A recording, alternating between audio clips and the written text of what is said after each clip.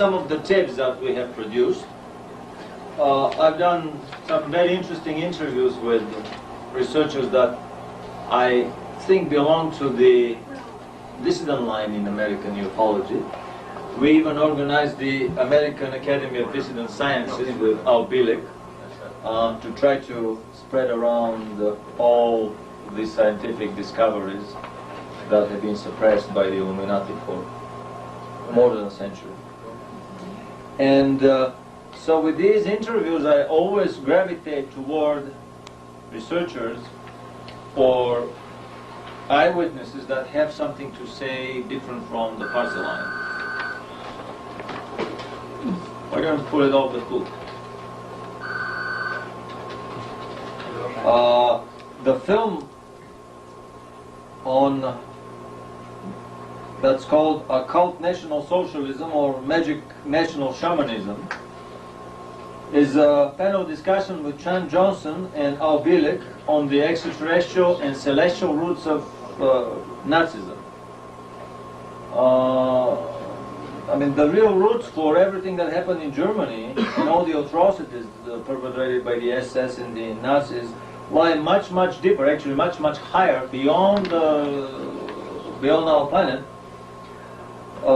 beyond the shallow causes given to us by the political, economic-financial explanations for the origin of the Second World War, through banking and political conspiracies and so on.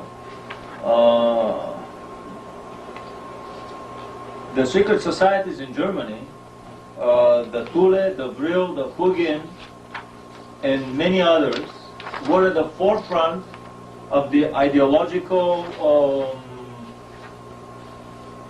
how should we say, indoctrination and preparation of the Nazi party and the elite of the SS. And it's a lot more important to know what these societies were standing for than to know what was decided on this or that Nazi party congress at Nuremberg. On top of I mean, these secret societies were the main ideologues of the Nazi philosophies. However, these societies were only the agents or the fifth columns, the manipulators, on the level of our planet for the interests of half a dozen alien races, the Pleiadians, the Orions, the Greys, that have been stationed permanently here on Earth and that have been fighting with other alien races for supremacy on the planet. According to Al Bielek, half a dozen alien races were involved with the Germans and the Nazis. Pleiadians joined in to help because they were worried that their Aryan seed on the planet would get wiped if the Germans get too much beaten during the war. So that's why they join in with their technology. So did the Orions, so did the Little Greys, and so on. According to the tape, a lot of concentration camp inmates, I mean, they wanted people to, according to Al Bielek, the Little Greys wanted people to abduct and experiment on, and Hitler said, you can't touch the Germans here, but take as many as you want from the concentration camps. So a lot of the missing persons from the camps may have ended elsewhere.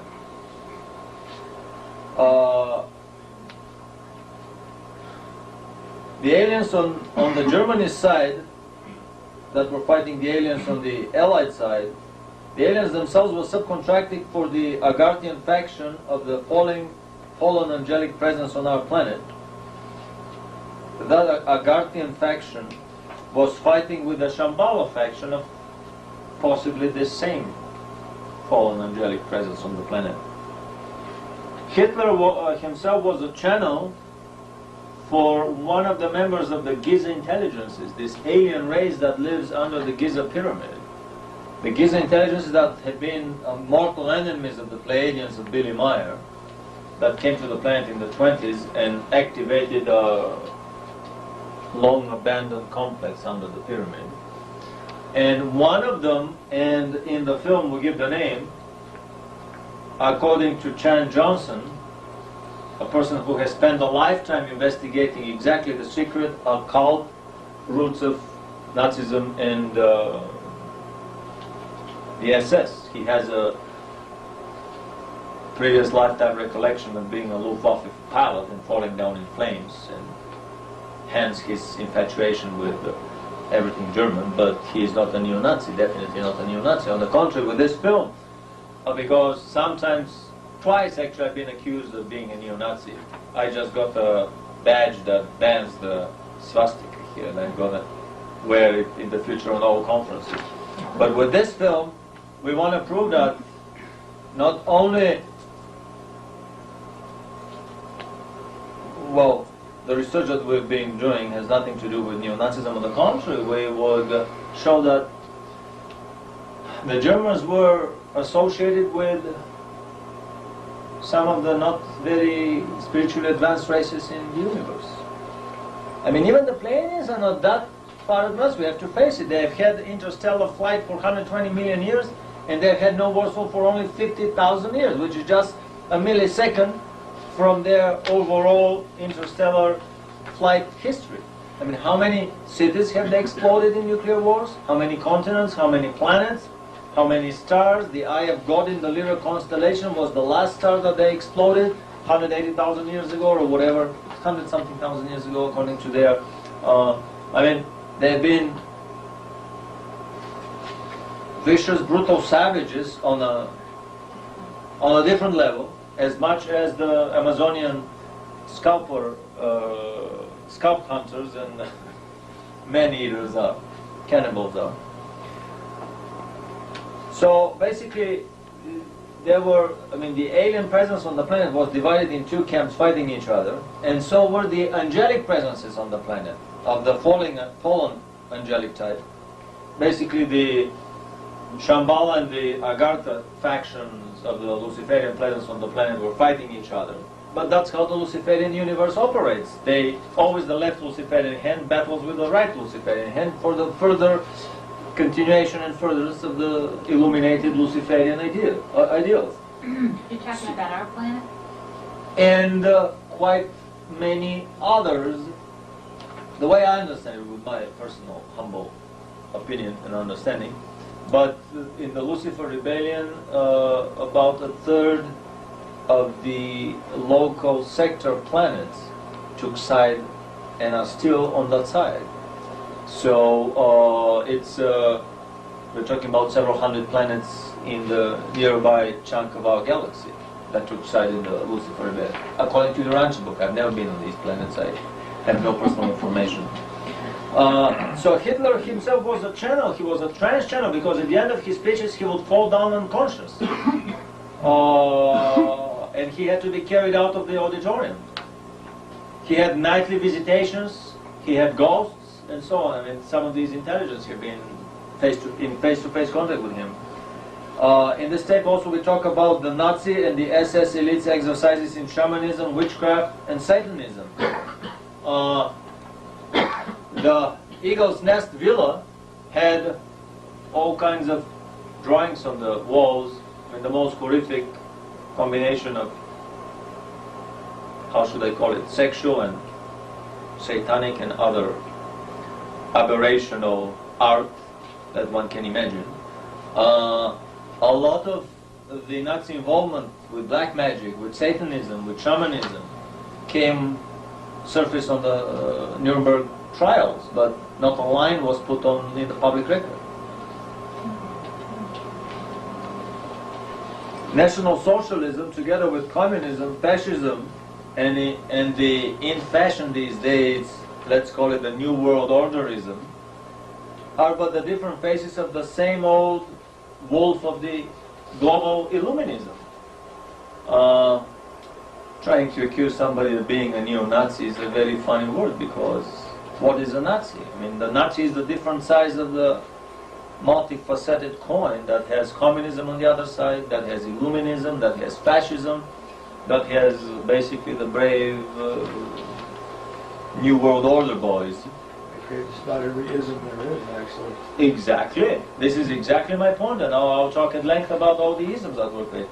So this is once more the tape that's called Occult National Shamanism, or Magic National Socialism. Then we have another very interesting tape, which is the German viewpoint on the British crop circle. The tape that was produced by Michael Hasseman. In my opinion, this is the best documentary so far about the crop circles. I think I'm out of that tape, but if you give me a, what is it called, a rent check, I'll send it in the mail 2 days from now. I just bought some new dubbing decks at home.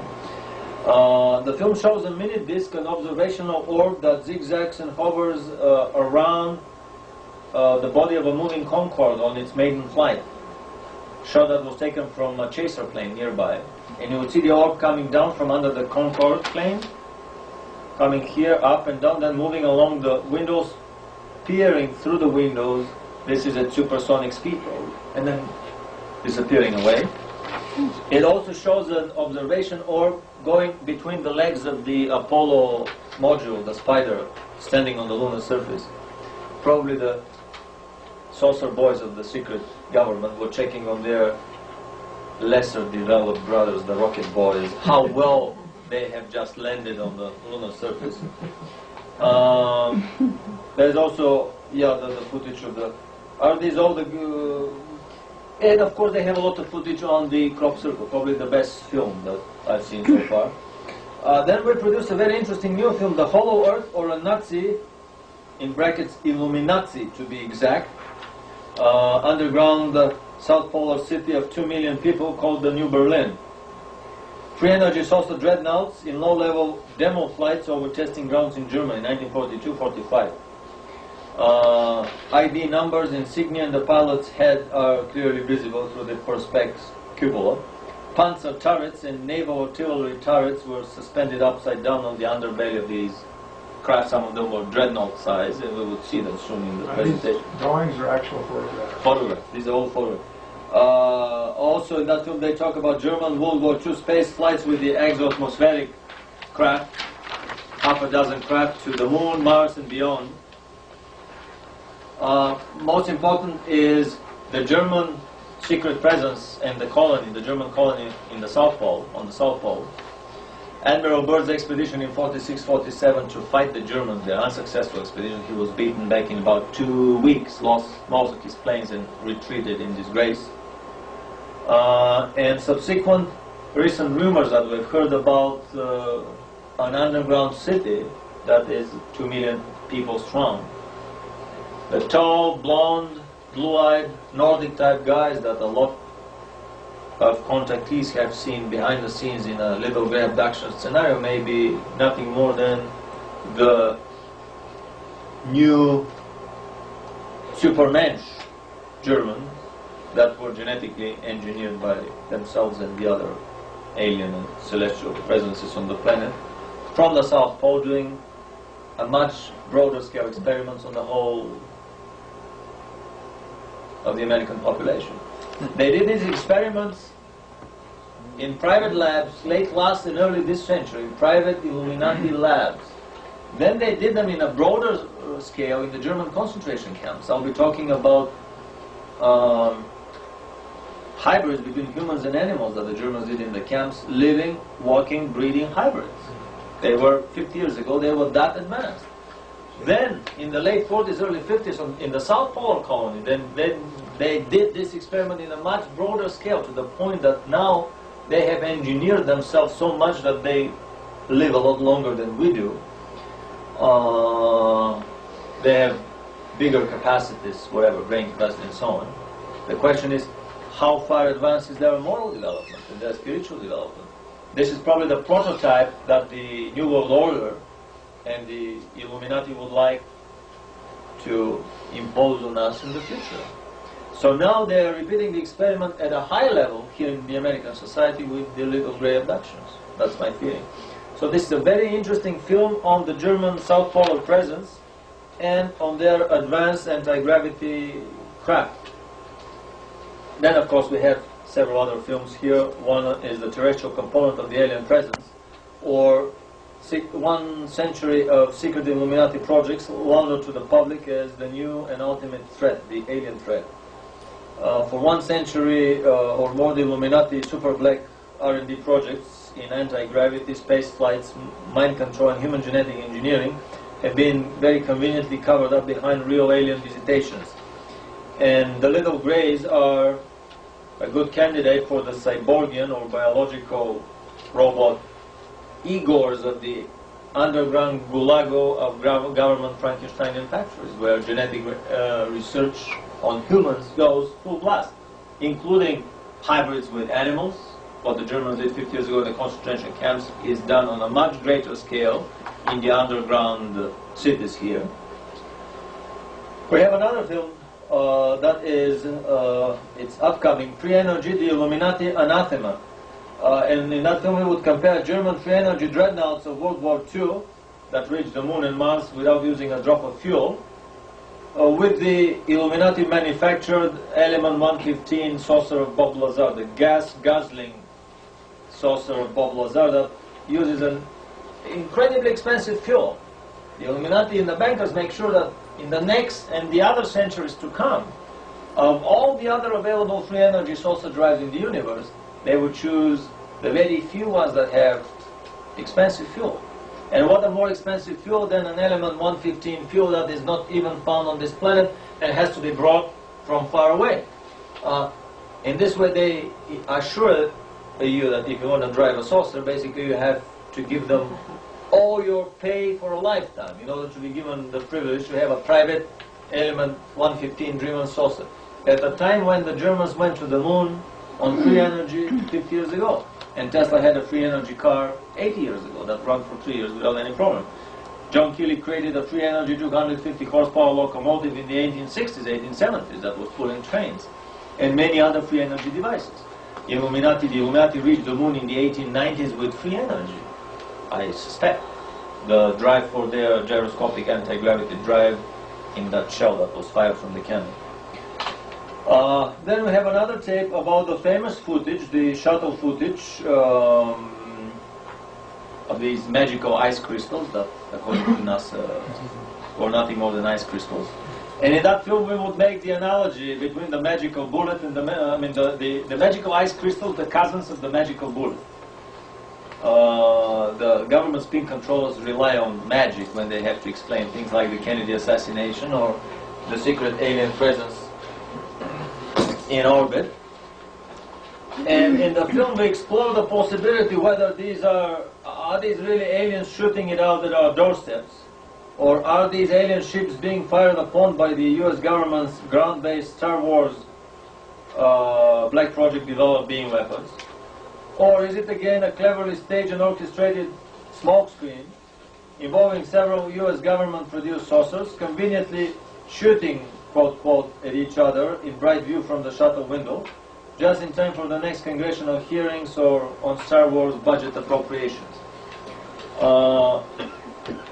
Then we have a brilliant tape with Helga Morrow, the organizer of this conference here in Sedona, about the life story of her father, Professor Kuipers, Professor Dr. Kuipers.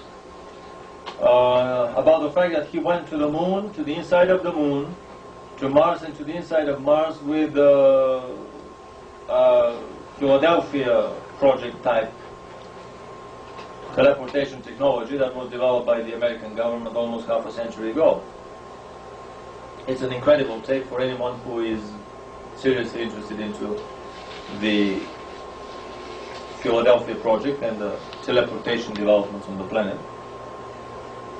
Then we have two interviews with Al Bielek, the third and the second underground interviews. In the third interview, he speaks at length about the time tunnel, which is the third generation space travel. Basically, with a time tunnel, they can teleport, they can tunnel to any point in time and to any point in our universe in real time. With teleportation, they can do that from planet to planet, maybe to the nearest star, to the few nearest stars, provided they have a receiver station on the other end. Or without a receiver station, probably between the planets in our solar system, or from an orbiting ship to the surface of the planet. It doesn't work as far as the time tunnel does. So, on top of developing the Star Trek nuclear-powered craft that were built by the Rockefeller Foundations and some other private foundations on this planet, the next generation transportation that the Illuminati have ready up their sleeve when in the future they would announce the nuclear power craft to the population. They would still have one level of a higher secret transportation technology that would allow them a competitive edge. And the time tunnel is the third grade, the third level above even the transportation technology. Then we have a tape on the close encounters of the Foo Fighter kind, introduction to Nazi anti-gravity research and development in the 30s and 40s. And we talk in that film about 50 models of flying saucers with piston, Bankel, turbo, pulse, ramjet and rocket engines with spinning magnetic fields or powered by free energy.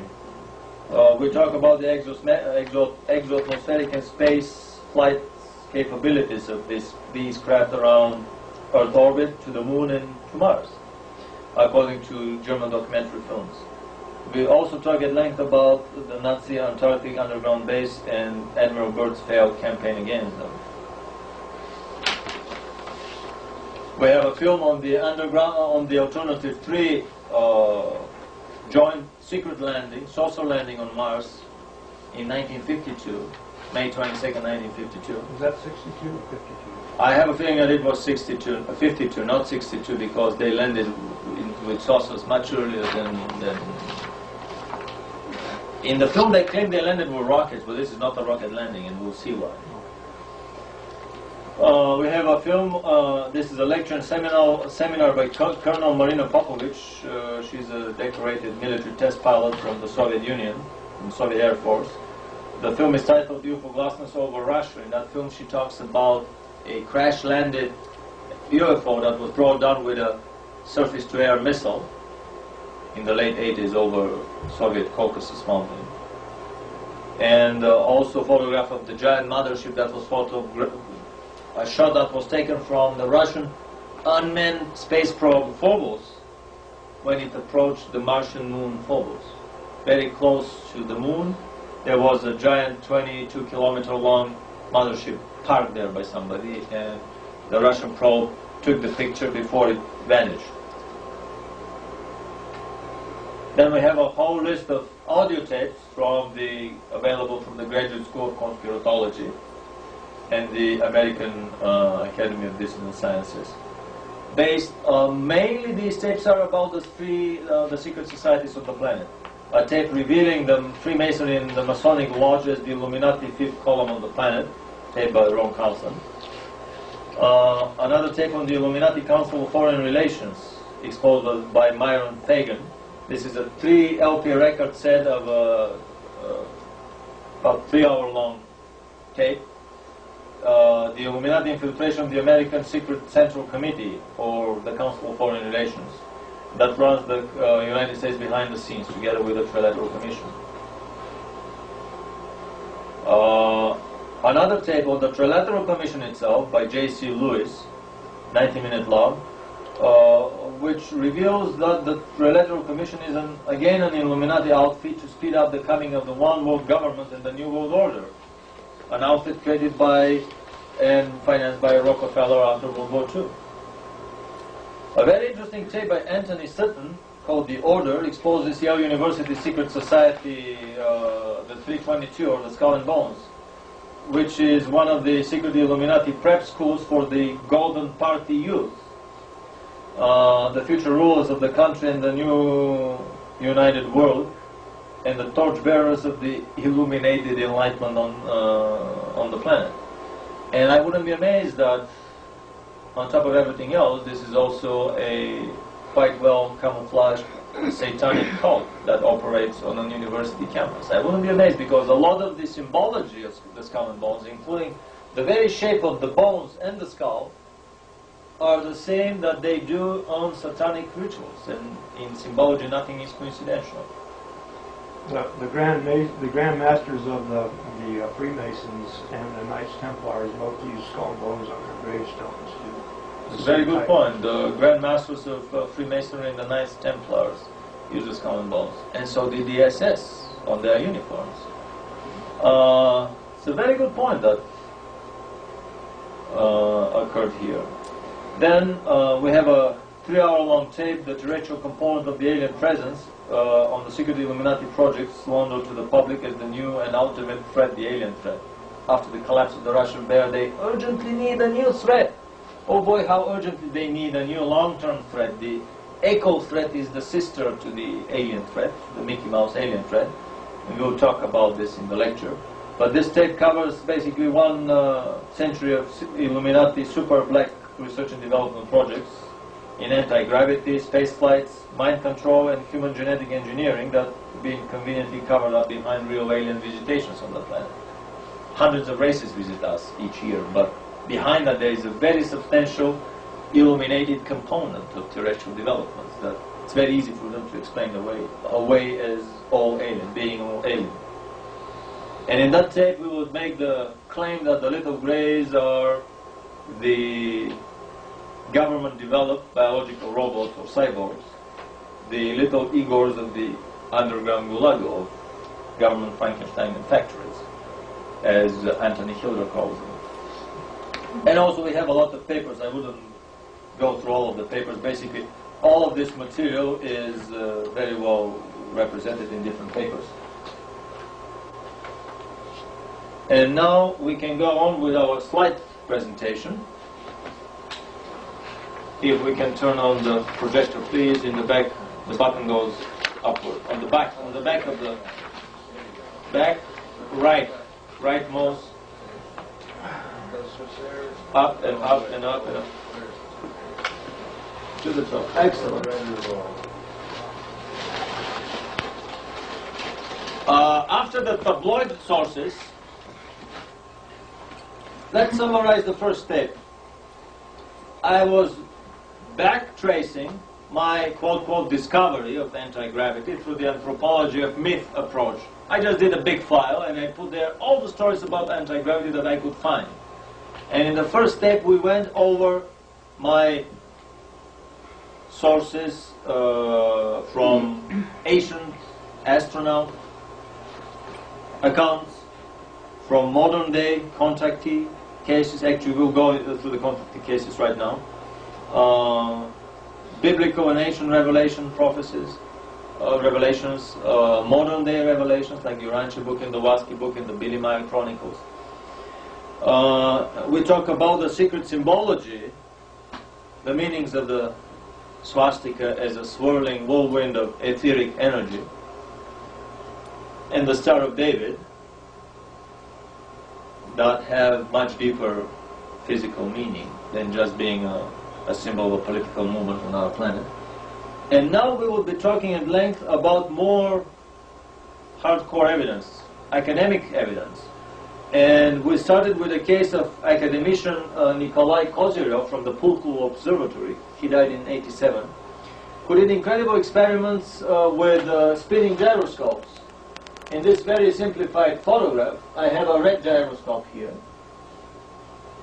that is spun in motion by a very simple electromagnetic device. The gyroscope is balanced on a precision laboratory scale, and let's say it weighs 100 grams before spinning. We spin the gyro and we measure the weight again, and if it spins leftwards, it weighs 95 grams. If it spins counterclockwise in the other direction, it weighs 92 grams. Academician Sakharov went a step further. As a true Russian patriot who cannot do an experiment without involving vodka or tea, he decided to add the variable of a strong Russian tea to the equation, and to his astonishment he discovered that if the already spinning gyro that weighs, let's say, 95 grams, you approach the gyro without touching it, with a cup of hot Russian tea, the moment you drop a sugar cube in the tea and start mixing the tea and having the tea dissolve, the gyro whoop drops down with another 5 grams.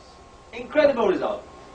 That can be done by dropping a few spoonfuls of cold water into a cup of hot water, not necessarily sugar on it. Hot water mixing in cold water. These are time-wise unidirectional processes. You can dissolve the cube of sugar, you can't do the other ways around to get the sugar out of solution and produce the cube from the viewpoint of physics, without expending energy, of course. You can distill the water, boil the water out and get the sugar, but the universe goes in the direction of sugar dissolving, the dissolution. This is a non-reversible thermodynamic process from the viewpoint of physics. It cannot be reversed in time. Like frying the egg. After we fry the egg, we cannot put it back in the shell. And all such processes appear to influence gravity by strange reasons that even Professor Kozyrov wasn't very sure about at the beginning. After that, he arrived at a very general theory about gravity that has been experimented with by several other Russian academicians, and they do the experiments right now.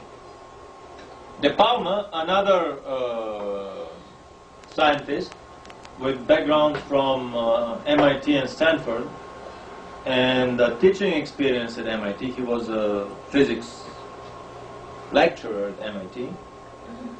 He started investigating 20-30 years ago the problems of rotation, and particularly the rotating unipolar or one-pole Faraday generator, Faraday dynamo. There is a copper disc sandwiched between two magnet discs, magnet donuts, spun on a shaft, and you have two brushes. One brush is touching the shaft, the other brush is touching the periphery of the disc, and a potential difference of 1 volt appears here. Unlike normal generators that have drag because the magnetic field of the rotor acts like a magnetic glue dragging with the magnetic field of the stator. And it's very difficult to turn them, and that's why all the power of the turbines driving the generators in the electrical stations, a lot of it goes for overcoming this drag. Unlike that, the generator you can spin by hand and there's no drag. Basically the drag is zero. Whether there is load or there is no load. No physicist can explain that. Current physics, as we know it, the party line university academic physics cannot explain that. There's no cutting of lines of force by that generator. Exactly. It probably cuts the etheric lines of force of the planet, but there's no ether, according to modern science. So, ergo, this generator cannot exist. And if it does, the guy's a crackpot. And off goes De Palma out of the university. So his experiments involved collision experiments where two cartridges loaded with weights, one will be with a gyro, another one just with a weight, will be collided with each other.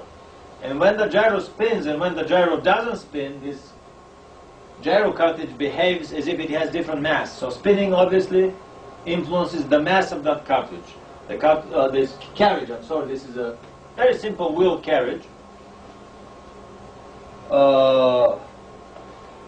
They do this. This is high school physics we're talking about. You collide two things and then measure the impulse, measure the momentum, measure the velocity, and so on. When the gyro spins and when the gyro doesn't spin, the carriage behaves as if it has a different mass. Then he put a gyro on a pendulum and started swinging it. And the pendulum has its frequency of swinging, which is constant. The height of the swinging can change, but the frequency remains constant. That's why we can measure time, because of this fundamental and unexplainable property of the pendulum. And it can be basically demonstrated with formulas, but nobody knows why these things happen. These are the most fundamental secrets of nature. Even the Platonians don't know why electricity flows. What electricity is, they can use it far better than we do, but even for them it's a big puzzle. So this pendulum swinging with the gyro spinning and not spinning, it has different frequency. It means that again the mass changed. Then, if you approach an electric clock, quartz clock, next to a spinning gyro, it lags, increases dramatically. It starts lagging behind by like 15 seconds a week instead of 1 second a month or something like that. If we approach a spinning gyro with a tuning fork, the tuning fork changes its pitch,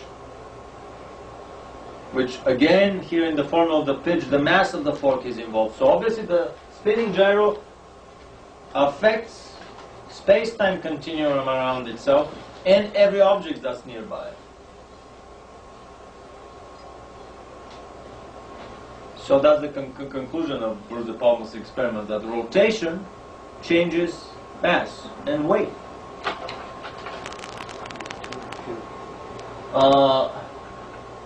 There was a brilliant article in the Flying Saucer Review Journal, a little bit of contactee accounts, that basically found that majority of the saucers observed spin, or something spins. Either the whole house spins or the outermost part of the house spins. Or if nothing spins outside, you would hear the noise of an electric generator or an electric drill, which are spinning electric machinery. If you don't hear any noise, you would see lights spinning around the craft. When the craft takes off, the frequency of spinning increases. Also, the lights may change their color because of the frequency of the light changing. So, this initial hunch that I had many years ago, that because of the rotational symmetry, maybe spinning is involved, was greatly reinforced here when I found an article by professional ufologists. Flying Saucer Review magazine is one of the top British and probably one of the top 5 world UFO journals, investigative journals, and I greatly admire everything they do. Not as good as Physical Review Letters, professional academic physics journal, but in the marginal schizoid reality of UFO literature, this is probably the best there is. And so I was astonished to find something that I had heard so many years earlier, that basically spinning may be associated with flying saucers. Then I went to my massive UFO contactee database. In the book and film, the film is called UFOs, It Has Begun. The book is called UFOs, Past, Present, and Future. They talk about a San Diego dock worker that asked his aliens, how the hell do their saucers fly? And they say, oh, it's very simple, it's a flying electric motor. The rotor, the red one, spins one way according to along a vertical axis. The whole starter, the blue one, spins the other way. And the cabin on top is gyroscopically stabilized so that the pilots would not spin into insanity with the cabin. Such a construction explains the crop circle whirlwinds, which is a field of rotating electromagnetic and etheric vortex under the anti-gravity drive of the craft, which is basically an electric motor. If we have a big electric motor, flat motor, spinning over a growing grass, I wouldn't be amazed that the grass would assume the same crop circle type formation, even with the a lot lower intensity of the field of an electric motor. We can't produce, at least our official science and technology cannot produce such strong fields as you can produce under an anti-gravity drive. So one of the contactee accounts talks about anti-gravity saucers being powered like an flying electric motor. This is a very interesting contactee account from Red China. And here, unlike in Britain where the crop circle is on the surface, on the ground, here the drive of the craft affects space-time and the atmosphere in such a way that we have a circle formation on the underside of the craft. We have a white and a black forces chasing each other in a kind of a never-ending yin and yang frenzy. ever chasing and never reaching each other. This is a rotational dipole.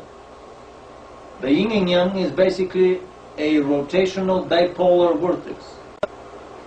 I've seen also a triple yin and yang where three entities are changing each other in a circle. This is a rotating tripole. The swastika is a very simplified representation of a rotational quadrupole of four poles, plus minus, rotating. We would see very soon that this is exactly the case. Some Russian experiments prove that the swastika is basically a representation of their quadrupolar anti-gravity drive.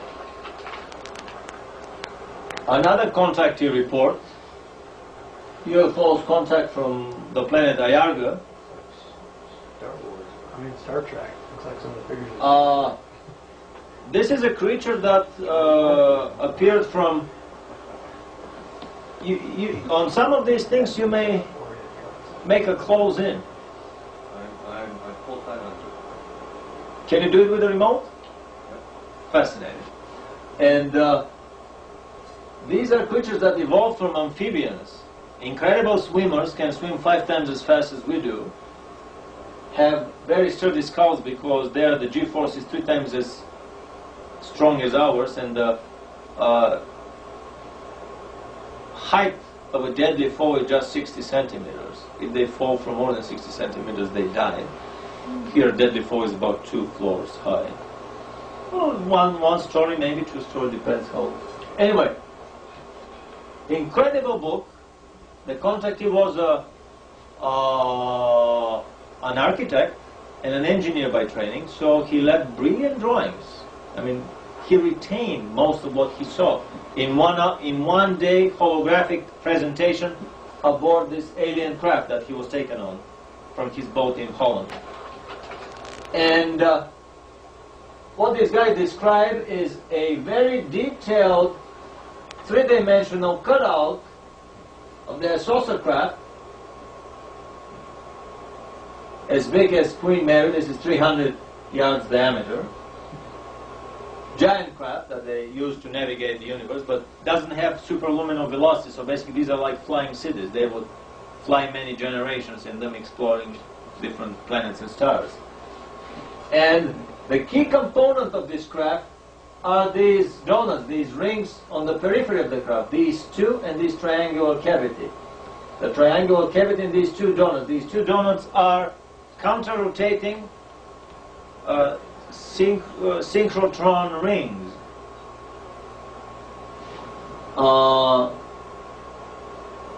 It's fascinating. Do they have to rotate, or can they just send particles? No. What the guys figured out that instead of spinning the whole hull of the craft, instead of spinning brute mass, a lot of tonnage at slow RPMs, you can spin at high RPMs a very little mass, and you would arrive at the same product. It's mass times RPMs. So instead of spinning the whole craft in a very inefficient drive, all the bearings would wear down, as was the case of the first German saucers. They would keep the craft stationary, and they would spin few elementary particles in these two rings at near relativistic speed. So basically their weight is almost nothing, but the speed is almost everything, so they get the same effect. Again, we have spinning. If we can't spin the brute mass of the craft, we can spin a magnetic field like these electric motor. Well, it's a combination because the magnetic field spins, but also the mechanical part of the electric motor spins. There have been patents in Germany in the 30s for creation of a spinning magnetic field with a stationary non-spinning hardware. So if you go a step further, you don't even have to have an electric motor to create a spinning magnetic field. You would have some sections that would be turning on and off and on and off in a circle, and they would create a spinning magnetic field. I mean, this is technology that has been in the patent office since the 30s. Here the IRGANs are spinning elementary particles. I heard another story, government contactee, that what they did was they got a big quartz crystal, a cylinder of a crystal, then they got a metal, a magnet wire of a magnetic material, and they wound some electric conductor over this magnetic long bendable wire, whatever, like a thin sausage. They wound the electric conductor around it, and they obtained an electromagnet.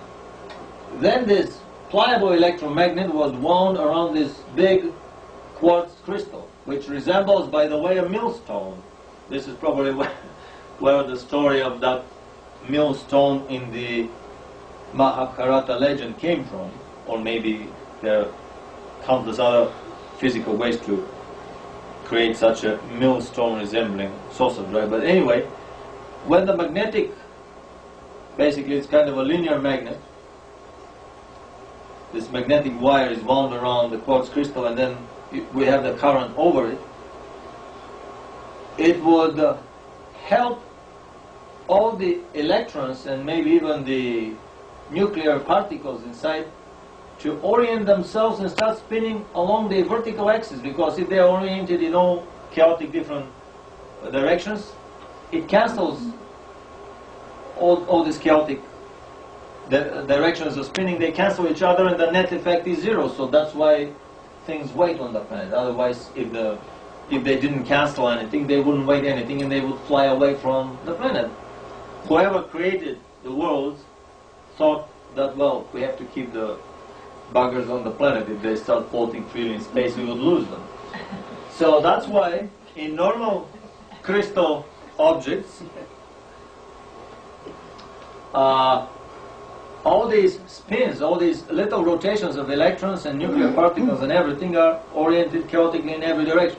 But if we can reorient them in the same vertical direction, vertical, then we obtain what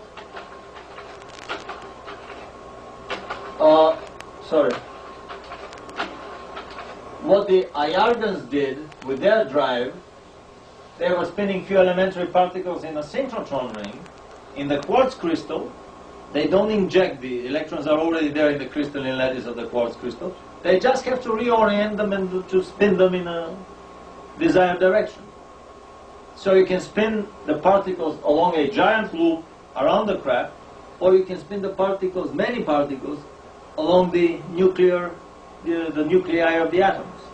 I mean, the universe is so boundless, and there are so many ways, different ways of producing anti-gravity. I repeat, the Pleiadians discovered 1600 basic modes of anti-gravity propulsion in their wanderings through the universe, and they have on their computers identified 1,800,000 civilizations. And among them they have 1600 basic different propulsion modes. Here in this lecture we will touch upon probably 20 or 30.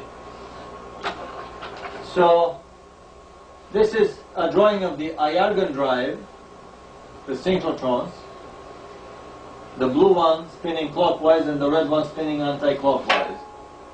A Russian contactee, a colonel from the Red Army, was told by his aliens after they gave him a joyride in their craft that, oh, it's very easy to produce anti-gravity. It's a spinning nuclear reactor. You have a big nuclear reactor along a very powerful shaft spinning around, and by lowering or pulling out of the control rods, you regulate the anti-gravity force of the drive.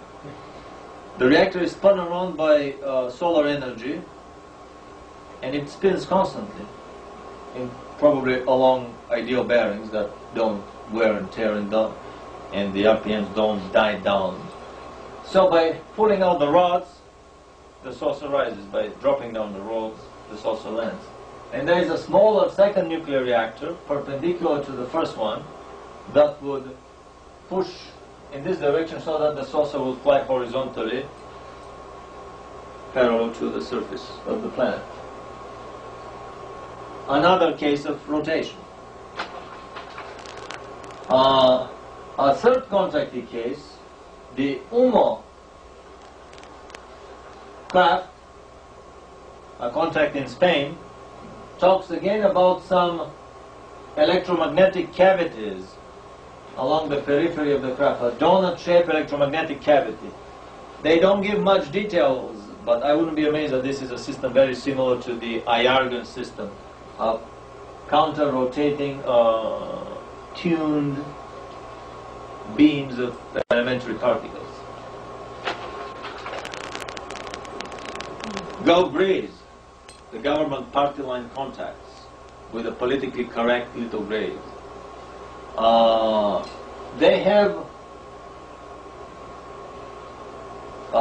these are iron drive craft because when they land, they sinter and they bake the ground so that no grass can live, can grow there for more than a year. The electromagnetic drives not only do not bake and sinter anything, but crops continue to grow without even developing a burn on them. They just bend horizontal and start growing horizontal. So even in the iron drives, we see that the drive has some circle to it. Whether this is a condenser plate coupled, this is not a light, this is the drive system. This ring and the thing creates a very powerful light. It may also be an electrostatic condenser type anti-gravity, but we will not go. I'll go over these in the book that I'm finishing right now. I mean, there's so much about anti-gravity drives. One can easily write 1000-page monograph just going briefly over them. When these iron drive craft land, they burn and sinter the ground, and it remains here. Yeah.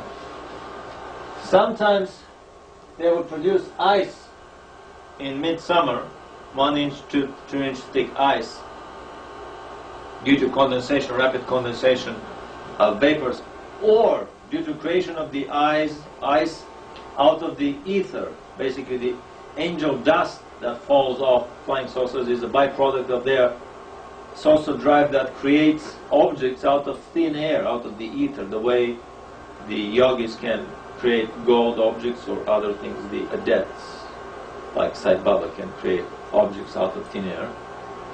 One of the signatures of free energy machines is cooling things down quite a bit, and maybe that's a signature from a free energy type drive too. Very good point. Cooling down may be a signature of free energy type drive, as it is a signature of the free energy machines. Again, we have a Go Breeze craft, and we see the drive a circular shape. Here, this is a detail that nobody has observed so far. From Bud Hopkins' book, his first contractee case, the landing track, this is how his research started. He realized that, I mean, this is not a figment of the imagination. If you have a big spot of grass in your backyard that stays there for several years, what I discovered that nobody else has discovered, here on the photograph, there's another jet that goes in this direction. This is a direction tangential to this disk. My suspicion is that just before takeoff, they fired a shot of some energy in this direction and another one in that direction in order to spin the disk in order to take off. Because this could have been in a radial fashion, it could have been in any other angle of all the other possible angles, which are quite many here. This is in a tangential direction. It could be a jet of energy that was used to spin the drive of the craft before takeoff. Another circle of an iron drive. After the contractee reports, there are a lot of inventor stories and reports about anti-gravity. And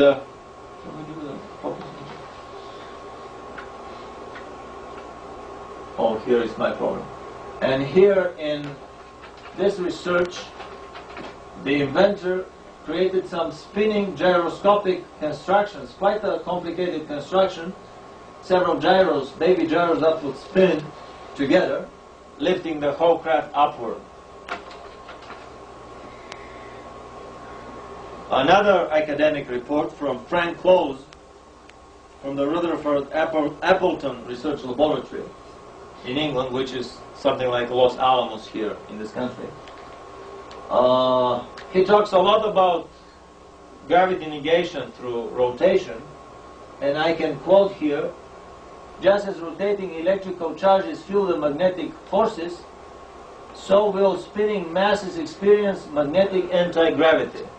What year was that written? This is the Manchester Guardian, Friday, March the 14th, 1964. I got in the library. So again, we have a connection between anti-gravity and rotation. Actually, electromagnetic drives. Recently, an article about the American Olympic Committee for discus throwing,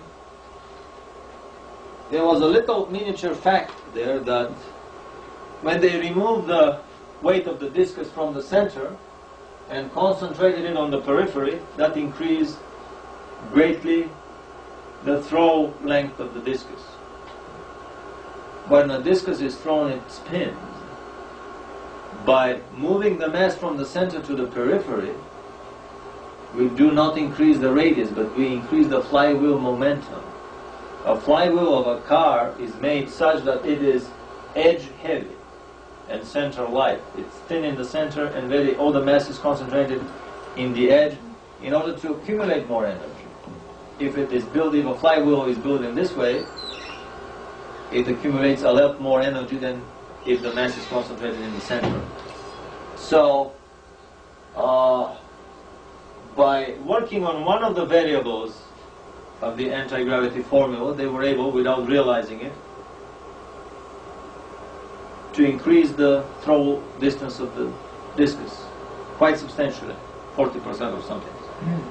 I heard that in the Second World War there was a frisbee-type grenade that they were throwing, spinning, and that would fly a lot longer than a normal grenade. A guy who was a general in the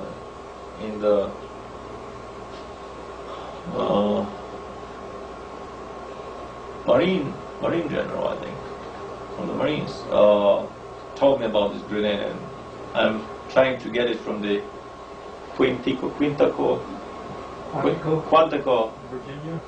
Virginia. They have a big marine museum there. How to build a flying saucer. This is more of a tabloid and popular nature, but in this book they discover a very interesting gyroscope experiment. Let's forget about this gyro and think about this one here. A spinning top, if it is spun along a horizontal axis, it spins, supported on both ends. But if you remove one of the support, instead of falling down, it does not fall. It starts processing like this, without falling. Basically, it hangs on its end. Now, if we introduce force through the shaft by force processing it, it will start raising up. If we apply a brake on the shaft and slow the speed of rotation, it would fall down. We can literally make it go up and down by increasing the speed or decreasing it. So if we have two of them here, they will do the same. They will go up and down, if we increase the speed or not. We can put an electric motor here and a third one here, and basically make quite a funny looking design. But if this thing is glued here, tight, because they cannot go upward, they cannot bend the shafts, but they still want to go upward, they would pull the whole contraption out and we would have the Munchausen effect. You can pull yourself up literally by the hair without stepping on any other outside supports. Just you do quick spinning with your hands and you start rising vertically. This is what anti-gravity is. So this simple physics experiment, and by the way, if you look carefully in physics textbooks, all experiments with gyroscopes have been quietly removed. A recent Scientific American booklet on rotation, and I love their incredible experiments they do for small children so that they would learn physics at an early age. I love this magazine. There was nothing, very little about rotation. Very little. They have quietly expurged all these dangerous things. Imagine all the high school kids doing science projects on rotation and then arriving at flying contraptions that are so easy to build. This is exactly what Sandy Kidd did. He has two baby gyros here, spinning along the vertical shaft as a part of a big mother gyro, which helps them lift vertically. Sandy had two baby gyros, but we can have 3, 4, or n. Doesn't matter, the more the better. So all the baby gyros spin like this. The mother gyro spins along a vertical axis. And we have a lot more efficient drive because here we have spinning along 2 axes. If it's only the mother gyro, it spins along 1 axis. So it's a one degree of spinning. Here it's 1 axis here and another axis here. So this is 2 degrees of spinning. We may even have 3 degrees of spinning. If we introduce one more direction of spinning, that would be the most efficient drive. The more spinning there is, I don't know why, but the more efficient this drive becomes. Actually, we will come to the idea here. And this is an artist's impression of how such a flying saucer would look like. This is the mother gyro spinning along the periphery. The many baby gyros. The only thing that they added for direction control are these gimbals that would allow the baby gyros to be directed in any necessary desired direction of flight. The mother gyro lifts the craft off the ground and keeps it from falling. The baby gyros allow the craft to travel into, if they are directed in this way, it would fly this way. If they are directed into that way. And here we have an engineering drawing how this can be made as a spinning electric motor. These are the starter coils here. This is the electric motor. These are the baby gyros inside. Not only that, but the author claims, this is Otis Carr's anti-gravity vehicle. He claims that this is a free energy drive. All such designs, immediately after they are patented, if they can ever get past the patent office, are secretly taken and financed by the Illuminati until they can see what they can squeeze out of them. Some of them are unworkable. Most of them end up brilliant working devices. And this is how they have amassed and hoarded this incredible technology that they have in their disposal. Well, I investigated Otis T. Carr myself, and what I found out is about 1958, you were able to read in newspapers about him test flying his flying saucers, because when I was 18 I remember reading the articles. And then by 1960 his whole factory had disappeared. He had a factory in Maryland and another one in Hesperia, California. Factory in Maryland? Yeah, he had 2 of them. I have a case where some strange, there was a comment here that Otis T. Carr had a whole factory for anti-gravity craft in the 60s. In the 50s he was testing flying saucers in Maryland and somewhere else. I would love to talk about this because I've also discovered some very strange things about him. He probably went black. He probably... He got brought off. I know a guy who knows exactly what happened to him. They took him to Australia and he's working in a secret base in Australia ever since. In Pine Gap, in the Pine Gap facility. Yeah. All the Australians are taken to the United States and work on the same projects. You just remove them from where everybody knows him. And the most hard evidence came unexpectedly from no other source but the Physical Review letters. Did you get it very big on the screen? Yeah. I want this the biggest possible letters. The Physical Review letters is one of the top, best, and respected academic physics journals around the world. Hayasaka and Takeuchi, 2 Japanese scholars in December 18, 1989, had the audacity to publish a paper about an anomalous weight reduction on a gyroscope's right rotation around, again, the vertical axis on the Earth. How could they dare publish such an article?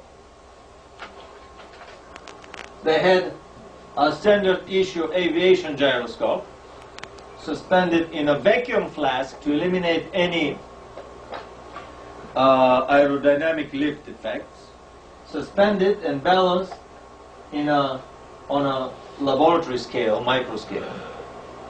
All of it was in again an insulated box. Later on they did the experiment in a magnetically insulated room that they borrowed from one of the electronics companies there. And they just feed electricity to the gyro and the gyro spins. And what they discovered was astonishing, that the higher the RPMs, from 3,000 to 13,000, the bigger the weight loss of the gyro. And here they use two types of gyros with two different masses. One is 175 grams, the other is 139 grams or something. And for right rotation, the mass decreases. For left rotation, nothing happens. The weight loss is small. The weight loss is milligrams. So we are talking between 2 and 10 milligrams. But because this is a very precision scale, for that scale to discover several milligrams missing, it's like for a normal scale to discover several pounds missing of an object that weighs 100 pounds. So, what to do? I mean, the experiment caused a sensation. A lot of world articles wrote about it. Less than a month it was debunked by two authors from Colorado working on an Air Force grant. How were they able, around Christmas time and New Year, to build quite a complicated plexiglass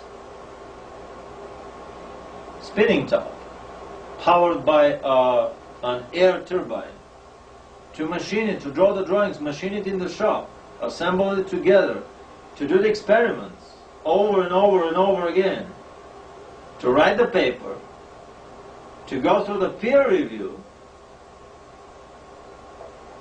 to take it to the press and to publish it 29 days later. This is impossible. They have been given the green light by the whole government establishment to debunk the paper, and their article was titled "Anomalous Reduction with a Now Weight Loss Experiment with a Now Result." They made sure that even in the title it would become obvious to the biggest dimwit that this is a hoax, that this cannot be. And effectively all research died down. By the time others had the time to create similar experiments, these came with a refutation, and I don't know of anybody else that repeated this experiment, unless they do it in private. So, let's repeat here. I've done a little analogy. Sandy Kidd had two baby gyros spinning as one along a vertical axis. There is an inventor in Phoenix who has three baby gyros, driven either by individual motor, each one of them, and then the fourth motor spins them along a vertical axis, or by one motor, doesn't matter. In a Russian experiment, they have four baby gyros, each spinning left or right, mounted on a mother gyro that also can spin left and right. However, here, these are on a horizontal axis. In the Russian experiment, they have put them on an axis that has less than 180 degrees. But the physical principle is the same. And what the Russians discovered is that they spun the baby gyros, all of them, in one direction. Left, left, left, left. all of them in the other direction. Right, right, right, right. Then they did all other combinations. Left, left, right, right, or left, right, left, right. And they discovered that when they spin them in this left, right pattern, they were getting the biggest weight reduction. So when we think about it, left, right spinning, we have a rotational quadrupole. 4 poles always chasing each other and never being able to catch each other. Maybe, among other fundamental things in physics, the swastika is also a representation of a quadrupolar anti-gravity drive. This is a working machine, desktop device that would cost probably $2,000 to $3,000 to produce in this country, that has many other fantastic applications other than anti-gravity, that was built in a Russian institute. So let us repeat the whole physics of anti-gravity. We discover that one does not need element 115 to obtain anti-gravity, as we don't need element 115 to run our cars to make an internal combustion engine or to make an electric motor.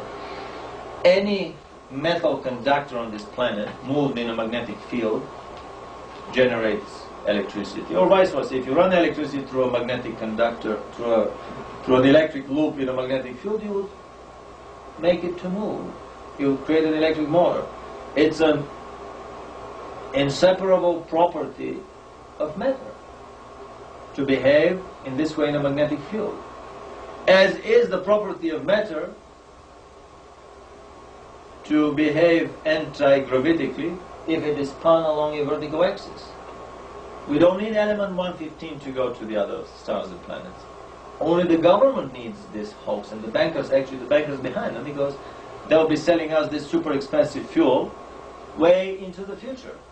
Simple rotation is the secret of anti-gravity, and if we use some folk wisdom, the faster you spin it, the better.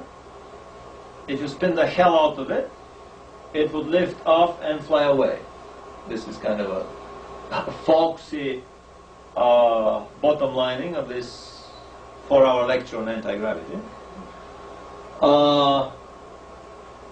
If we go into the metaphysics a little bit, a helicopter propeller basically screws itself into the atmosphere of a planet and pulls the craft upward. An anti-gravity drive resembles an etheric screw, an etheric whirlwind that screws itself into the etheric matrix around the planet and allows the craft to go up. But unlike the atmosphere, the helicopter can fly as high as there's atmosphere. When the atmosphere stops, the helicopter cannot fly further because there would be nothing for the propeller to grab and to hold onto. There would be no atmosphere. But with anti-gravity, these etheric field around the planet obviously is a lot bigger, and wherever it finishes, then we have the next one of the moon or the sun beginning. So you don't have empty space of no etheric whirlwind influence, which allows for an anti-gravity craft to go from the Earth to the moon, from the Earth to the sun, between planets, between two stars, very easily. So basically, how is this etheric vortex created? We can think of an anti-gravity drive in analogy to the egg beater beating the eggs, swirling them around and beating them into a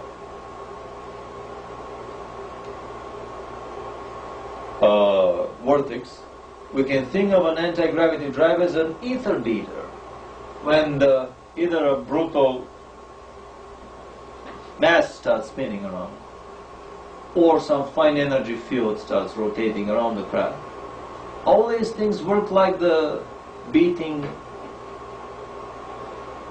wings of an egg beater that beat on the ether and make it spin around.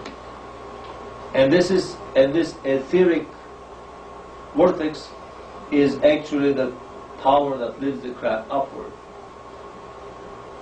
Now, some experiments to prove that our theory is correct. Actually, I was thinking of doing one, but buying a doll for my daughter, for my baby daughter, I ended up buying twice more expensive present for myself. This is a,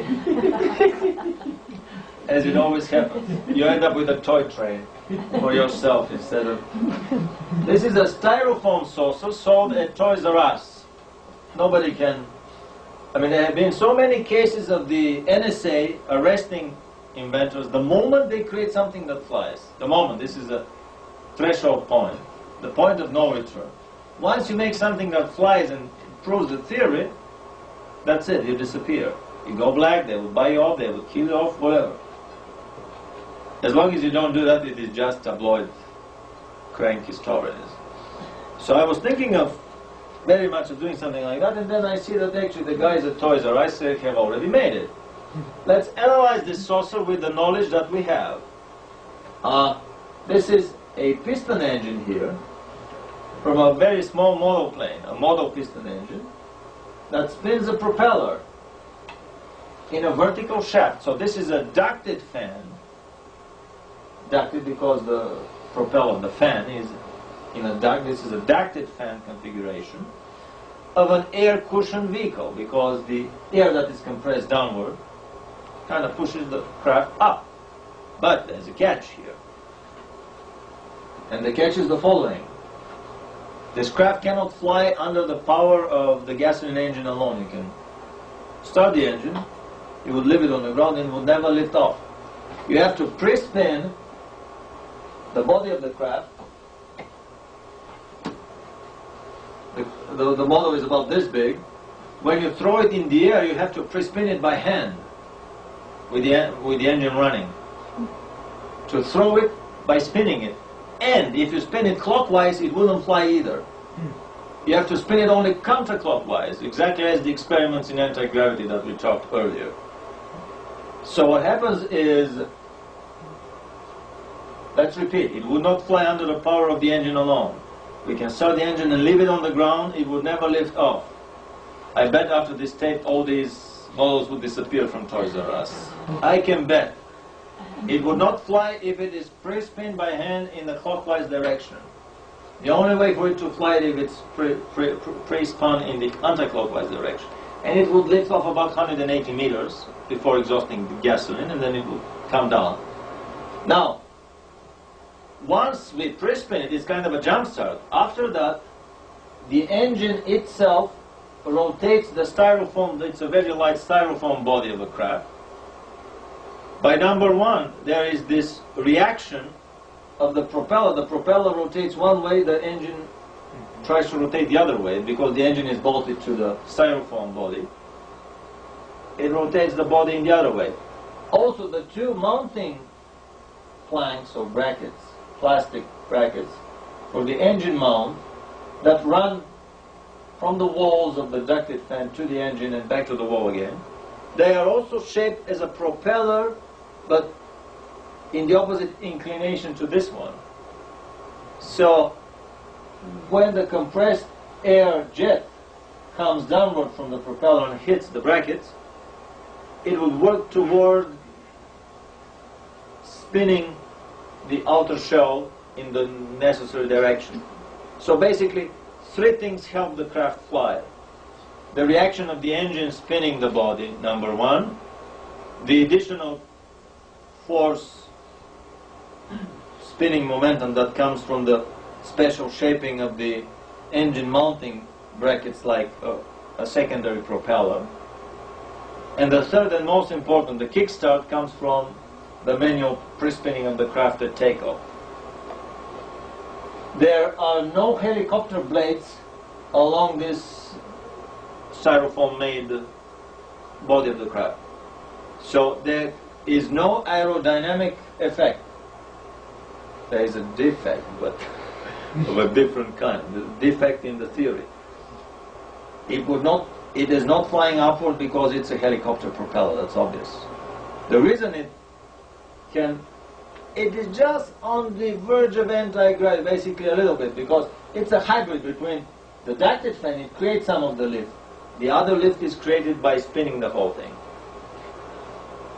What a better, how should I say, experimental verification of our mini theory that we created about anti-gravity. So now with this theory of anti-gravity, we can move forward into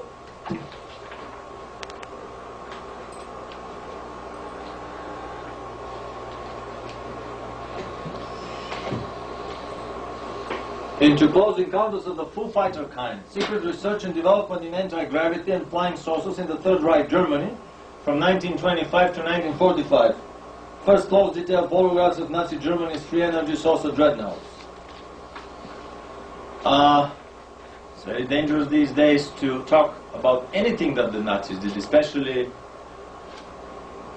anything of interest or anything that's not bad about them, even if it is a technology. There are many factors. The guys from Nybrid, the Anti-Defamation League, would be very quick to point out that this is probably a neo-Nazi propaganda. With our 2-hour documentary film on the Satano-Lucifero illuminated roots of Nazism in Germany, I think we've made quite abundantly clear that we do not stand for, when I say we, these are the several people that work on the film, we do not stand for anything that is neo-Nazism, because this is just another coin of the global Illuminism. Every time they accuse me on a radio show of being a neo-Nazi, I simply say, what is a Nazi? I mean, what is a communist? Aren't these the same commun-Nazis? Aren't these the two sides of the same coin? What is a Nazi and what is an Illuminati? Aren't these the same other two sides of a bigger coin, the Illuminati coin? How many people understand that distinction, though? That's the problem. Well, I can point to literature sources. Hannah Arendt is the best source here in this country, Origins of Totalitarianism by Hannah Arendt, that basically equates Nazism with communism. Fascism is another book that our president wrote,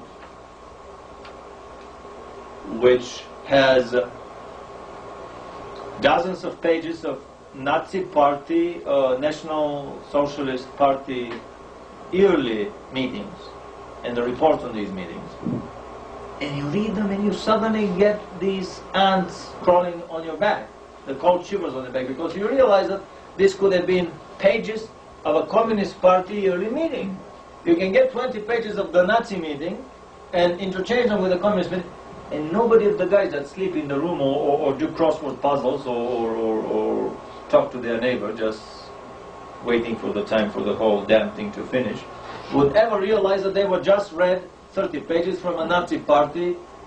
I mean, even the party is labeled in one word, the party with capital P. That's it. They don't even state the whole name, I mean, the Communist Party or the Nazi Party. And something else that I would like to point here is that, I mean, I'm coming from Bulgaria, a Slavic country, and in the Nazi racial and genetic purity doctrine of the creation of the super race, the supermensch, the Slavs had genes that were expendable, so ergo all the Slavs were destined to become the fertilizer for the agricultural fields of the 1,000-year Reich. And true to their philosophies, they butchered probably about 30 million Slavs, 20 million Russians, 6 million Poles, and the rest here and there, which makes about 10 Slavs to every Jew that perished in the concentration camps in Germany. 10 times as many Slavs were killed in the Second World War without making much noise about that. I mean, the Slavs do not have as strong a voice as other communities here in this country. So it's very hard to accuse a Slav of being a neo-Nazi. It's like accusing a Jew of being a neo-Nazi. I mean, we've suffered so much by the Germans. This is a little kind of a statement of a political lineage of myself. What I'm interested is not in the Nazi propaganda. I'm interested in the hardware that was created by the Nazis and passed on to all the superpowers, Russian, British, and Americans after the war, and has been used or abused ever since. The Nazis created all the hardware necessary for a standard run-of-the-mill little grey abduction scenario. They had the stun guns, the paralyzer phasers, they had the anti-gravity lifting tractor beams that would lift a body out of a house. They had the special radiation. When you radiate a house with the roof of the house, it makes the roof transparent so that you can lift the victim through the roof without making damage or any visible cause or scar to either the roof or the human being. This is called throughportation. It came as a byproduct of the Philadelphia experiments for the Americans. I mean, the Nazis had that developed much earlier. How come they didn't win the war if they had all these fantastic devices? Excellent question. This is one of the best questions. Actually, we would institute the Golden Question Mark Award. This is the Golden Skeptical Award. 3 tapes for first award, 2 tapes for second, and 1 audio tape for the third. For the best skeptical questions during this 10-hour seminar. I mean, this is how I get my most important feedback, by the way. The most harsh, attacking, skeptical questions are the ones that I love most. I'm coming from a European tradition of very hard arguing and, how should I say, basically quite heated academic disputes that remain academic. Basically, we attack each other's positions and each other's statements, but not personal attacks. So I greatly admire all these skeptical questions that come from the public. And here we have our little race. Now, let's go through the slides that we have. Where did the Germans build all this stuff? I mean, Germany was bombed flat at the end of the war. They couldn't make a truck run and work. They had no gas for the trucks. Well, that was the first question that came to my mind. I mean, where the hell would the Germans build these things? And then I remembered Bill Cooper's book about the excessive, tremendous underground construction that has been going on after the 50s in this country and all over the world, by the way, camouflaged under nuclear bomb shelters. The Luciferian presence on the planet very skillfully creates a fake threat, the nuclear threat of the other superpower, in order to force the governments to build these tremendous underground projects that are used later for other purposes. If there is a adjudication coming down to the planet from the Trinitarian management, what a better place for the Luciferian forces to hide underground in their alternative to evacuation scenario than in these shelters that were built originally against a nuclear attack. Maybe the whole nuclear hoax and the whole Mickey Mouse Cold War were created just to have the reason for building of these underground shelters. So, where the hell did the Germans build their saucers? Bill Cooper has been talking about underground construction here on the planet. And then I realized that on some of the photographs, this looks suspiciously like an underground factory. And I look carefully at the wall here, and sure enough, the walls look like hewn out of solid rock. This is a V2. This is a V2 assembly line in the finish stage, where the engines are attached to the fuel tanks. The rocket is still naked without the outer shell. Here, this is an assembly line for the fuel tanks. The size of the air conditioning immediately would allow an air conditioning engineer to calculate the space that is air conditioned. And we are talking about monstrous spaces.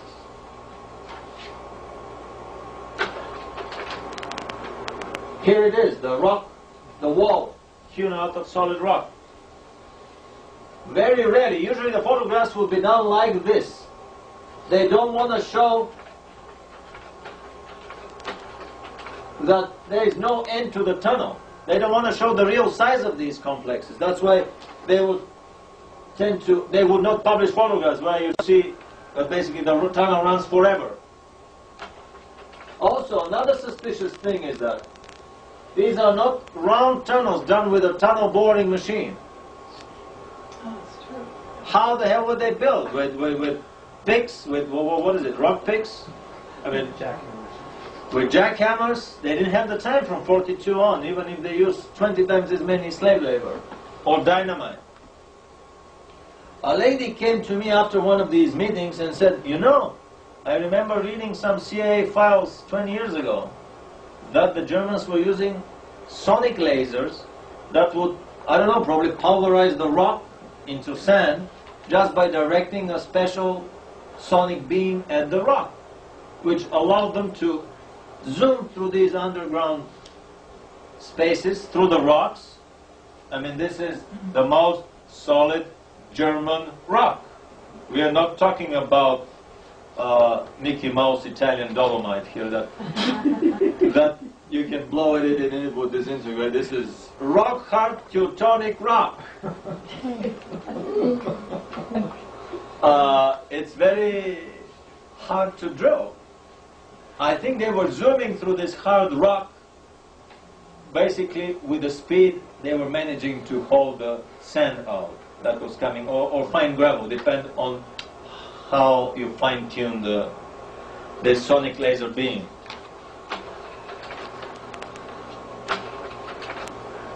There is assembly line for V1 in Nordhausen, and Nordhausen is a giant underground complex. There was no concentration camp without a giant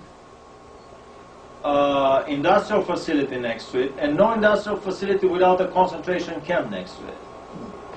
And no such combinations without an underground appendage in the last 3 years of the war. The Germans were even thinking of building underwater munition plants, underwater. By the time the war ended, here we see V1s on the underground assembly line. And it's quite a finished achievement because we see electricity, ventilation. This was probably a much bigger tunnel that was divided into two here by some brick construction in the middle. Another shot in a different room. Here we see that it's a very big gallery. It's probably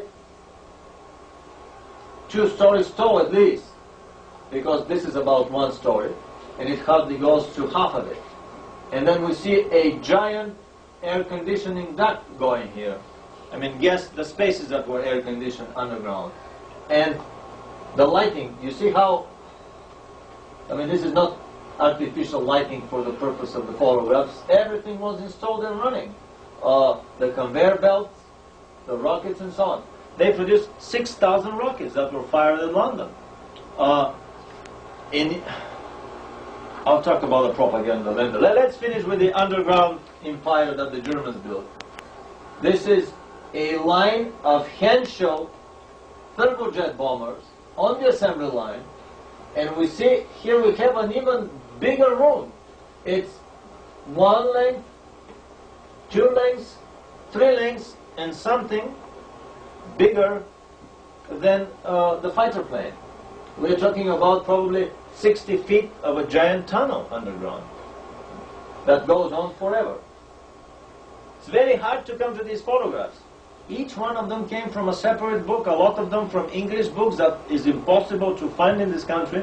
I have accumulated the biggest collection of German underground and bizarre weaponry photographs from dozens of books. People still keep bringing me additional books. All the present-day machinery, so the slide is not very good, it's quite dark. The present-day machinery builds tunnels that are round in shape. The German square tunneling technique indicated that they used a lot more advanced technology. Another boring machinery.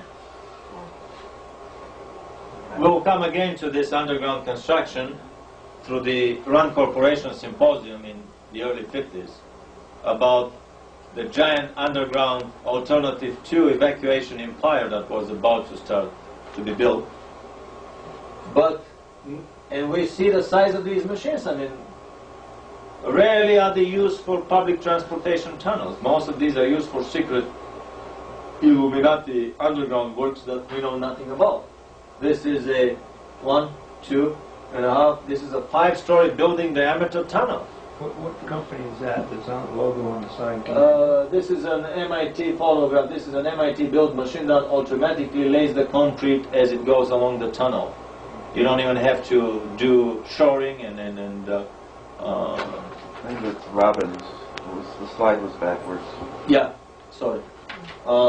And finally, I found a photograph in a rare book on German munition construction. This is the Mittelwerk Nordwerk, or the Nordhausen underground complex, just 800 meters to the Dora concentration camps. The underground facilities were right under the concentration camps so that they wouldn't be bombed, or very close to them. And if we read carefully, we see a length of 1,800 meters, which is about 1.3 miles. The width was, this is only 800 meters. It's probably a square 1.3 miles by 1.3 miles. And this is what they excavated in the beginning. This is 360 feet space between two galleries. Even if you explode dynamite in one, it wouldn't reach the other one. These are the big assembly lines that are 2 kilometers long. And then the subcomponent assembly lines were in the smaller galleries. And we are talking about such galleries going on forever. This is the thing that they were able to finish at the end of the war, or an initial stage of the construction, because later on they were about to do this whole area.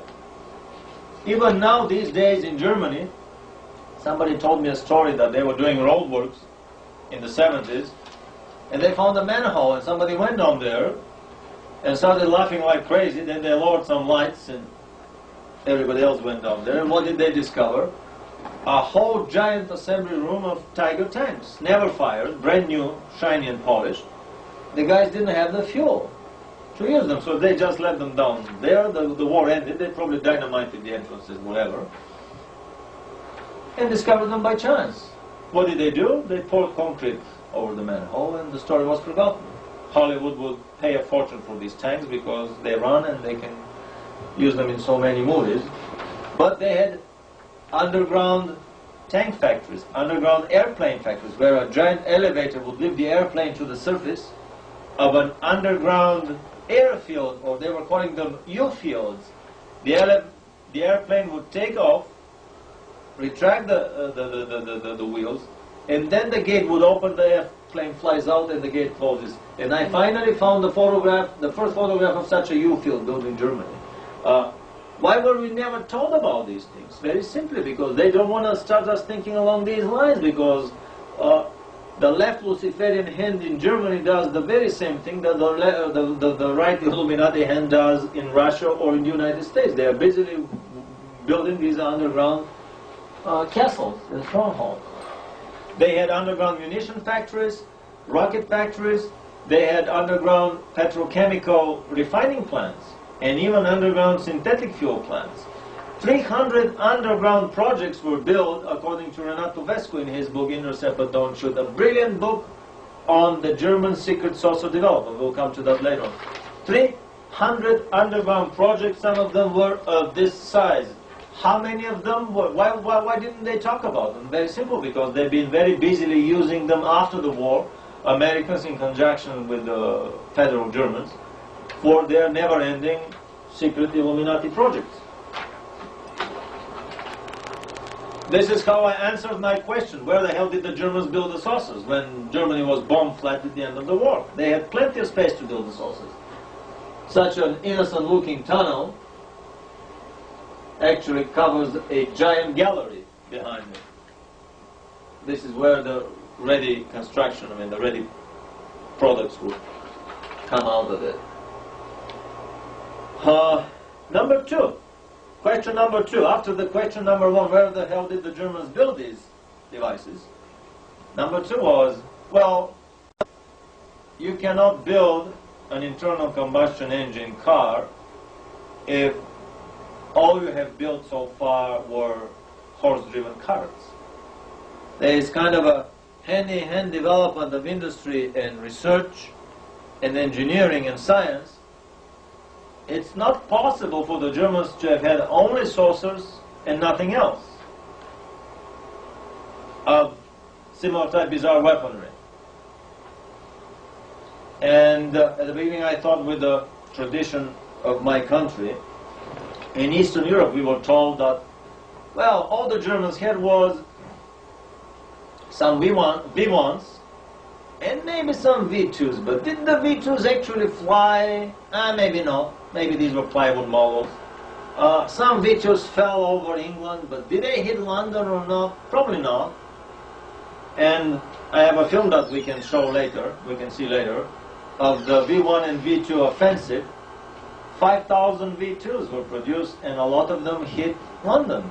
And in the height of the V1 and V2 offensive, 1 million people were evacuated from London. England was on the brink of getting out of the war.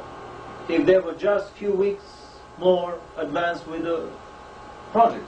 Anyway, in Bulgaria we were told that the V1s and the V2s were all the Germans had.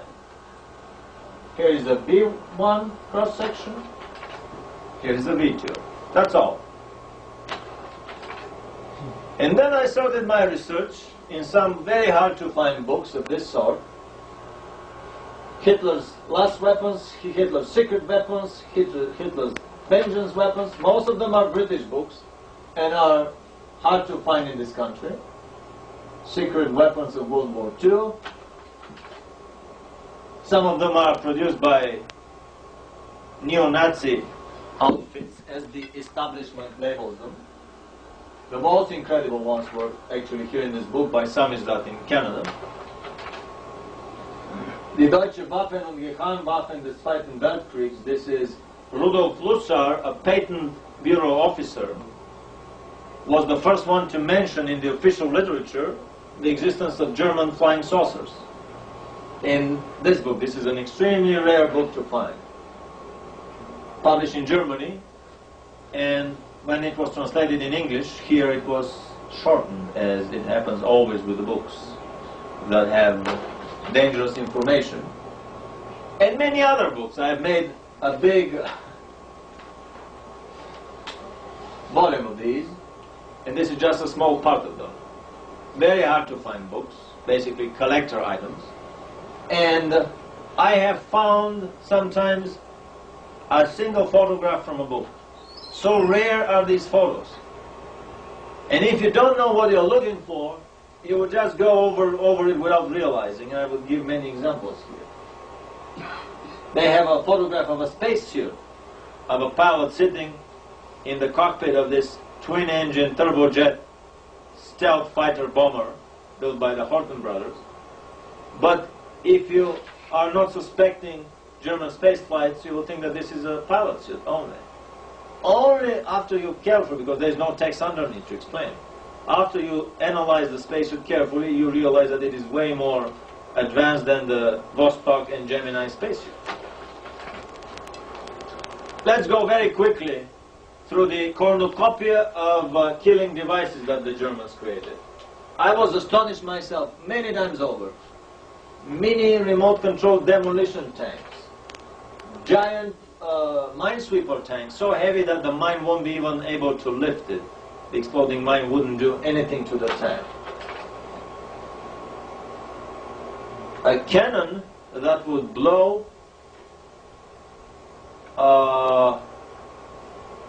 air circles, like the circles coming from a pipe. Smoke rings.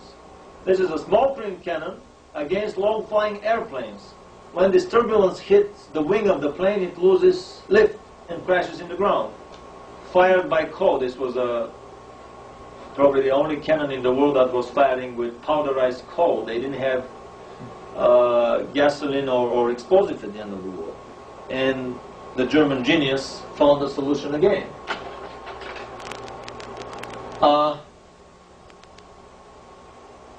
Almost straight out of the comics this is a submachine gun that fires around the corner with this special periscope here. The prototype of the Kalashnikov gun, probably one of the best submachine guns in the world, and to this time the Kalashnikov is almost a carbon copy of it. A night vision infrared scope, a projector with a scope. Here's only the projector. This is an infrared heat-seeking homing device for their anti-aircraft rockets. I mean, things that I, as an engineer, as a physicist, never imagined existed in World War II Germany. This is not only the snorkels for their U-boats, but this is a stealth technology. This is a radar invisible snorkel. Recently I heard from Al Bielek that the Germans were experimenting with Philadelphia technology on their U-boats. But unlike the Americans, they were experimenting with the U-boats running in water, which introduces one more variable in the equation. And the equation backfired and they lost all the U-boats. They never came back. They lost them in hyperspace somewhere. So some of the tabloid stories of German U-boats that resurfaced and were captured by the American Navy just a few months ago. I mean, in '92 there was a big tabloid story in Weekly World News. Maybe just that. Some of these U-boats surfaced way back in space and time, as did a lot of the sailors. Some of the sailors that disappeared on the Philadelphia experiment, some of them were found embedded in a brick wall in an Italian bar in Milan. Others appeared in a restaurant in Brooklyn from a back room, and there was no back room. They just walked through the wall. I mean, so many bizarre things happened through the Philadelphia technology. But anyway, this is not just an insulated case of a stealth technology. They were, I mean, because on the higher levels, what the Americans have is immediately transmitted to the Germans and vice versa. It is the same Knights Templar secret society and the same secret world bankers that finance both sides of a war. These are the guys that move the briefcases with the secret documents and make sure that if the Germans invent the rockets, there will be rockets in the British and the Russians too. I know that in 1936 there was over 100 U.S. corporations inside Nazi Germany helping them to build their war machine. Excellent. And there was also we'll come to that. I'd like you to say this when the time comes. I'll be talking about the secret behind-the-scenes collusion. Right now we are only at the level of the hardware. Okay. Stealth technology. Now, these are machine guns that were firing upwards from a fighter plane. At the belly of the bombers, this was their least defended part. Who has ever seen a machine gun mounted in this way on a fighter plane? I mean, incredible solutions that show that the Germans had the guts, the fantasy, the imagination, the engineering and scientific mastery, brilliance. I mean, I was so much impressed. Other books on the same topic. This is two bombers joined together with a fifth engine added in between to pull their giant gliders. Anybody seen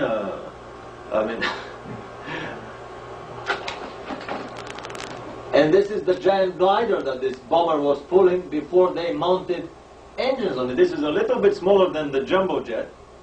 Could carry a tank. The front section opens, made up of canvas. They were made for the invasion of England, and 100 of them would have landed one tank division, 100 kilometers of London, with nothing in between but the home guard, some poorly armed guys. It's probably a last-minute Illuminati intervention, not to invade England, but to hit the Russians instead. But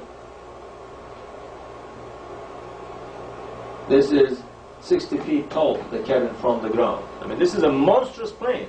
Why didn't they show the photographs for 40 years after the war? Because they didn't want to create the impression in us that everything we have in our Luftwaffe here came from the German Luftwaffe. This is the best fighter plane in the world, a twin engine, twin propeller, push-pull combination, the Dornier Anteater, the Dornier 335, the fastest propeller plane during the whole war.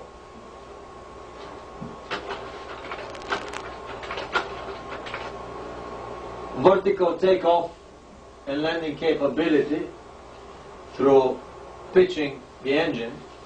This is basically a short takeoff and landing somewhere in the mid-30s. Extremely innovative designs. Asymmetric cabin and body with this stabilizer missing, not shot off. This is how the plane was designed. This is a reconnaissance plane by, I think this is, what is it, Blom and Voss. Uncle Igor Sikorsky invented the helicopter, hogwash. The Germans had these helicopters in their Kriegsmarine operational since '41. Sikorsky's helicopters could barely get off the ground at the time. I found a photograph recently of a whole wing of about, I don't know, 20 machines of these parked on the tarmac. But we see, I found a family of probably 20 different machines. The Japanese were given most of the German technology in secret, and they experimented with similar machines like the German ones. This is a kind of a interesting flying wing, basically a canard, exactly, canard configuration with a pushing propeller. They were probably expecting to get a turbojet engine for here, turboprop engine. This is a French plane that was further worked on by the Germans. Very interesting configuration, and the cabin is hidden in the vertical stabilizer.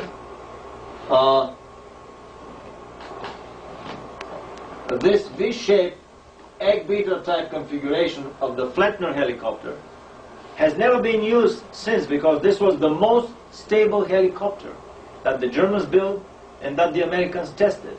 Much stable than all of their helicopters. Even to the point I am suspecting that these propellers here are mounted on a lot simpler pitch and yaw mechanism than the normal helicopters. And the reason for the blacklisting of this design by the Illuminati is that a third world nation can easily duplicate this one. But the single propeller scheme that we are using nowadays is a lot more difficult to build, because there the mechanism is a lot more complicated. I've discovered many such simple technologies that were blacklisted for once, and they've never been used for half a century, because this would lower the technology threshold and third world nations would be able to produce the technology. Here the Illuminati want to keep it in their hands only. Okay. Turbojet engines. The first turbojet plane flew in 1939. The first British jet flew in 1943 or 4, almost at the time the war ended. This is a Henkel 176 or something. The Messerschmitt 262 was the first operational fighter plane. I was astonished to find in a Tokyo bookstore photographs of the Messerschmitt 262. I said, Jesus Christ, how come the Germans had turbojet planes? How come the Russians never told us? I mean, I lived for 30 years in Eastern Europe and they never mentioned these things. And then you realize how nicely the propaganda massages your mind and then brainwashes your mind. And then I discovered incredible planes, flying wings, strategic bombers that were meant to bomb New York. Unbelievable stuff. This is a prototype. I mean, the forefather of all the MiG 15 and up fighter planes. And this is a swing wing, variable geometry, Messerschmitt 321 fighter plane. A variable geometry plane before the war ended. It took the Allies 20, 30, 40 years to regurgitate what the Germans built before them. And some of the designs have never been put into practice because they are either too effective or too difficult to build. It's not the shuttle that was piggybacked on top of another plane first.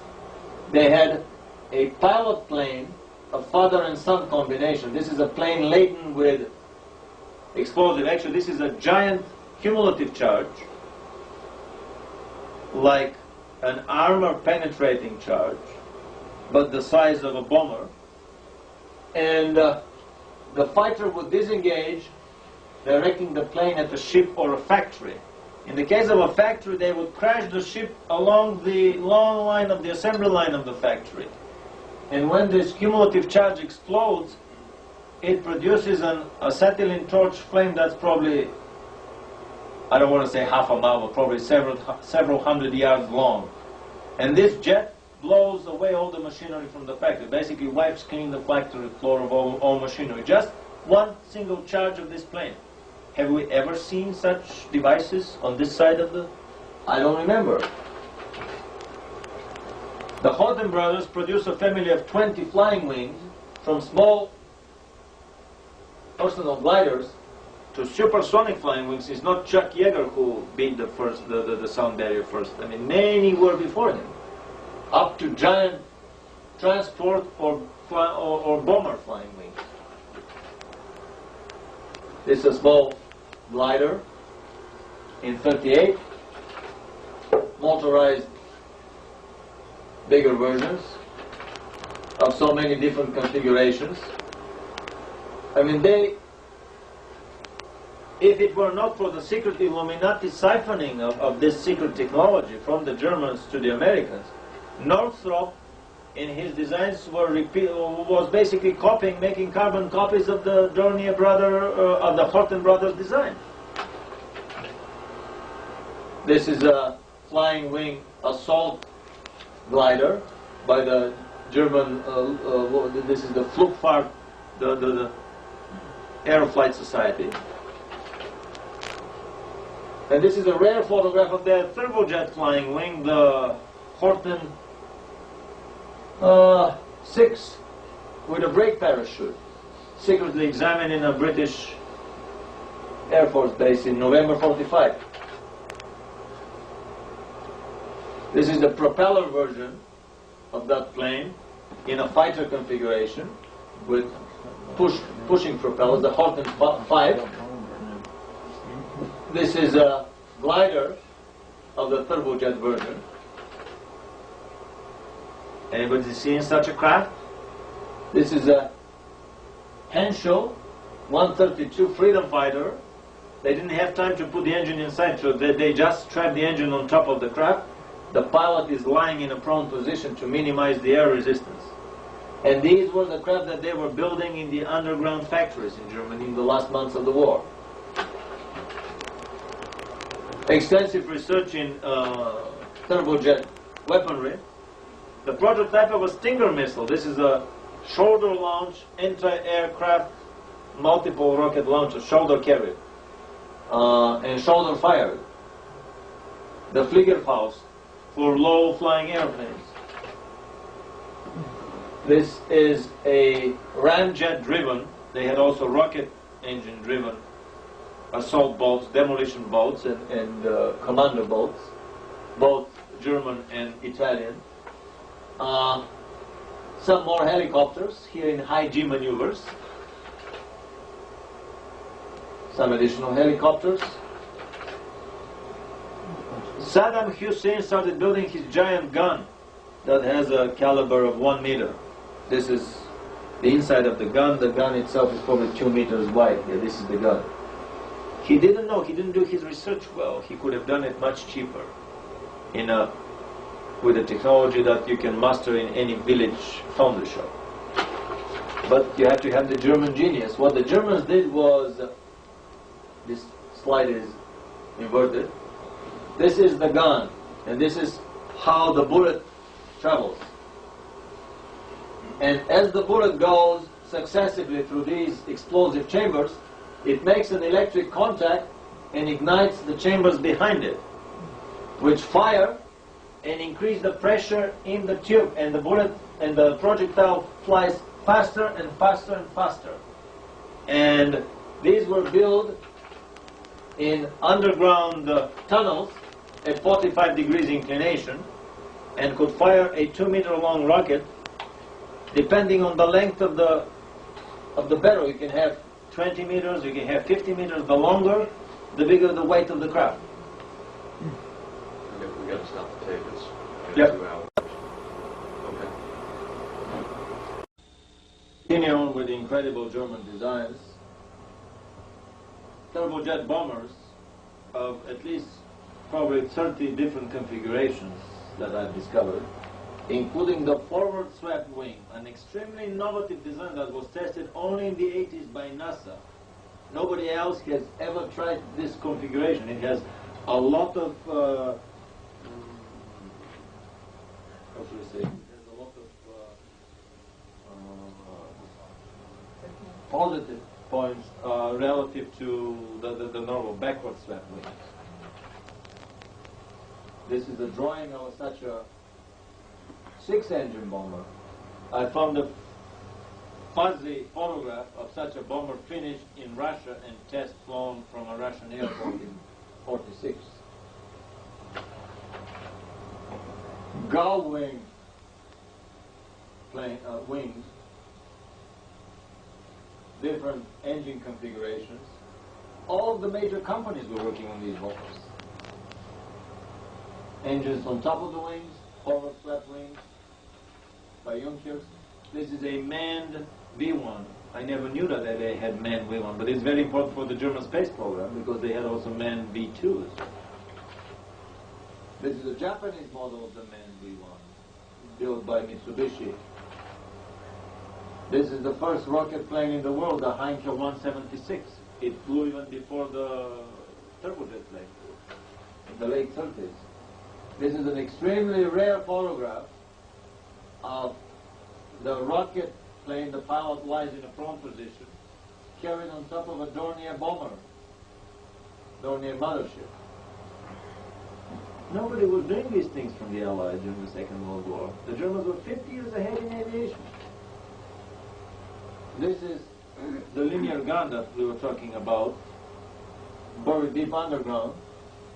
You can get 20 feet, you can get 120 feet. The longer the tube, the bigger the throw distance. The rocket was about 2 meters long, and it could fire about 150 kilometers length. A little bit less than the V2 rocket. They had several parallel technologies that were similar to the V2 in range. The jet-powered Messerschmitt plane attacking enemy bomber formations were devastating results. But this is a rocket power. The first rocket plane in the world and the first operational rocket fighter. I mean, one of the first and the first operational rocket fighter. Nobody has ever had operational rocket fighters in service to this day, 50 years after the Messerschmitt Comet flew. This is a twin-engine Messerschmitt 263, much more powerful. I suspect that they beat the sound barrier with that plane, but they have not, well, how should I say, advertised that much, because with the previous plane they reached 960 kilometers an hour, just basically 100 kilometers less than the sound barrier. And I have a German documentary film on that record, establishing of that record. This is the flying wing turbojet twin-engine Horten fighter bomber with stealth technology. The exhaust of the engine is ahead of the trailing edge, so that a heat-seeking anti-aircraft missile coming from under would not see the glow of the jets. This is exactly how the engines on the B-2 are made 50 years later, after the Horten plane. This is the first supersonic glider. This is the plane that beat the sound barrier. It's not Chuck Yeager with his funny plane, which also was a carbon copy of a German model. This is the first plane. They just dropped it up from a bomber, down from a bomber, and they beat the sound barrier. My best design, a cannon that was firing shells as big as a Volkswagen car, I photographed myself next to one shell in the British War Museum. It had a crew of 1,500 people. It could fire one shell in about an hour and a half. It's not 250, it's 1,500 people. Is that big Bertha? No, this is the Dora, the 8 centimeters bore. And they use it only once in the war with devastating results. They demolished the forts on the Crimean Peninsula. The Maxim Gorky fort was demolished. These giant guns were just tossed up in the air and fell back into their own concrete foundation. Guns that weighed thousands of tons. The whole structure was demolished by a single shell. They basically annihilated the Russian defenses at Sevastopol. This is where the Maxim Gorky barrier is. I recently found a German artist drawing of what remained of the barrier. It was so devastating the Russians would never publish these photographs. This is a giant ramjet engine, basically a hollow pipe, figured back on top of a Dornier bomber. And recently I found a photograph of it fired in test. These engines were made for a single stage-to-orbit plane, the Zanger brand suborbital skip bomber, that was probably tested, because this is a photograph of the early 40s. Why the hell did they need these monstrous ramjet engines unless they did some secret research? Because always when something is developed into the army establishment, and if it is too good to be true, it's taken secretly and moved to the secret establishment. It's moved from Peenemünde to, for example, the SSE4 establishment and the secret army establishment that built the flying saucers. Variable geometry, swing wings. This is the B-1 bomber. Basically the geometry of the B-1 bomber tested in a wind tunnel. This is the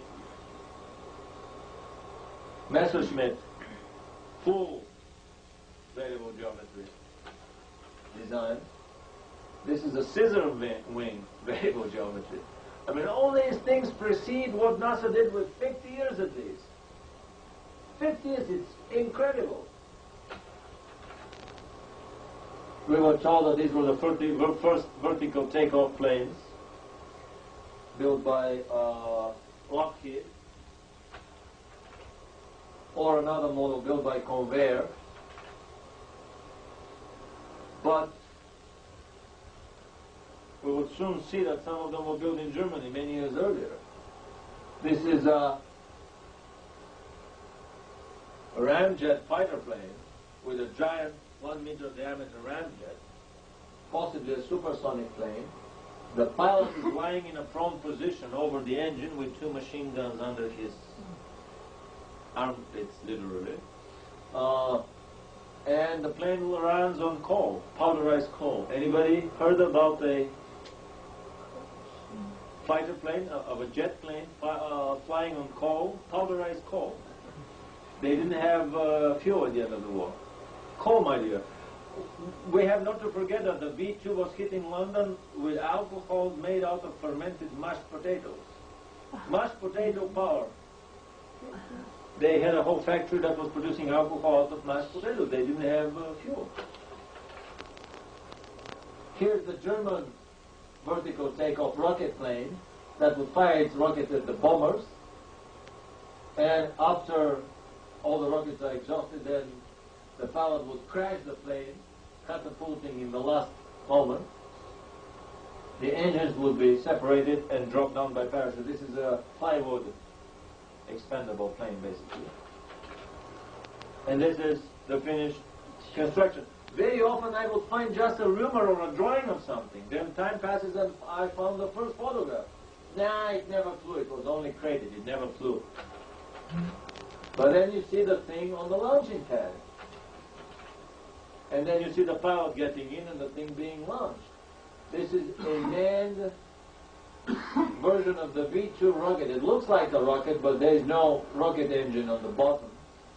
This is a giant helicopter with a propeller midship driven by 3 ramjet engines. I mean, incredible designs. Incredible. It could beat, it was 960 kilometers horizontal power, almost reaching the speed of sound. And this is the Natter rocket-driven vertical takeoff plane, taking off on its maiden flight, piloted flight. Mercedes-Benz was working on a giant airplane that was an airplane carrier for a smaller bomber, several fighters, or about a dozen cruise missiles. Basically, the V2 is the V1 is a cruise missile. Enough about airplanes. Rocketry. They had extensive rocket engine design from the 20s, before even Hitler came to power. The German aviation societies and the German secret societies. Excellent. Can we have the next tray, please? It's right there.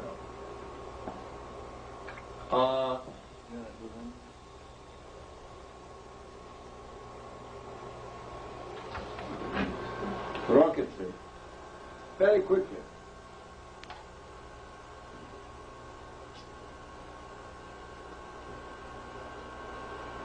The Germans were strapping rockets to everything that moved.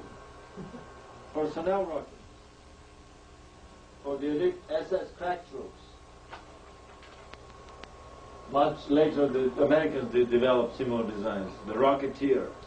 That's probably a true story, and somebody really developed such a device that could make you fly. I suspect that a lot of the science fiction films that we see these days are just basically regurgitation of something that really happened in secret somewhere. Rockets launched from tanks, or rockets to lift a tank if it gets mired in a bog or in a trench. Giant rockets that would lift a 20-ton Tiger tank. This is the supersonic glider that I finally found a photograph of it. This is the Lippisch DM-1 was the first delta wing aircraft and a supersonic glider. What year? This is late 30s. Here we see a family of rockets. The air-to-ship or air-to-surface Henschel rocket, radio controlled. The improved version of it. They had about 20 models of these rockets. This is the V1. These are anti-aircraft rockets. This is the Enzian E4 anti-aircraft rocket made out of the Comet, Messerschmitt 163 Comet rocket plane. This is the Rheintochter two-stage anti-aircraft rocket, the prototype of the SAM missile, the Russian SAM missile. And this is the Schmetterling, the butterfly. They had about 20 models of anti-aircraft rockets. This is the Enzian in starting position. It was developed from the Messerschmitt 163. It was an unmanned 163. This is the Wasserfall. No, I'm sorry, this is the Rheintochter on starting position and in flight, successful flight. Some of the bombers here that we talk about in basically they had them in 4, in 2, in 4, and in 6 engine configuration. This was the one built in Russia. Some of them were all kinds of different configurations were tried. This is the Wasserfall stratospheric supersonic anti-aircraft rocket. No, just advanced rocketry. And this is the Horten flying wing plane that flew 50 years before the B-2 plane flew. These were rockets that were fired by submarines. from underwater against attacking ships. They were working on firing V2s from submerged platforms that were schlepped behind submarines, and wanted to fire them at New York from underwater, from pretty close from the city. This is the twin-engine Arado bomber taking off with rocket assists. A whole family of exocet type missiles, air-to-ship missiles, the Henschel. This is subsonic, this is a supersonic rocket. Extremely advanced designs. I mean, it took the Americans 20, 30 years to regurgitate what the Germans had. The American and the British engineers were astonished at the variety of stuff that they found in the underground bases. This is a Royal Air Force engineer examining a Henschel anti-ship missile. They had about half a dozen ships that were sunk with this missile. This is Dr. Kramer's X-4, which is this is a wire-guided air-to-air missile that was installed on their twin-engine Messerschmitt 262, their turbojet twin-engine planes. The first air-to-air missile in the world. This is a 4-stage unguided missile, the Fire Lily, prototype of many such missiles in the subsequent Russian and British arsenal and American arsenal. The original A3 rocket, the prototype of the V2. This is a wing version of the V2. Very important drawing because they fired wing versions and they also had manned wing versions. And when they would go in orbit, they go to 120 kilometers upward, which is about 20 kilometers higher than the Vostoks, than the Mercuries or the Geminis. Actually got them into orbit. So basically they had suborbital space flights with their manned versions of their V2 rockets. And they used these wing versions for re-entry, for gliding. They also had a 2-stage ICBM, the America rocket, to which we would come later on, that was fired at the East Coast with the main version V2 on top of it. Now, so what's the bottom line? The Germans had more than enough of fantasy, of engineering power, of research and development brilliance to produce the designs that we are about to talk right here. Aircraft with circular wings have been produced on numerous occasions. This is, by the way, a design made by another German engineer, but I don't think that it had any anti-gravity. I'm not sure. I have to check because there may have been some camouflage anti-gravity drive inside. But anyway, there have been a lot of attempts to produce circular craft with conventional means.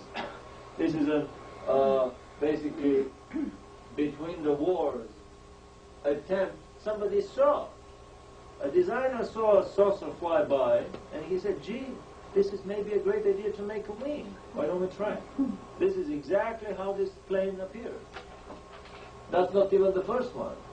This is a kind of a British colonizer's, what is it, helmet, like the Africa Corps. Safari helmet? Safari helmet. Some wings or something. We see a 6-cylinder inline engine with a giant propeller. This is basically an attempt to build a saucer with the technology of Wright brothers. This guy saw a saucer flying. He even saw it making high G maneuvers, basically banking sharply. And he decided to build one. It may even resemble the shape of some of the government saucers that he may have seen, because at that time the government already had Tesla built saucers that were flying successfully.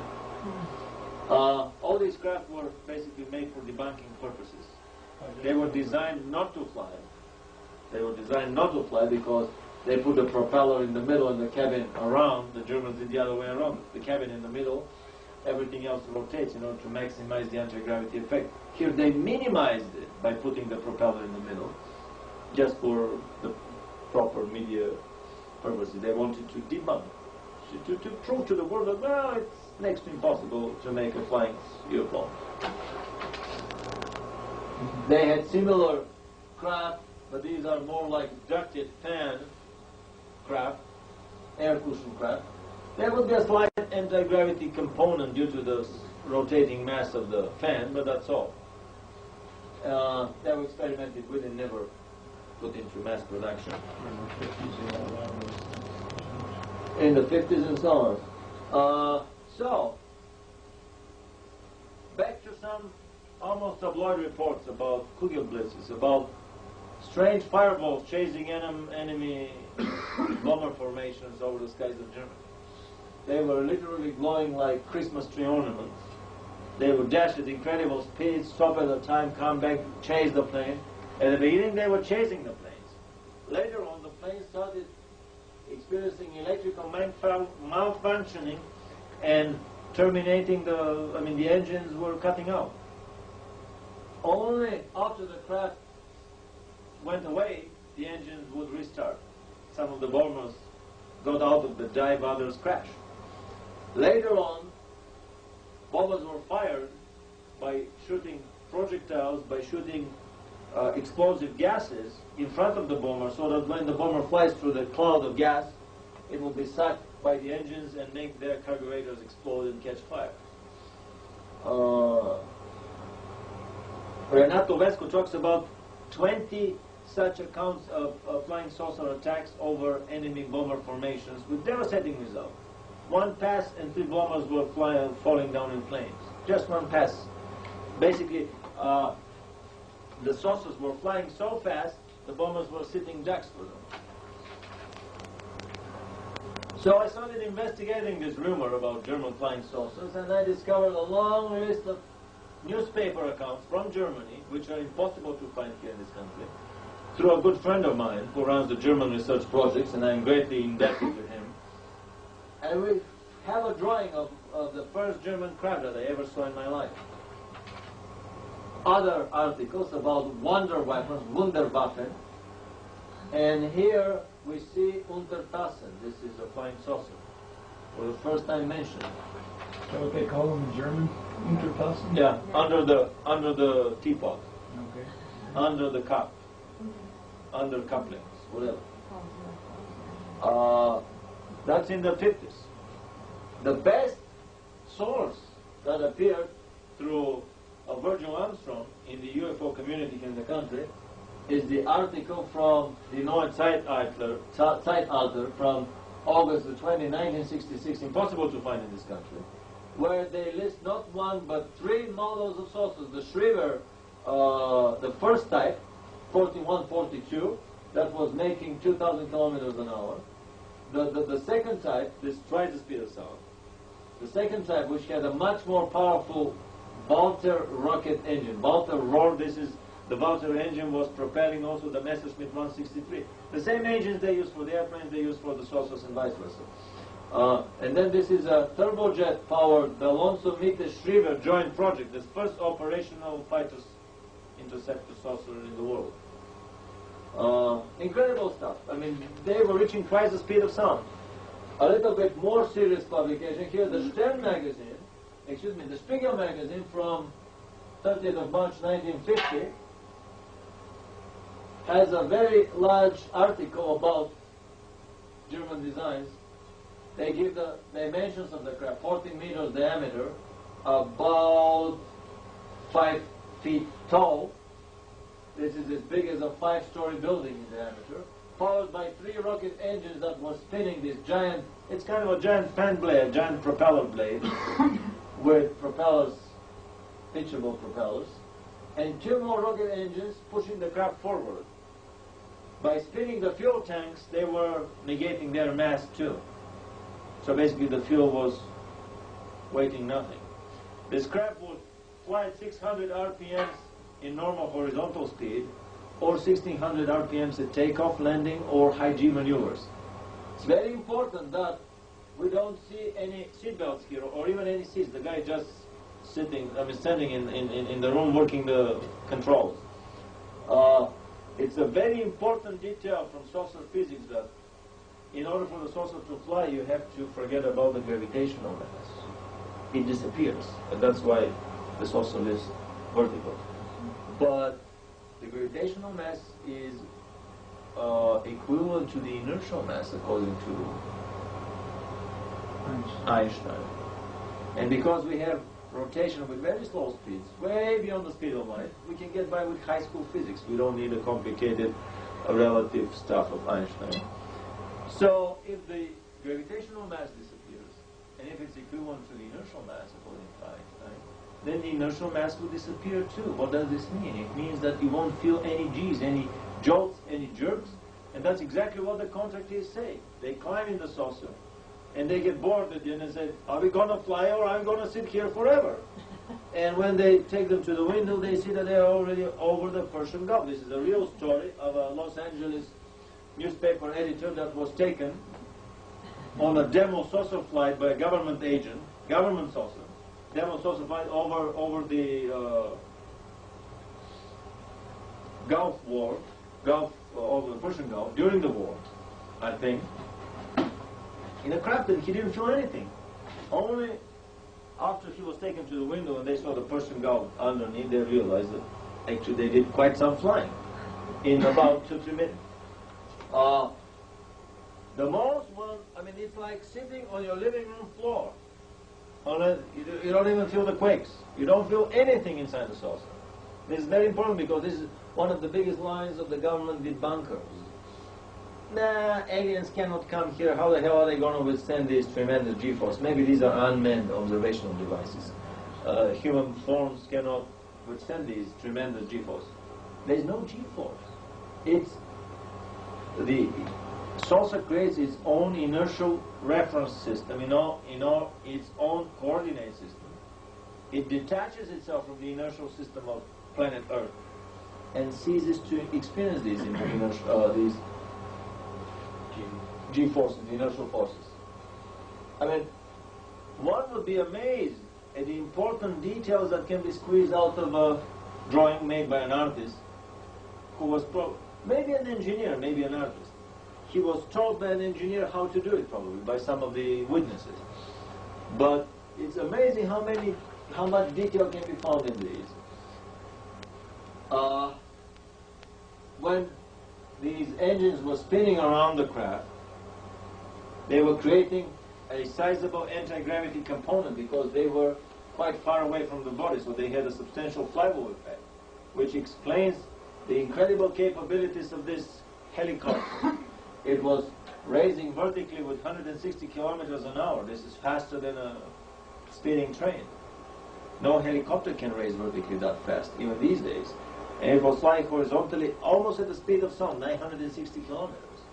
Only the Black Project helicopters with anti-gravity assists can approach or match this speed nowadays.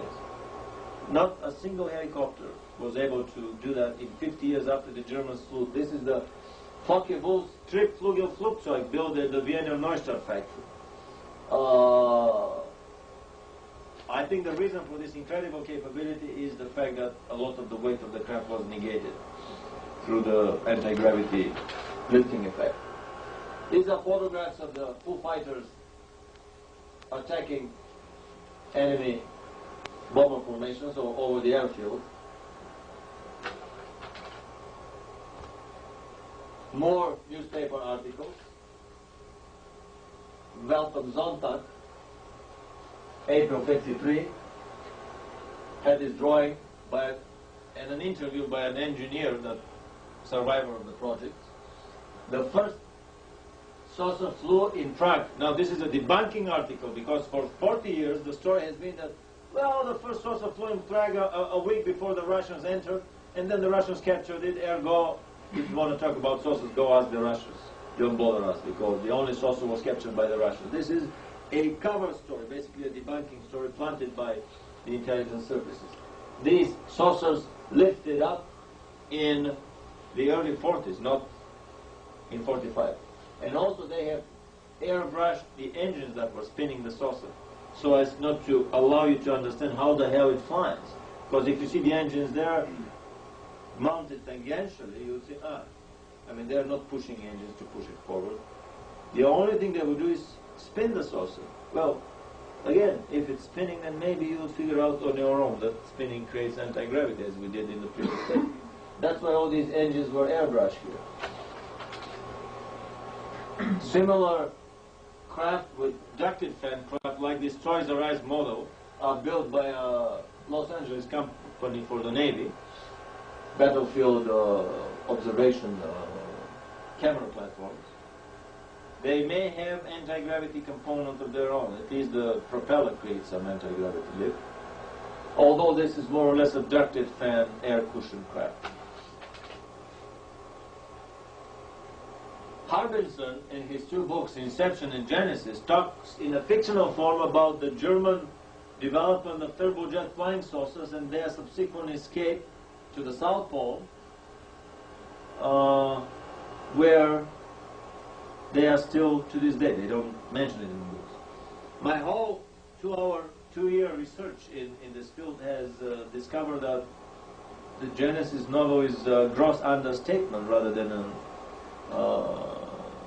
it's a fictional novel, but it's a gross understatement. It's a designer leak. The author probably doesn't speak English, doesn't speak German. He was given all these preceding newspaper articles because we found them through a book list, bibliographic list at the end of Genesis. This is a typical designer leak case where the government, by leaking some information, covers up for a lot more important information behind. This is presented as a fiction, these books? And also it's presented as a fiction.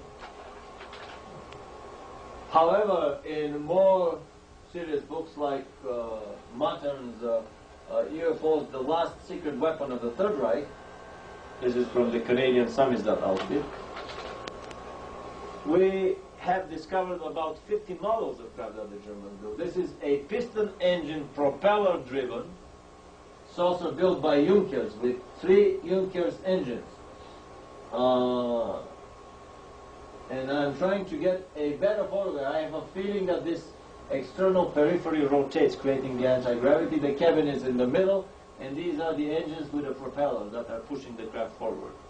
Very interesting configuration. I don't have a better photograph yet, but I know somebody who has. Intercept UFO by Renato Vesco. Renato Vesco was the Italian Air Force chief for research and development. Basically the Italian Werner von Braun, we can call him. In his book, this is not a fictional book. This is a book, Intercept UFO or Intercept But Don't Shoot. This is a book about the whole development of probably a dozen different models of the German turbojet family of saucers, plus their underground constructions. That was traced through dozens of British intelligence reports that were written after the war, going through piles of information that was taken out of the German underground bases. And he's the first one that mentions the Focke-Wulf plane, or the Shriver discs. We will show several drawings that basically point to the same configuration, only the engines here were airbrushed to prevent us from figuring out how the hell they would spin this big disc. Similar spinning discs are used by Dornier these days for this unmanned observation camera platform. This is the landing disc, and it does not rotate. The only thing that rotates is this disc with these propellers. However, if you look carefully, these propellers are too short and too narrow, too small to lift this big machine. If this is a helicopter only, they have to be about as long as here. They say that this is a gyroscopic stabilizer that keeps it stable. It is, but also it's the main component of the lift. So we see how the technology already trickles down. And we have the first, I mean, this is a public domain literature. Nothing of this was found in secret army reports or whatever. Bladed things at the bottom, they have things with blades on the bottom. Oh no, this is probably amortizers for the landing gear. It does not rotate. Only this thing rotates here.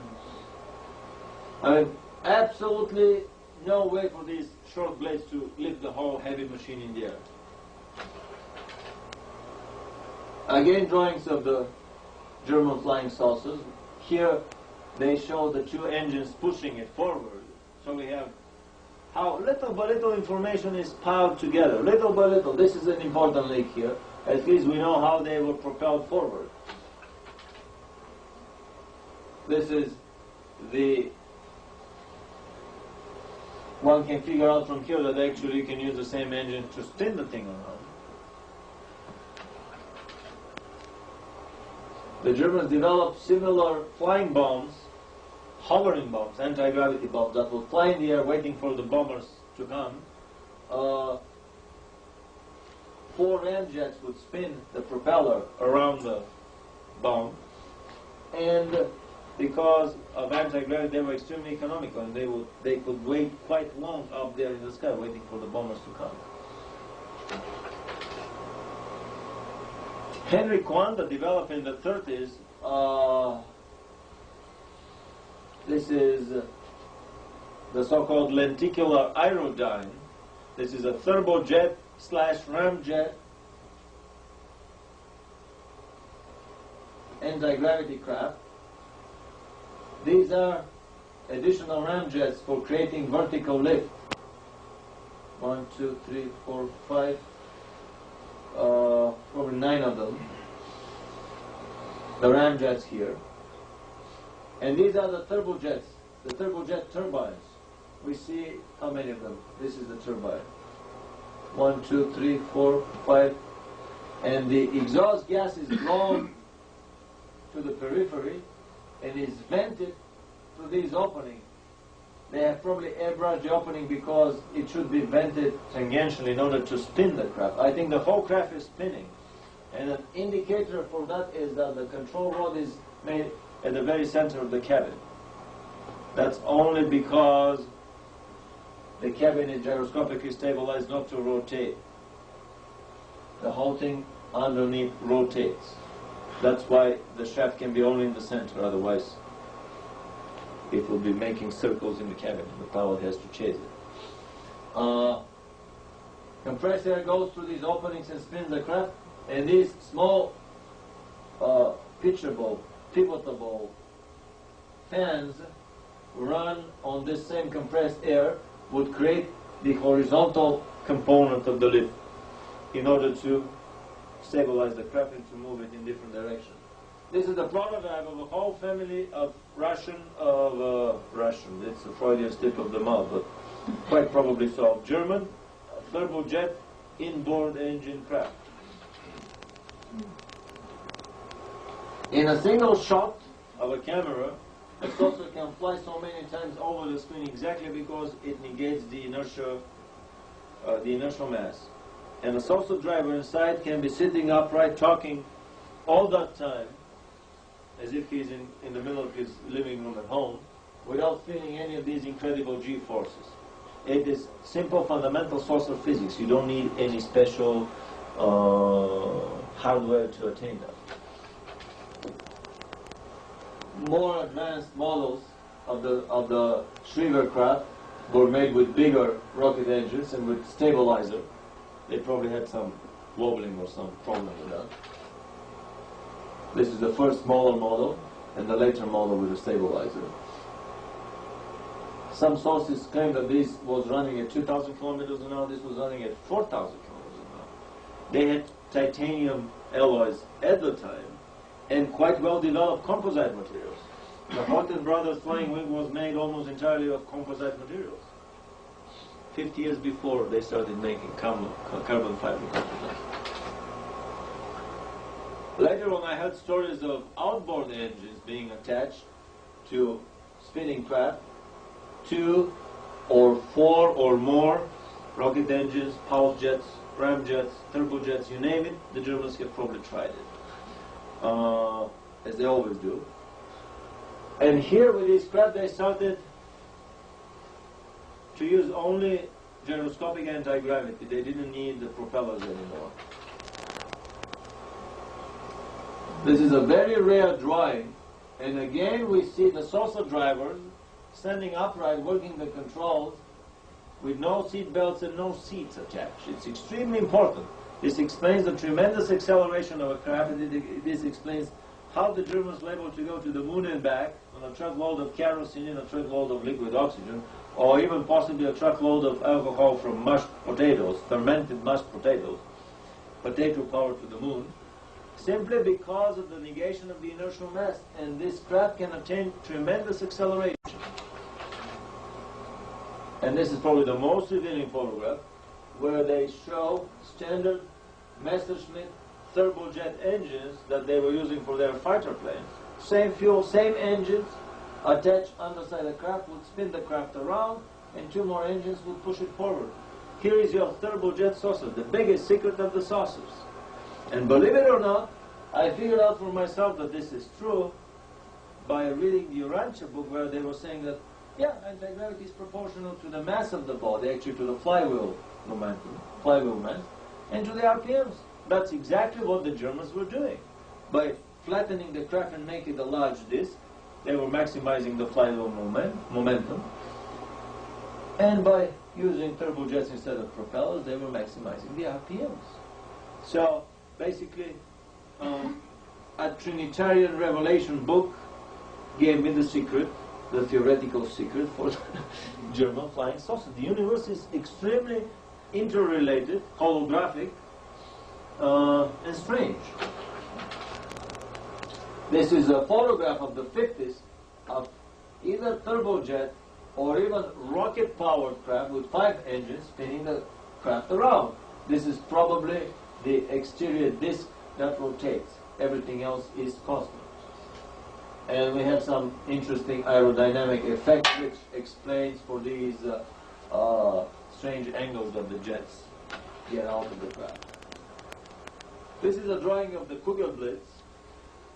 It was carrying the oxidizer on board.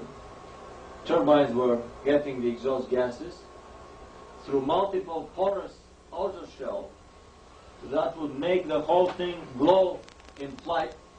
And this is probably the only photograph that I know in the public domain of a Kugelblitz in flight, but not over Germany, but over the skies of Washington State, Mount Rainier.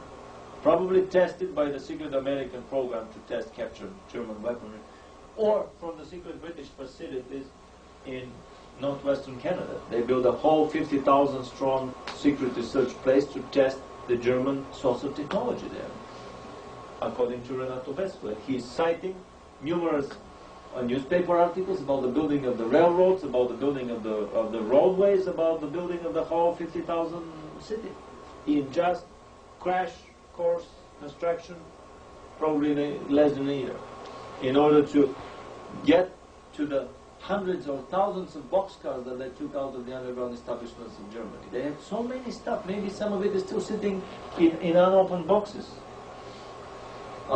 This is at the beginning they used kerosene, later on they used a lot more effective fuels, basically liquid aluminum, jellies with aluminum inside that would greatly increase the temperature of combustion. And there's probably another craft standing still here. This is the whole photograph. This is Mount Rainier in the beginning and in the background, I was told. I mean, we can talk for hours about the physics of smoke formation, flame formation, analysis of the smoke on the periphery, on the inside, the distribution of color. I mean, for somebody who's a physicist, there are so many details in this photograph. It's not a hoax. And that's probably an internal combustion, kerosene-powered UFO that we see here. Then there were reports about an inboard turbojet engine craft that will also meet the Schriever craft that is depicted here in this photograph. And here are some of the earlier drawings. This is an attempt to explain it away as a ducted fan craft with just 2 propellers, which is a basically a debunking effort. And here, can we do a little bit on the progress, please?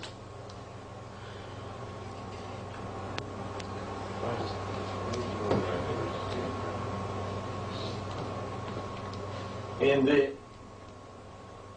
what is it, 1950 something, Look magazine, in the Look magazine, there was an article about underground saucer bases as a solution for the future that would be prone to nuclear attacks. 1954, I think, Look magazine. And it will come. And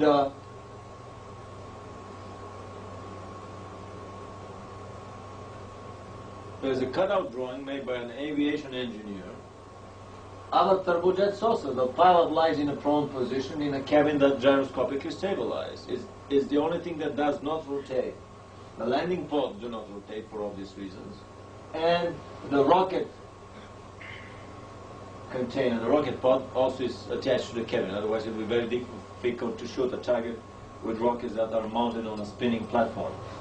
Everything else spins. The whole body of the craft spins one way, including the fuel tanks. If you spin the fuel tanks, you would lose their weight. Everything loses weight. The compressor ring, coupled to the gas turbine ring here, spin the other way.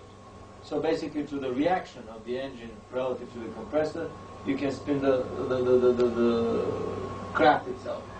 The air goes in, compressed through the compressor, goes through the combustion chambers, drive the turbine, a typical turbojet combination, and gets out through these exhaust pipes, possibly docked a little bit. I think they were tangential to spin the craft further. And in 55, this is a photograph of the real Avro car that was never unveiled to the public. And here we see that it's different from that Mickey Mouse Avro car. Here the turbine is in the periphery and the engine is in, the cabin is in the middle. The Mickey Mouse Avro car was the other way around. The turbine was in the middle, the cockpit was on the periphery. Everything rotates in the periphery, creating quite a powerful gyroscopic anti-gravity lift effect. And there are probably multiple nozzles on the periphery, spinning the craft. This is a photograph. And this is a hypersonic cabin that would send probably Mach 3, 4, 5, 6, I don't know how much. But this is a cabin of the type they were mounting on their X-15s and up. The Blackbird has a similar cabin. This is a hypersonic cabin that we have here. And this is a gun camera picture of an Argentinian fighter plane chasing a craft, quite probably this craft. This is the cabin. This here is this one. This slanted edge here, clearly visible, is this slanted edge here. I think this is the gang camera footage of a secret American overflight of Argentinian territory. And this is a schematic drawing of how the engine was working. Air would be sucked in, compressed by the compressor, goes to the combustion chamber, greatly expands through combustion, drives the turbine, releasing some of its energy that goes back through the shaft to drive the compressor. Most of the energy goes to the exhaust pipe and is used to spin the craft around. Simple as that. Simple as that. And the cabin is gyroscopically stabilized in the middle. What the Germans did, they took a standard salami-shaped turbojet engine and performed a topological transformation on it. They flattened it, lowered the height, and increased the diameter. So basically from here, they transform it into a flattened ring, then open a hole in the middle and drop the cabin in the hole. Otherwise, this is the same engine as any other turbojet engine. Just a little bit of a continuous topological transformation. And instead of the exhaust coming in the back, they redirected the exhaust to the periphery to maximize the spinning effect. The first inboard turbojet engine saucer in the world. Even in the Project Blue Book, we have in the cover a government craft. For these in the know, this is another debunking ploy. They would say, don't worry, UFOs, my left foot. I mean, these are probably government craft secretly run by the saucer boys. I mean, many of these things are such a subtle, fine debunking effort. And this is a photograph of such a craft in flight. A lot of the craft in the 50s were leaving these chrome trails behind. And these shiny gaseous clouds. Is that giant rock California? I have no idea. No idea where this is, but I can find it through the literature. In Latin America, there were craft built by escaped German scientists after the war that were belching this smoke. Basically, probably they had some malfunctioning spark plug, and some of the combustion chambers were not running properly. That's why they were belching the smoke. They called them the smoke puffing UFOs. This was in 1952 in Peru. The Germans were already flying, hopping around from their secret bases in UFOs. Then, one day I read a debunking story in the tabloid paper about German astronauts. Let's make it abundantly clear. A tabloid paper, by definition, does not debunk anything. On the contrary, the crazier the better, the more papers they would sell. So you got very suspicious. Why the hell would these guys debunk a story that the German astronauts were shot in orbit in the 40s and came back in the 80s? And I got very suspicious. And then I went back to my files. This is the first time the idea of German spaceflight dawned on me, through that tabloid article in the Weekly World News. I went to my file and I discovered that a lot of the craft, a lot of the saucers had exo-atmospheric capabilities that they have in their possession.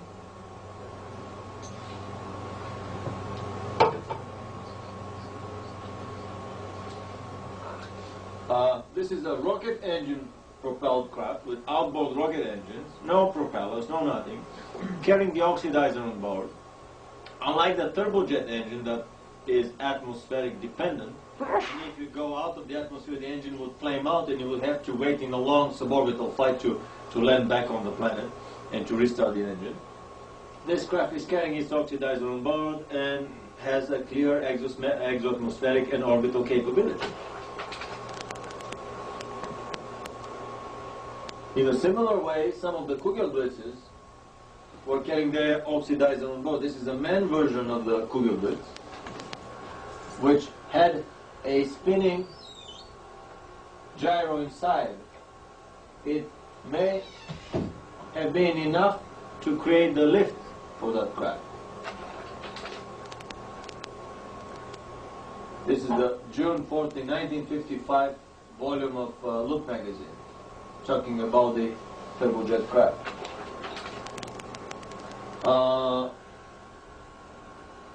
Another very interesting design was produced by Victor Schauberger, but in this case he did not apply any moving parts in any engines.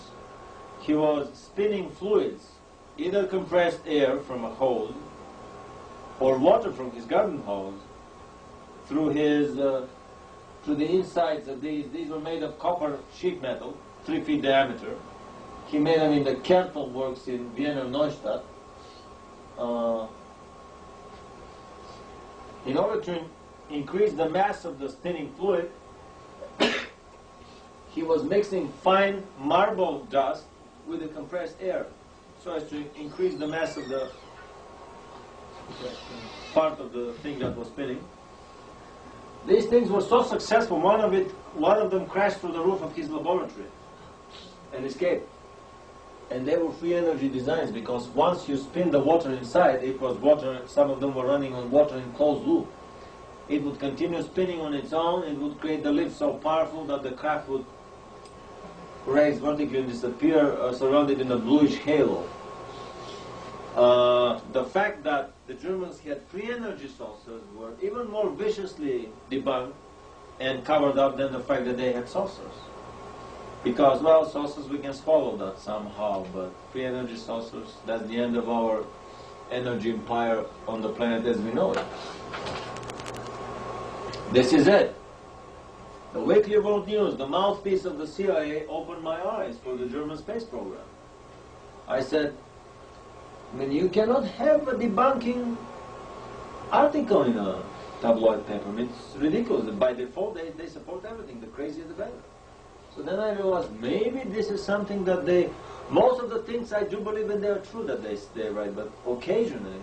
This was the first item that they debunked in about 3 years' time. The other one was a story by a Canadian author called Other Losses, about 3 million German soldiers, Wehrmacht soldiers that were put in concentration camps by Eisenhower. All food was refused to them, and in 3 years, 1 million died out of these 3 million. They even returned humanitarian aid trains with foodstuffs from probably German-speaking Switzerland. Were returned on orders by Eisenhower, and 1 million Germans died in the concentration camp. And this story has been viciously debunked in the press, including the tabloids. So, German space program, the twin-stage America rocket, a V2 rocket on top of a giant single engine, first stage, was able to reach the East Coast. 4 of these were fired, probably with manned wing version of the V2 on top. This is a drawing of the craft. This is a pilot's cabin. This is the first version of the wings. Then they had a second delta wing, more streamlined version.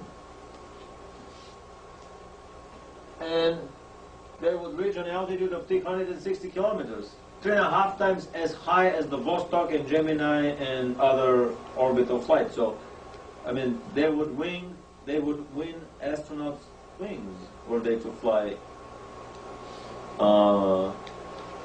after the war in the United States. And here is a very rare, the only photograph I know about of the German spacesuit. This is the head, the face facing forward, and the hand with quite a sophisticated glove with a hermetic seal on the controls. And this is the other hand with a seal, with the other glove, on the controls of the Horten flying wing. The helmet is fully transparent, although it is riveted together by several pieces of plexiglass, perspex. Still, it has a lot better vision field than the first primitive Russian Vostok spacesuits, which were only pressurized helmet.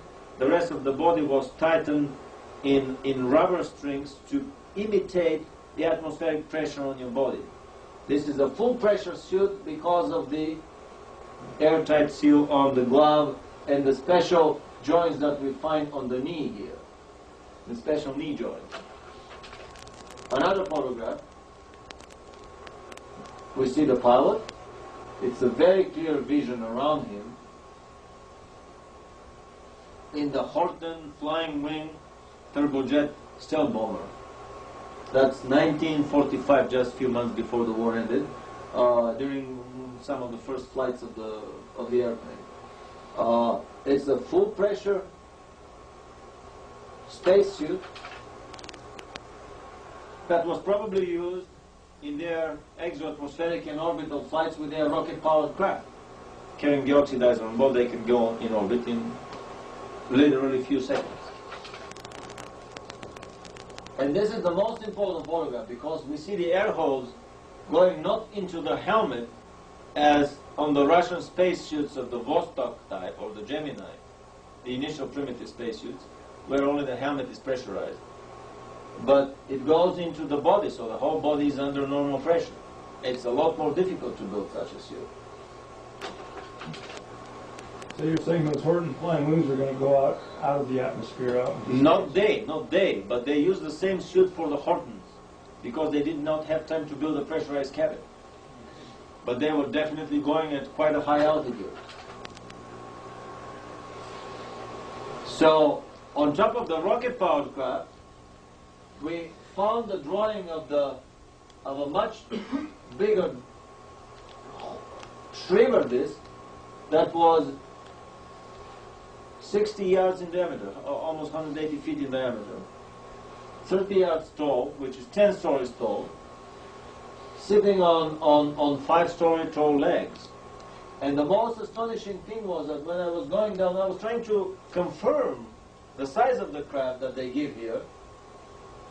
60-yard diameter. This is a football field-sized dreadnought, powered by basically chemical mixture, fuel and oxidizer, carried in reservoirs around the periphery of the craft, losing their weight, that would drive high-speed turbines that will produce a high-frequency electric current.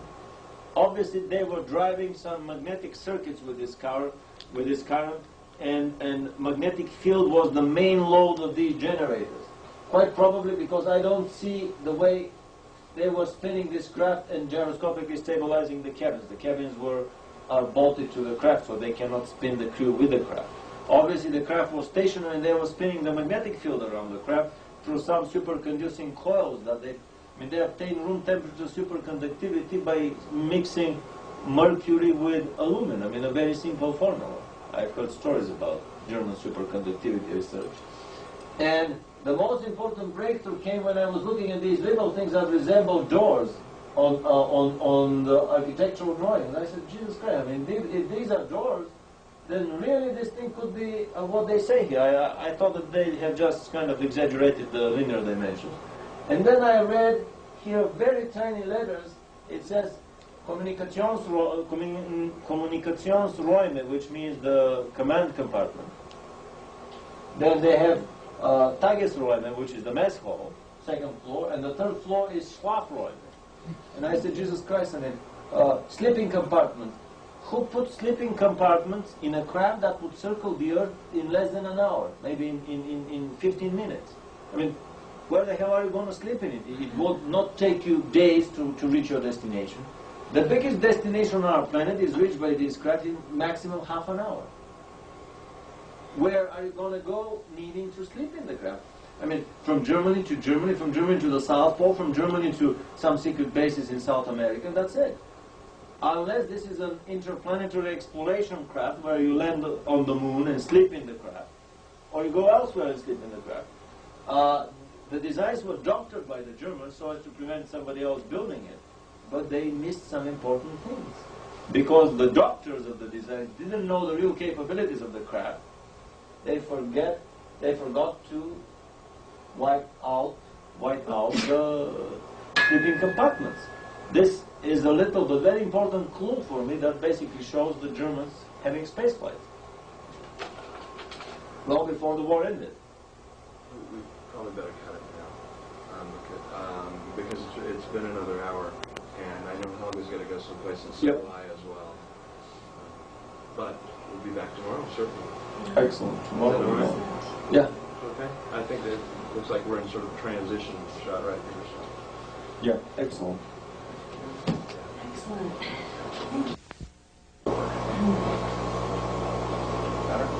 Hi, I'm Helga Moore, and I want to thank you all for coming this afternoon here to Sedona.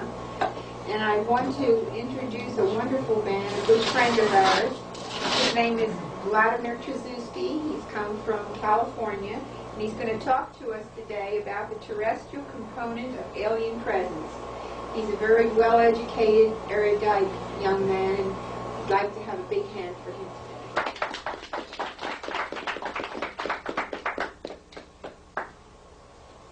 Thanks, Helga, for everything you've done for this conference to take place today, and thank you all for coming here and sharing this rainy weekend with us.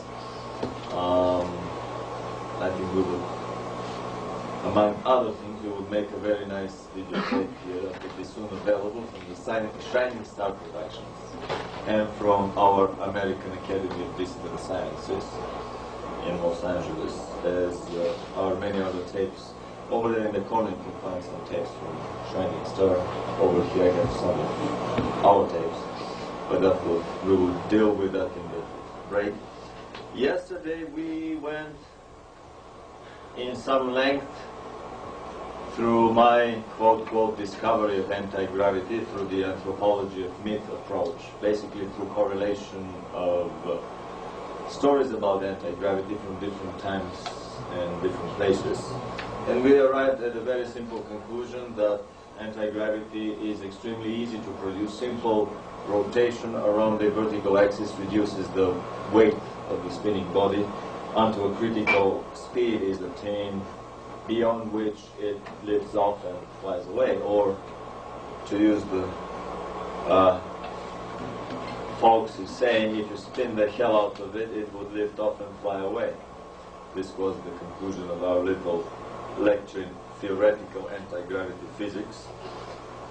That was complete even with some demonstration of a Toys R Us styrofoam model. We didn't fly the model, but we went through the manual for that model, which simply says that the little toy saucer flies only if it is spun by hand in the counterclockwise direction, clearly giving it an added anti-gravity component to the lift created by the ducted fan engine. After our lecture on anti-gravity, then we went in great detail through the close encounters of the full fighter kind, secret research and development in anti-gravity, and flying saucers in the Third Reich, Germany, from the 1920s until the end of World War II. And today we would finish with that topic, and we would show detailed photographs of Nazi Germany's free-energy saucer dreadnoughts. The tremendous program that the Germans had, secret program, which was not run from Peenemünde, it was run by the several secret branches of the SS and the War Department, and quite probably by the German secret societies, the Thule Society, the Brill, the Hugin, and many others, the Knights, Templars, and so on. Most of these projects were privately owned, privately financed, as are the similar projects here in this country. That is why it is impossible to trace it through government documents or through budgetary appropriations by Congress and so on. And yesterday we went through the more elementary models of German saucers, flying saucers, the internal combustion engine saucers. These that were powered by piston engines with propellers that were spinning the craft. These that were powered by outboard and inboard turbojet engines. We talked at length about the custom-made donut-shaped turbojet engine for the Belonzo Miete Schriever disc, the first interceptor fighter disc that the Germans introduced in service. Renato Vesco, the Italian Werner von Braun, talks at length in his book Intercept But Don't Shoot about several dozen experimental attacks of German saucers, German full fighters, manned and unmanned vehicles over enemy Allied bomber formations with devastating results. The saucers were doing 2, 3, 4 times the speed of the bombers. They were swooshing by at 1,000 to 2,000 kilometers an hour. The bombers were sitting ducks at about, I think, anywhere from 300 to 500 kilometers an hour for the saucers. Once these devices were tested, they were packed, freighted, and shipped to a certain secret destination that we will talk about very soon. After the turbojet, in parallel to the turbojet craft, they developed craft powered by ramjets, by pulse jets, and rocket engines. And these rocket engine powered craft, same rocket engines as they used for the V2 rocket, from the same fuel, alcohol produced from fermented mashed potatoes. I was laughing very heartily when I read that actually London was bombed with mashed potato power. The V2s were running on methanol, I'm sorry, on ethanol, on ethyl alcohol produced by fermented mashed potatoes.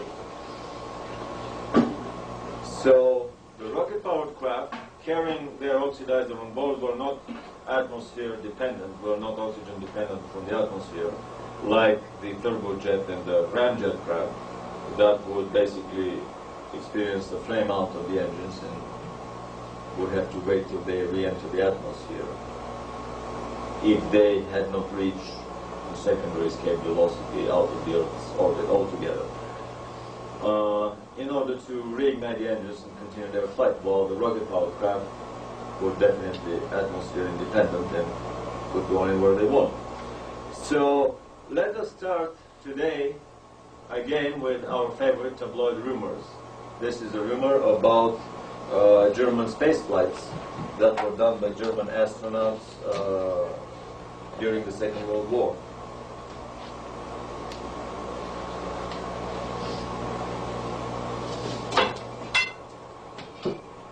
And if you can turn on the lights, and this one, cool. Quickly world news, as we mentioned yesterday, a mouthpiece of the intelligence services, as are similar tabloid papers on the other side of the curtain, in my opinion, is a very important source of information about secret government projects. This is the paper that doesn't talk much about soap operas and royal romances or perturbations in the frequency of certain, how should I say, royal couples. It talks more about secret technology and paranormal phenomena that, in my opinion, exist many times over the scope of the presentation in the paper. Of the only two topics that I found debunked in a tabloid newspaper, and I repeat, it's the very word seems very funny, the very expression, something debunked in a tabloid paper. Tabloid papers by default do not debunk anything. On the contrary, the crazier the better, the more papers they would sell. The first story was the story about the Canadian author, I forgot the name, who wrote the book Other Losses, about the 3 million Wehrmacht and SS soldiers that were put in the German concentration camps by Eisenhower. And in 3 years, from 45 to 48, 1 million died out of these 3 million. According to the book, I have not been in these camps, I have not read the book, but I'm just following the article in the paper. Relief trains with food coming from Switzerland were returned at the gates of the camps, which speeded the death of the soldiers. 1 in 3 died. This was a story that was viciously debunked in the paper. For obvious reasons. If there is some merit to that, obviously, that's quite a disturbing story for the official, well, how should we say, for the secret American government. The other story that was debunked was a story about German astronauts that were launched in 1943. And immediately a big red light flashed in my mind, and I dug into my files. Could it be that they really sent some astronauts, and because rumors about that started leaking out, now they are quickly doing a mopping up operation. So in my files, I found, Gary, would you please just lift the back end of it so that we can see the top of the rocket. This is the giant two-stage ICBM, the America rocket. This on top is a V1 rocket, a V2 rocket with specially made delta wing stabilizers, which is sitting inside the giant first stage. This is the America rocket. We can see a single engine. Well into the 80s, the Russians could not make such a large engine, so their Vostok rockets, the Vostok first stage, has 5 stages by 4, 20 smaller engines, a battery, a cluster of 20 smaller liquid fuel engines, because the Russians could not master the alloys and the production of such a giant combustion chamber and nozzle, such a giant, basically, rocket engine. The rumor says that 4 of these rockets were fired at the East Coast in their altitude they would reach 3,050 kilometers, which is 3.5 times the altitude of the Vostoks, the Geminis, and the Mercury space flights. So this is definitely a suborbital space flight. It would qualify for astronauts' wings from NASA if it was done today. And the rumor is that the V2s on top of the first stage, this is the A9-A10 combination. A9 is the first stage, it's a giant V2, 10 stories tall. The normal V2 is about 3 stories tall. The V2 plus the first stage, the whole America rocket was 10 stories tall, which is an incredible achievement half a century ago, 1940, basically in late 40s. And the rumor is that 4 manned wing versions of the V2 sitting on top of the A9 rocket were fired at the East Coast. So here is one account of German space flights done with rockets. And this is a drawing of the rocket. In the first version, they had a slightly swept wings, very similar to the Messerschmitt 262 turbojet plane wings. And we can see the crew compartment. Actually, it's a solo cabin for one astronaut on board. I've discovered photographs of the German spacesuit used in the flights, and a careful examination reveals that it's a full-fledged, full-pressure spacesuit because the gloves are attached with a pressurized seal here, and the other glove here. This is a side photograph of the spacesuit. Again, we see the seal of the gloves. Quite well, very good, how should I say, transparency. The first Russian and Mercury spacesuits had only one little kind of a windshield in front. This is more of the Apollo type spacesuits where the whole, almost all of the helmet is transparent. Although riveted here, still this is quite an achievement for 1944. Then I discovered drawings of the rocket-propelled saucers. These were 4 rocket engines, outboard engines, spinning the craft around. Actually, the outermost section of the craft was spinning around. These were standard issue V2 rockets or rocket engines, or maybe some of the other.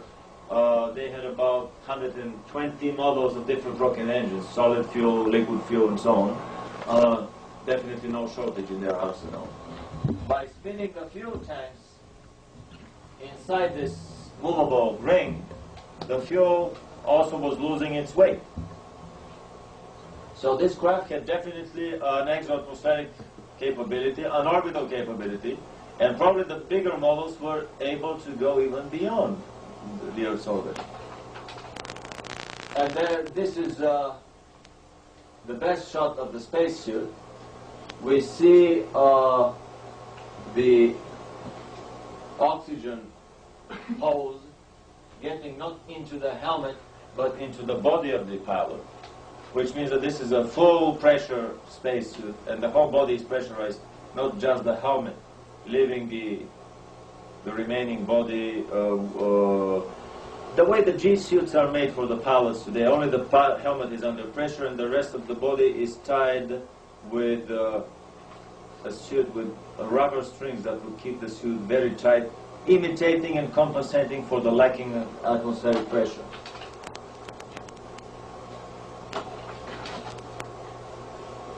Later on, I discovered in my drawings the first candidate for an exo-atmospheric craft was a drawing by a Schriever saucer, a giant saucer made by Schriever. And I was astonished when I read the dimensions here. The 3 legs of the craft, and the 4 legs coming from underneath, were 15 meters tall, 45 feet tall, which is about 5-story building tall. The craft itself was 10-story tall. And the diameter, 30 meters, or 90 feet. And the diameter of the craft was 60 meters, which is 180 to 200 feet. This is a football field-sized dreadnought. It was powered by gas turbines running on fuel and oxygen that was stored in two reservoirs that were basically donut-shaped hollow pipes around the circumference of the craft. Probably the oxidizer is more in volume than the fuel, as with the normal rockets. That's why one of the fuel tanks is bigger in diameter than the other one. And the fuel from here would power these turbines. 1, 2, 3, 4, 5, 6, 7, 8 turbines. The exhaust gases from the turbines were exiting at the periphery of the craft. The load of these turbines were high-frequency electric generators, which means that probably this was a spinning magnetic field craft that had no moving mechanical parts other than the turbine generators inside. Nothing else was spinning from the hull of the craft. So the anti-gravity field was created not by spinning brute mass, but by spinning an energy field around the stationary mass of the craft. And another confirmation that this is so came from the careful analysis of the engineering drawing of the craft, where it becomes obvious that there are no moving parts on the periphery that rotate around the stationary cabin in the middle, which means that you cannot spin the cabin for obvious reasons. The astronauts will go insane inside. So, this being so, obviously the Germans were using some superconductive material. I heard rumors that they produced room temperature superconductivity by lacing aluminum with mercury. Very simple, straightforward procedure, which has been kept by the Illuminati secret ever since. And thus they were powering the magnetic field generators on the periphery of the craft. And the final confirmation that this is an interplanetary craft came from very careful analysis of the engineering drawing. This is the standard German way of submitting engineering drawings for approval. This is probably a copy of some original sheet that came with the project. There are big compartments here, and I was curious, are these fuel tanks? What the hell are these? And then I saw this little thing here that looks like the drawing of a door on an engineering drawing, the way they draw doors in Europe in an architectural drawing. And I said, gee, if this is a whole floor, and these are the drawers to these floors, then we're talking about a 10-story tall building. 10 by 3 is 30 meters, exactly the size as they are giving here. The height of the craft is 30 meters. So another confirmation here. And finally, when I was reading the text, on the topmost and the lowermost floor it said Kommunikationsräume, which means the communication hall or the command post. The second floor, the next floor, was labeled Tagesräume, which is the mess hall, the crew compartment. And the third level from top and the third level from the bottom was labeled Schlafräume, the sleeping compartments. And we discussed this yesterday.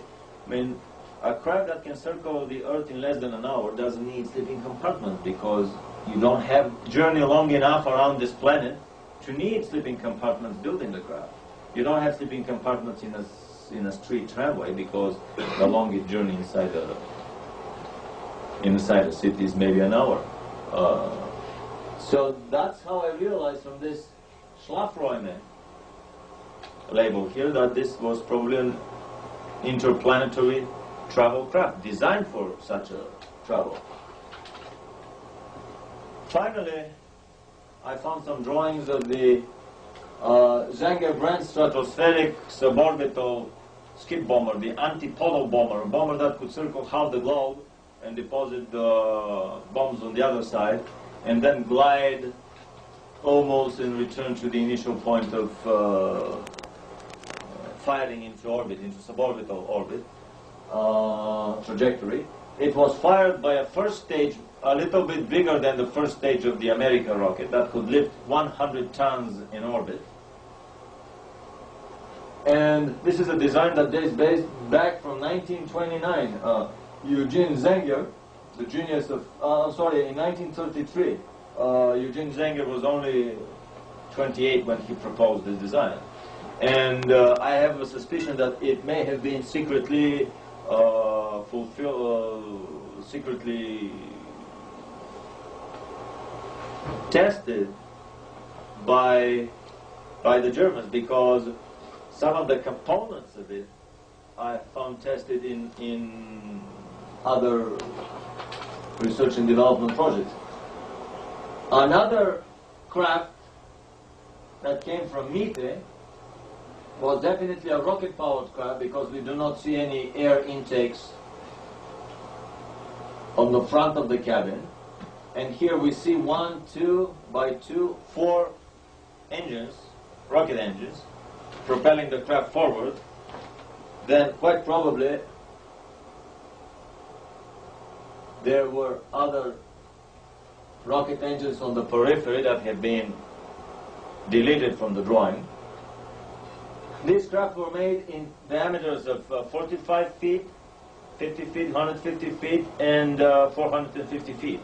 And I have a feeling that the larger diameters were capable of going to the moon and back on basically a few truckloads of kerosene or alcohol and a few truckloads of liquid oxygen.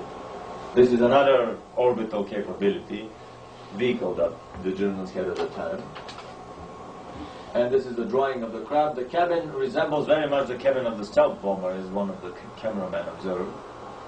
And here on the periphery were the rocket engines that were spinning the whole outside disk of the craft that contained the fuel tanks. Armaments, crew compartment, and navigation were in the center cabin that was not spinning.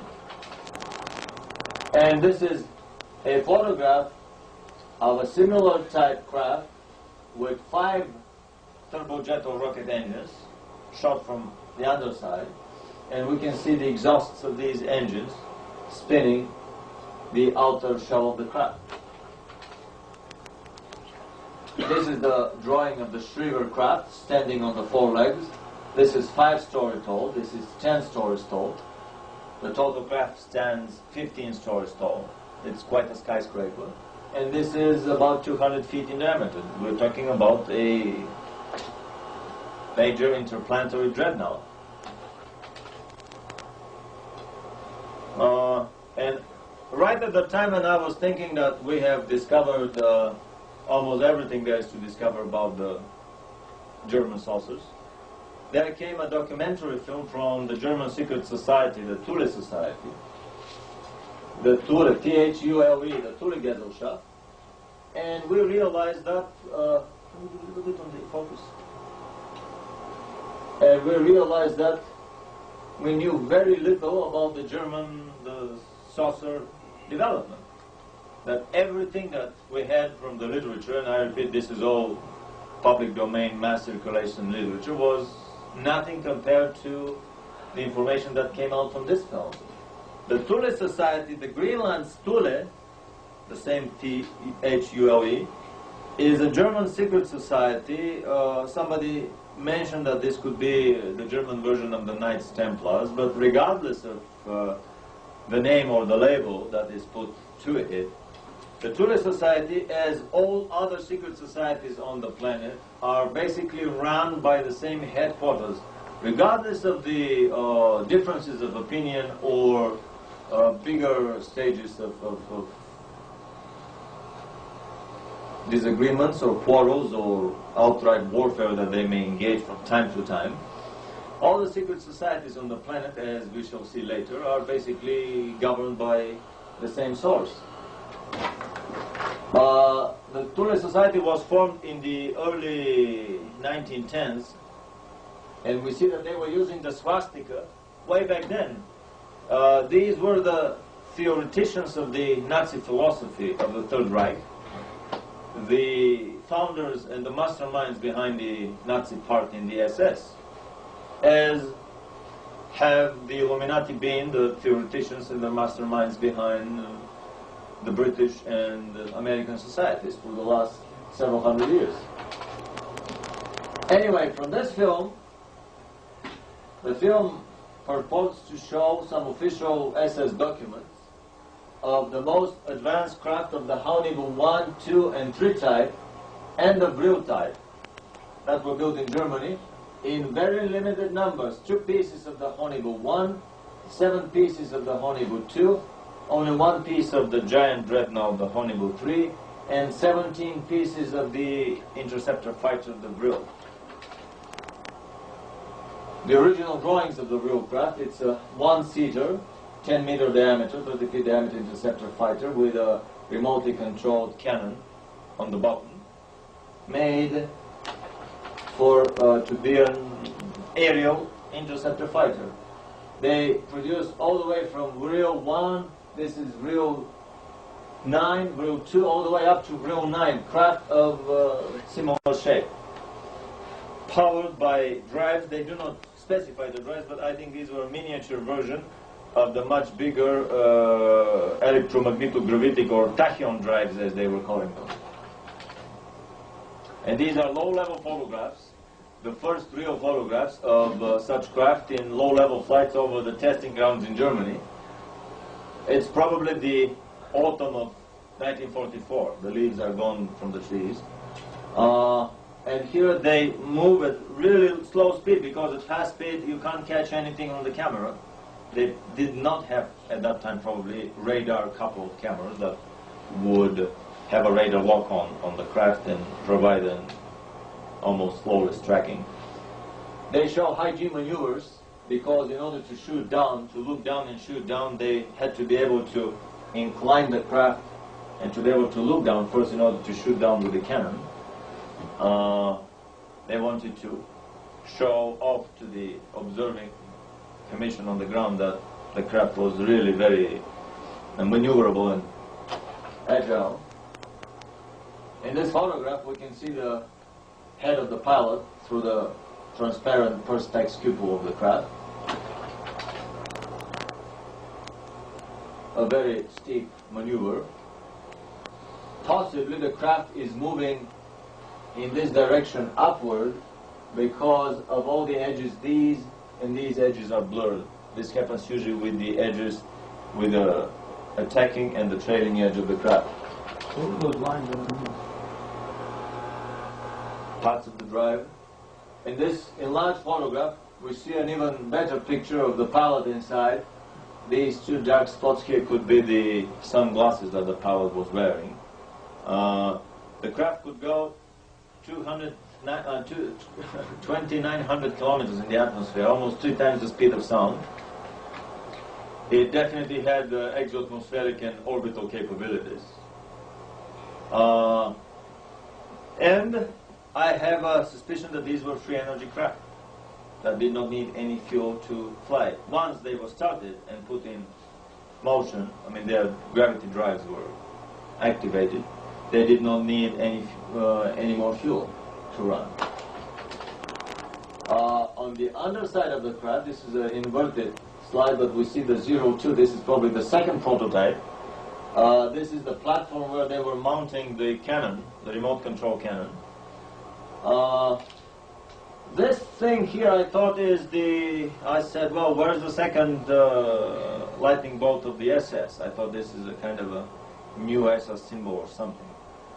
Then, even the authors of the film did not know what this thing denoted. The crafts were named Brill, and Brill in Germanic language means the life force. Basically, craft utilizing the never exhaustible, always automatically replenishable life force. And then in a book on Asian occult, German occult traditions, they had a chart of the runic characters, and this is the runic character for the life force. So it all drives together. The name of the craft, Brill, the meaning of the word Brill, and the pictorial symbol on the bottom all mean the same thing, the life force. So we were able to decipher this little puzzle here. 17 of the grills were produced. Quite probably they were tested quietly, low-key testing, and then they were flown to the German South Polar colony. We will talk about it in detail pretty soon. Bigger craft, the Honeywood II type craft, which were 25 meter diameter, about 75 meter diameter tank killers, were also produced. They had one big drive, a ball in the middle, which was a tachyon drive, an electromagnetic drive, which they were calling the tachyon drives. The Thule tachyonators. The Thule tachyon drives were produced on assembly lines. They had an assembly line production of tachyon drives in their AEG and Siemens plants in 44 and 45. With all these bombings going on, I mean, one is literally amazed how the Germans were able to cope with all of these things. A friend of mine who knew a Russian, he burst as a soldier. I mean, the Russians were astonished to find in May of 45, just a week before the war ended, 10 days before the war ended, the phone system was working in Berlin. And if a bomb hit somewhere, they would just announce on the radio, "Now, citizens, please plug your phones into the electrical outlets." They have devised a way to double the electrical outlet as a phone line. So if your phone lines goes bad, then you just move your phone and you plug it into the electrical outlet. And they had the German lady was on the phone when the Russian soldier burst in, fighting few hundred yards from the Imperial Chancellery in the middle of the war, I mean, at the end of the war in Berlin. The phones were running. I mean, this is the efficiency of the German industry, without being a neo-Nazi or a pro-German. I repeat, I'm a Slav here and a Nazi buster, but we have to give them their due for their efficiency. So in these underground caverns, they had more than enough space and fantasy and guts to build all these incredible flying machines. Armaments were added. These are machine guns in 3 turrets. The craft looks like the Adamski craft, and soon there will be a debunking article in the newspapers claiming that either this is a hoax from the Adamski source, or either the Adamski craft are hoax from the German source. But a careful examination, if we put the 2 photographs together, the Adamski craft doesn't have this ball in the middle. It has only 3 balls, and in the Adamski craft, these are the condenser balls, the balls of the drive system. In the German craft, this is the drive system in the middle, and these are the gun turret, the machine gun turrets. And there's another, more flattened turret on the rooftop. These were, and we can see low-level flights, probably the autumn, early autumn of 44, the leaves are still on the trees.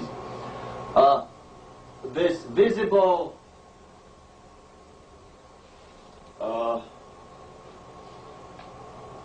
asymmetricity here, if we divide the craft, it looks like the cabin has been blown backward by a strong wind, or it's kind of a cake melting in our refrigerator, just taken out of the fridge. This is a very difficult, I mean, few hoaxers would do a hoax like this, showing an asymmetrical craft, because they would think they would be immediately accused of fraud. However, on the Adamski craft, because of the tremendous intensity of the electromagnetic field around the craft,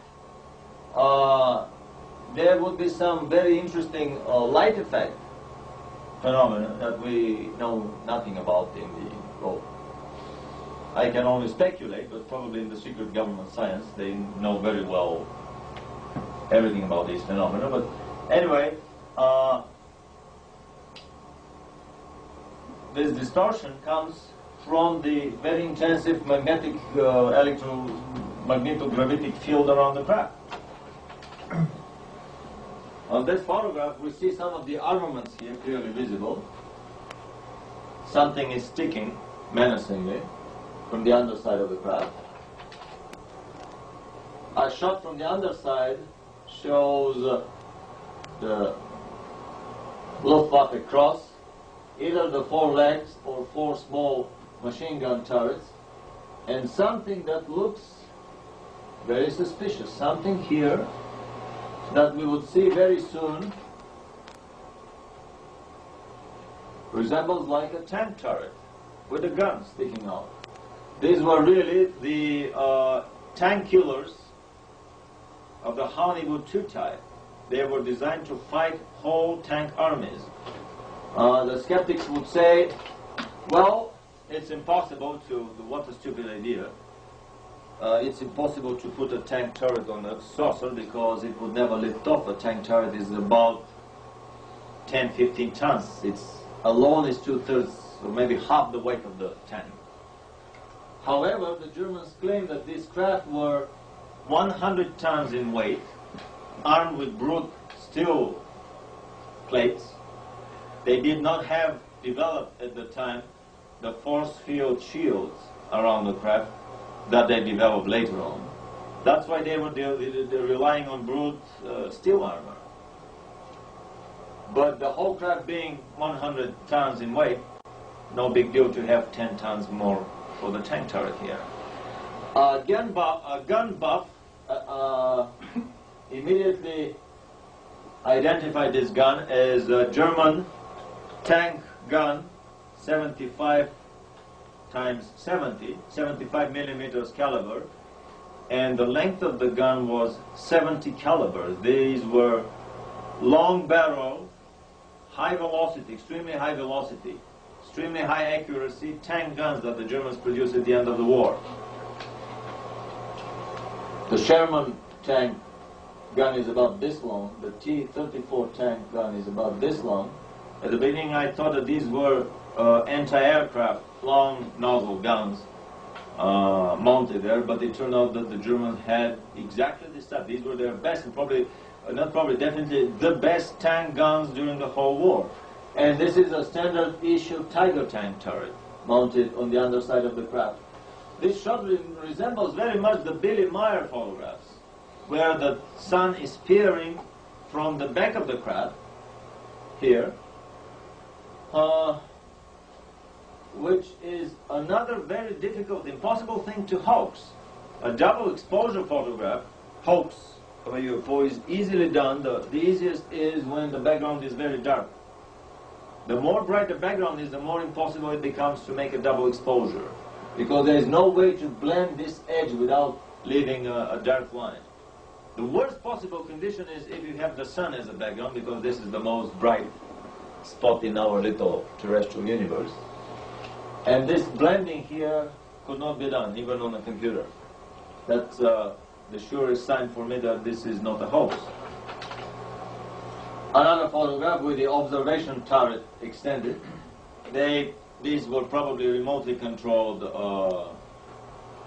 turrets with television cameras mounted. The Germans had fully developed television for remote controlled rockets, or for the tail gun turrets of their latest bombers.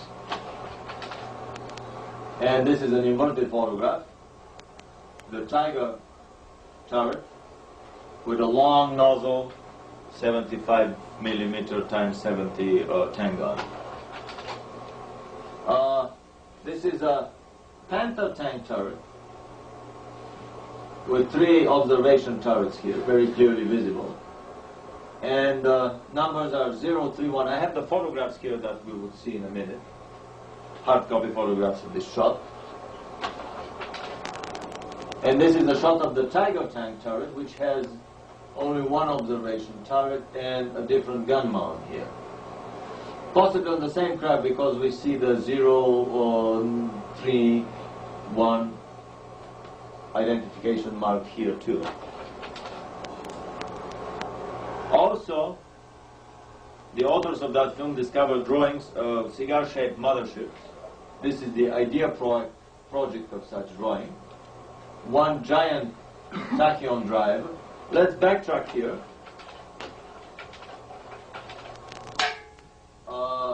Actually, that's enough. These drives were utilizing the Hans Kohler converter of gravitational energy into electromagnetic energy. Gravitational energy is not just the energy of a body falling towards Earth and having its energy change from potential energy into kinetic energy into some kind of useful mechanical work. Because this would be an impossible perpetual mobility to achieve. In order to get more energy out of this object, we have to lift it up again and drop it again. So the energy we lift would be the same or even bigger than the energy we get from the falling object. Ergo, perpetual mobility of falling objects utilizing gravitational energy is not possible. This is really so. But there are many other ways of obtaining energy from the gravity circuits. And one of them is the Kohler converter. It is a very simple combination of 6 coils wound in a very specific way, where the wire goes to one end and then it comes back in a kind of a double, 2 parallel wires being wound together, and then the 2 loose ends at the end are soldered. In order to eliminate the electrical component of the field of that coil and to have only a magnetic component. This is a specific winding that, according to the last film we did, documentary film from our Academy of Business Sciences about free energy formulas, designs and motors, in many of them such coils are utilized, where the winding goes with double strand wire insulated. The whole coil is wound, and then at the end these 2 wires are soldered together. Such a parallel winding, by the interaction of these 2 adjacent pairs of strands of wires, they cause the elimination of the electrical component of the magnetic field. Normal coils produce electrical and magnetic component. The coils with this double winding, double strand wire winding, have only magnetic component. Kohler was using such coils. Even he himself didn't know how the hell his device worked, but it really did work. He may have gotten it through a vision or a dream. Billy Meyer and his Pleiadians have stated 20 years ago that for the last 200 years they have been telepathically contacting terrestrial scientists and implanting visions, drawings, ideas, thoughts in their minds, and they would wake up one morning with a great idea. Gee, what a genius I am. I invented a new device. Little did they know that somebody was beaming hard at their thick skulls for the 10th consecutive night till they finally get it straight. Anyway, the Kohler converter was coupled to a Van de Graaff band generator. This is a high frequency generator. I have to investigate. I don't know many details about this band generator. And to a Marconi Kugel Wirbel dynamo, which is a Marconi spherical eddy current dynamo.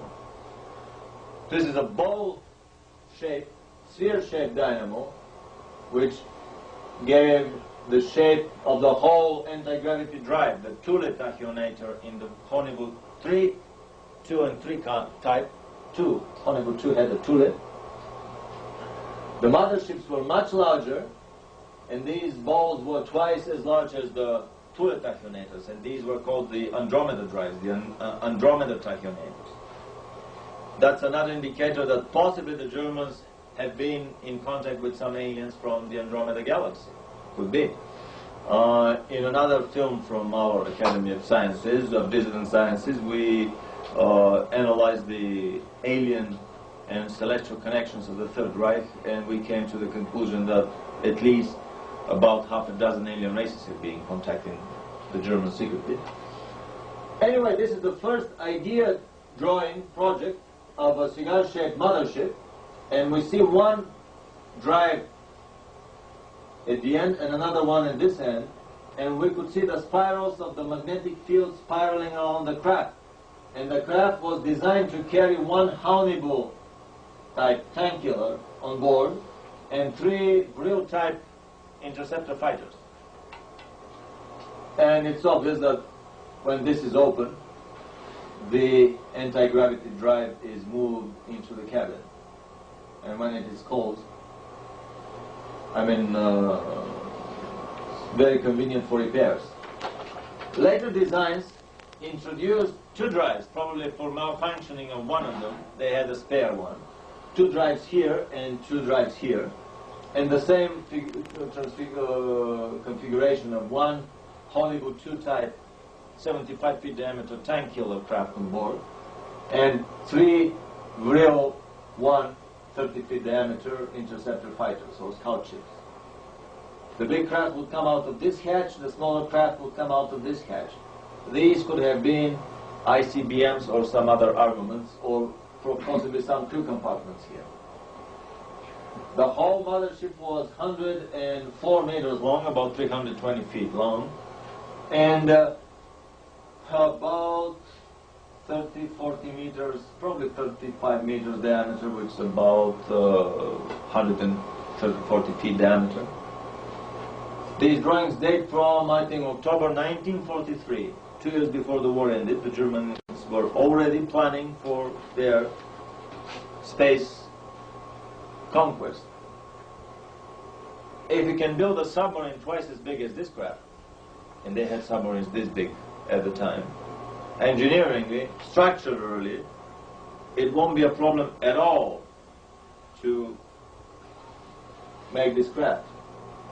I have a gut feeling that these drives were giant balls full of mercury, and the mercury was spinning, creating the anti-gravity lifting force.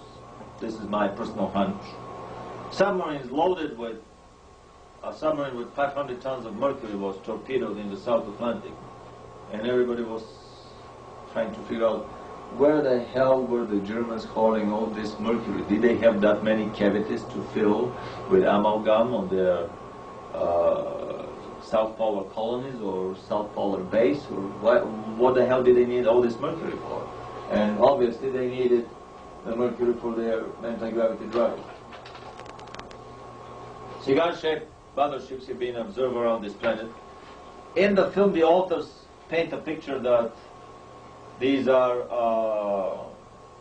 all terrestrially made German craft. I do not agree with them, and I think that dozens, if not hundreds, of races visit us each year, and this has been the case since time immemorial. Another photograph of a longer cigar-shaped mothership around Earth. Some of these could be German. And a photograph of a much bigger cigar shape hanging over one of the moon craters. Photograph that came from an amateur astronomer on Earth. He took the picture with his telescope.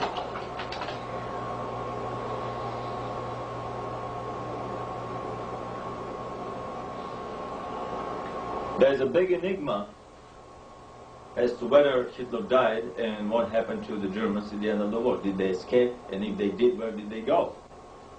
And we would turn, as usual, to our favorite tabloid sources to kick off another exploration. This time, the German presence on the South Pole. Can we lower this a little bit? With the, there's a bolt, yeah. The other way. The UFO mystery is finally solved. Solved? Yeah, excellent. It is not UFOs that visit our planet, but Germans riding UFOs that come from a secret South Polar base.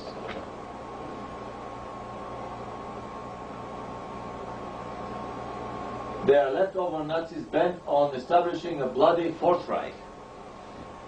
These subtle overtures, the frightening of the masses with the Fourth Reich impending victory again over us, is another hoax, another threat of choice, the Nazi threat, sister threat to the alien threat and the ecological threat. From the never-ending Pandora box of the Illuminati, for reasons which we should discuss in a minute. Anyway, let's see whether there is some ground to these rumors that the Germans established a massive presence on the South Pole. Harbinson, in his fictional book Genesis, talks about German South Polar expeditions in the 30s. They are built up from 42, 43, 44 of a massive colony there, and finally they are escaped by submarines at the very end of the war. The social scientists, all the elite German scientists, disappeared, probably there. Fictional account. And later on they have been doing abductions on the terrestrial population for their own genetic experimentation purposes. From their saucers flying without any damage or resistance all over the globe. Is there any truth to these tabloid or fictional rumors? Or could this be another designer leak by the secret services and the Illuminati? The story is that the Germans escaped to the Queen Maud Land, which is south of South Africa. The present-day Queen Maud Land, the Norwegian queen, I think.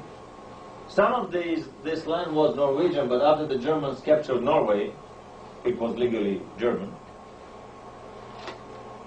And they established a colony there in the land that they renamed the Neuschwabenland, right south of South Africa. So let's see if there are some grounds to these rumors of the German presence there.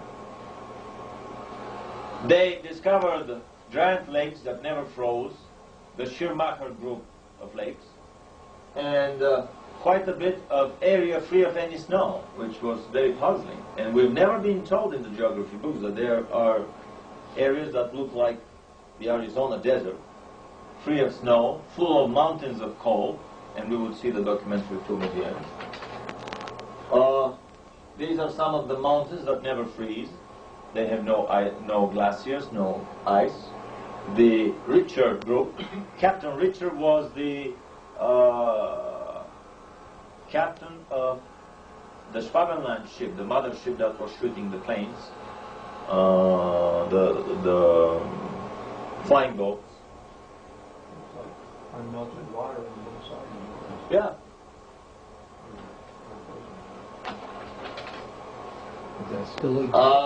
Certain German publications from the Canadian Samizdat company talk in great detail, Christoph Friedrich talks in great detail about the German social development and their escape and presence to this day on the South Pole. In many books of a similar nature, Hitler's Secret Sciences, The Morning of the Magicians, and The Spear of Destiny, researchers have talked at length about the occult, the magic, the shamanic, and the satanic exercises of the elite of the Third Reich and the SS. We have a whole 2-hour documentary, an interview with Chan Johnson and Al Bielek on the topic that covers this area in great detail. But the Germans were in contact with half a dozen alien races. They were also subcontracting for the Agarthian faction, of the, how should I call it, the fallen angelic presence on our planet. The Agarthian faction, the Agarthians were fighting the Shambhala faction of the same fallen angelic presence. We have to keep in mind that in the Hegelian world of the illuminated Luciferian empire, it's always the thesis fighting the antithesis. They would never leave a situation where there is only one thesis and no antithesis left for it to fight, so as for the natural selection and for the survival of the fittest mechanism to work and to bring on a never-ending evolution toward perfection, toward Superman, in the case of human genetics. So with this philosophy in mind, it is no coincidence that possibly these factions were fighting with each other. The door. I'm sorry, somebody is knocking. Hi. Can you get him Can we cut right now? Yeah.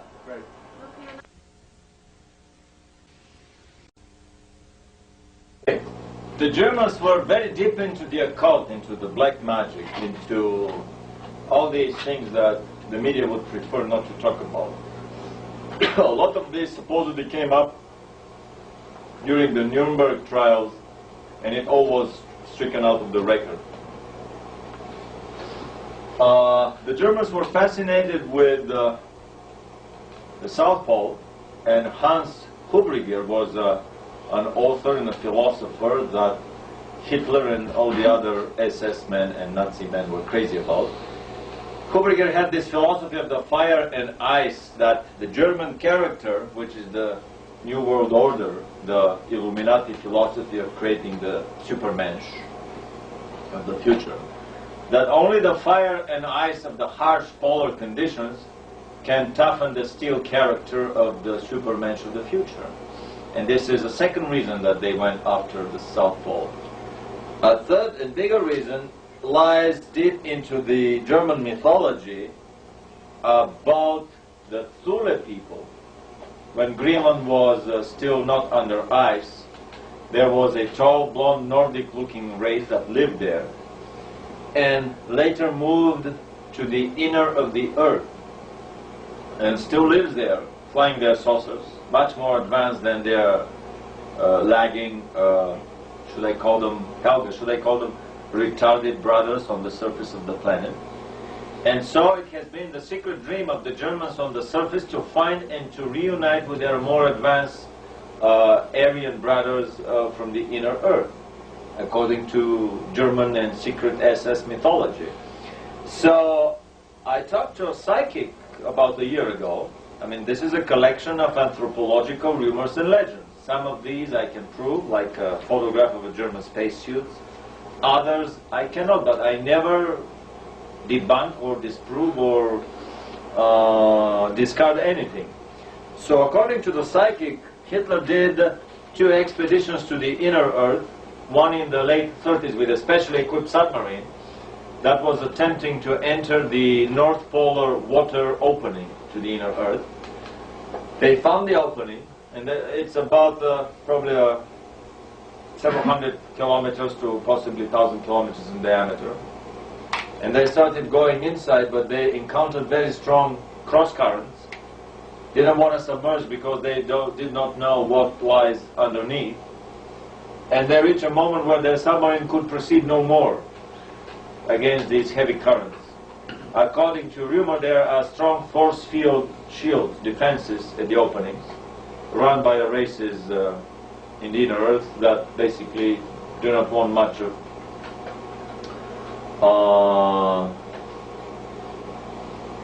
contact with us, the lesser developed savages on the surface. Another attempt was made in the 42-43 with a anti-gravity powered cigar-shaped 2-seater craft, smaller version of the giant mothership, and it makes sense because the Germans were always making small models of the much larger airplanes that they did. By the way, I'm chasing a rumor that they had an Arado flying boat that could carry 720 fully armed soldiers. I just heard the rumor, and I think I have something in the drawing. I'm looking for a photograph for this mystery plane of the Germans. Back to the South Pole, they always did smaller models of bigger engines or craft. So with these 2-seater cigar-shaped anti-gravity craft, they were finally successfully able to enter the inner earth and to contact the inner earthlings there. That was the third reason for the Germans to drive to the South Pole. And the more obvious reason was that they were losing the war in Germany, and ever since the United States entered the war, it became obvious to anybody who had some international cosmopolitan education in Germany that they would lose the war. To every German plane produced and flown in the air, there were 5 Allied planes. We have seldom been told these statistics, that the Germans had less than, about 1/5 of the planes. Probably the ratios of artillery, of tanks, and of other armaments were not much different. They were bound to lose that war. They didn't have the industrial capacity to match the Americans, the British, and the Russians. I mean, in the end of the war, British and Russians could freely bomb Germany with almost impunity. They couldn't reach anything of the Russian mega continent, very little of England, and nothing of the United States. I mean, they were bound to lose that war. So they basically decided to lose the European war in order to win the South Polar War. This is the same, I think. Yeah. So in the late 30s, in 1936, the SS party did a excellent 4-year plan for the colonization of the South Pole. The 4-year plan, very detailed plan. They were showing the areas without any snow. It's okay. Without any snow. And we see the seal of the first German Antarctic expedition, 1938-39. We see here quietly the oak leaves of the, this is oak, right? Yeah. The oak leaves of the Thule Society. It was under the sponsorship of the secret patronage of the Thule Society. They descended on the South Pole. This is a letter of congratulations signed by Göring, the Reichs Marshal of Aviation, to the members of the South Polar expedition. And one may think, how come that the aviation Reichs minister is interested in the South Polar expedition, unless they were preparing to build some bases there for the Luftwaffe. The motor ship, the research ship Schwabenland, was launching flying boats that were scouting the South Polar continent and staking their claims. They didn't even bother to land at all places. They would just drop flags with heavy poles. That was enough by international convention. And then they would register their claims with the International Court of Hague. And this is how, in 38-39, the Germans became the legal owners of a chunk of real estate probably as big as 2/3 of Europe, south of South Africa, on the South Pole. Here are members of the expedition staking the claim. Much later, photographs appeared in the late 40s of the German colony in the Neuschwabenland from an altitude way above and beyond the altitude of the biggest stratospheric bombers at the time, which was about 10-12 kilometers. This is an altitude of 60-70 kilometers, maybe 100 kilometers, basically Earth's orbit. And the speculation is that this is a photograph of the German South Polar colony from a saucer, from that height. That coastal region? Excuse me? That coastal region? Yeah, close to the coastal region. This is a photograph of the German Space Control Center on the South Pole. At the beginning I thought, nah, it looks kind of cylindrical cavern like the insides of a U-boat. But then somebody observed, well, how come then this guy is standing inclined 45 degrees if this is a U-boat?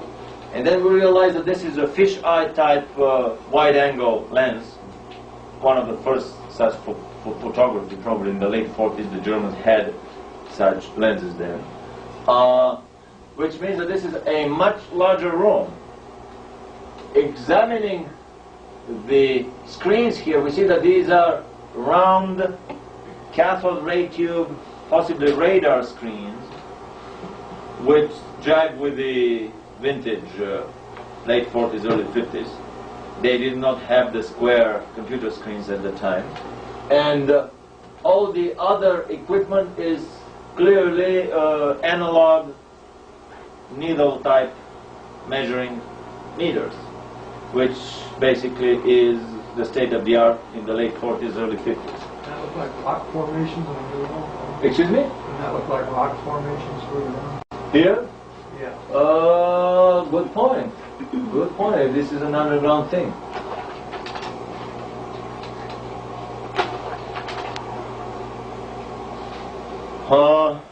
How could the Germans do that? How could they move so much stuff to the South Pole? Simple logistics. I mean, I have this question again. How can you do that if you are the Kriegsmarine chief of operations? It was so hard for Admiral Byrd to go there in the 20s and 30s, until a friend of mine told me, who is a U-boat buff, Henry Stevens from the German Research Project, one of the persons that has helped me tremendously in my research. He discovered that there were German transport submarines that could hold 5,000 tons, that were 5,000 deadweight tons, which is about 2.5 times as much as the standard Allied Liberty class transport ships. The Germans had 2.5 times bigger submarines than the Allies were building surface ships. These submarines were so huge they could carry bulk cargo, they could carry personnel, they could carry armaments, anything. They were building them in sections on assembly lines in several dry docks at incredible speed. And from 42 on, about 100 submarines were allocated for, I mean, quite a sizable number of submarines were allocated for service in the South Pacific, basically the South Pole colony. Admiral Dönitz and the SS elite decided to start building the last bastion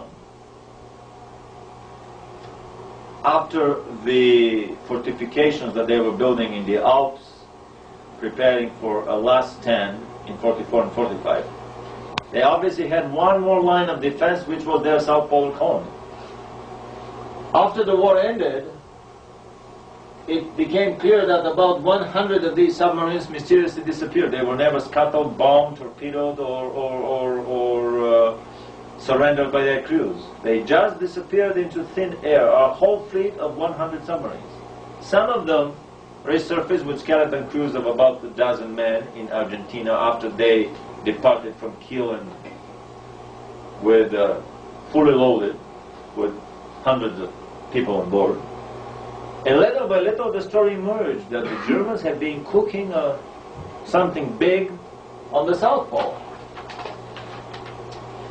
The biggest breakthrough came for me when I discovered the secret. This was the magical key to the German South Polar Kingdom. This is a submarine propulsion drive made by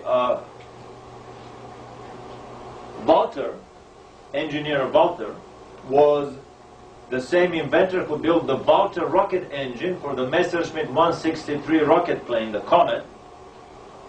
And the same engine was also used for the Schriever rocket-propelled saucer that probably flew at 4,000 kilometers an hour, 4 times the speed of sound. Admiral Reichs Marshal of Aviation Göring is rumored to have climbed and flown one of these saucers. So what Walter discovered was a typical German engineering genius. He made an underwater rocket. He basically made the submarine to carry its oxidizer on board as the rocket carries its oxidizer on board. It had the usual tanks of diesel fuel and another tank for the oxidizer called Ingolin, in the name of his son, Ingo, or whatever his name was, which was hydrogen peroxide. Simple hydrogen peroxide that they were using for the drive for the fuel pumps for the V2 rocket, or as the fuel of the Walter rocket engine for the Messerschmitt Comet rocket plane. And there would be a fuel pump similar to the one in the V2 rocket engine, fuel pump that would pump the fuel and the oxidizer into the reaction chamber, into the burning chamber. The oxidizer, through these regulating valves, this is a triplex pump, a three-flow pump. The oxidizer will come to the reaction chamber and through a catalyst, I don't know, I forgot what was the catalyst for hydrogen peroxide, but silver or some simple substance, would decompose it explosively into, very energetically, into hydrogen and oxygen. We have a ready-made fuel and oxidizer. And they would be sprayed into the burning chamber together with the fuel. We have a spark plug. The mixture would ignite and drive a standard gas turbine. There was a smaller gas turbine for the reverse, direct drive shaft. Actually, probably with some reductor because that's too much RPMs for the poor propeller.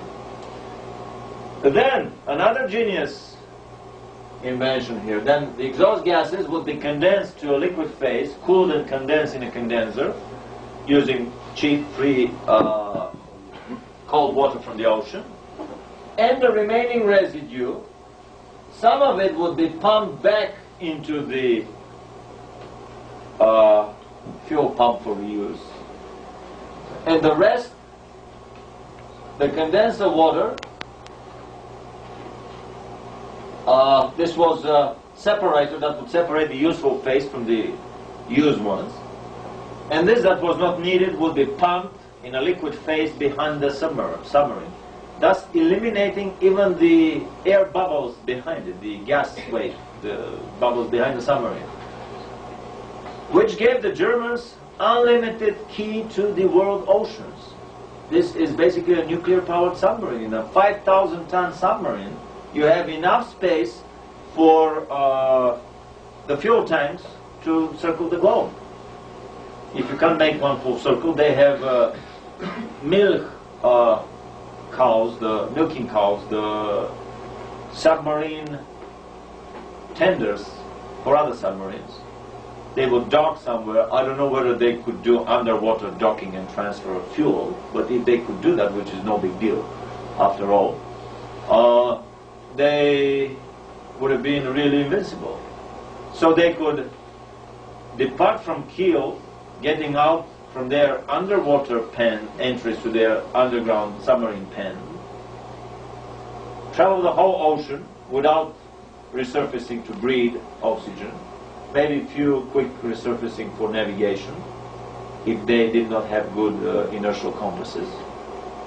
They would go under the ice sheet of the South Pole, which is the biggest hurdle, and this has been one of the biggest problems with all other expeditions, and enter into the underwater entries of their underground submarine pens and then resurface inside, where it's warm, never freezes, and they could be drinking their coffee all throughout the cruise without any interference by enemy planes or submarine chasing ships. This is the key to the South Polar Colony, the German South Polar Colony. With these giant 5,000-ton transport submarines, they could move any number of material and people with impunity. We have not to forget that the tachyon drives that they were using for the flying saucers, basically the color converter could provide unlimited electric energy to their submarines. So that is another system, even more advanced than this one, because this one still needs the hydrogen peroxide and the diesel fuel as fuel. The other ones were free energy submarines that could circle forever. They were more advanced than even the nuclear submarines of the present day. But the Americans and the Russians tried in the mid-50s with great difficulty to build such a hydrogen peroxide submarine, the Bartle cycle submarine. They each built one and abandoned them because the nuclear-powered submarines were already coming in service. Almost 15 years after the Germans successfully tried that. They had about a dozen submarines of different models that were running on the Bartle principle, something that has been very little talked about. Late into the 60s and 70s, unmanned identified submarines have been observed in the world's oceans. Here we see the shade of a chaser anti-submarine plane. These are probably the submarines of the South Polar Colony. According to rumor, they have nuclear-powered submarines. I doubt that these are nuclear-powered submarines. These are probably free-energy color converter submarines. Maybe better for you if you don't see everything. There are some chairs over there.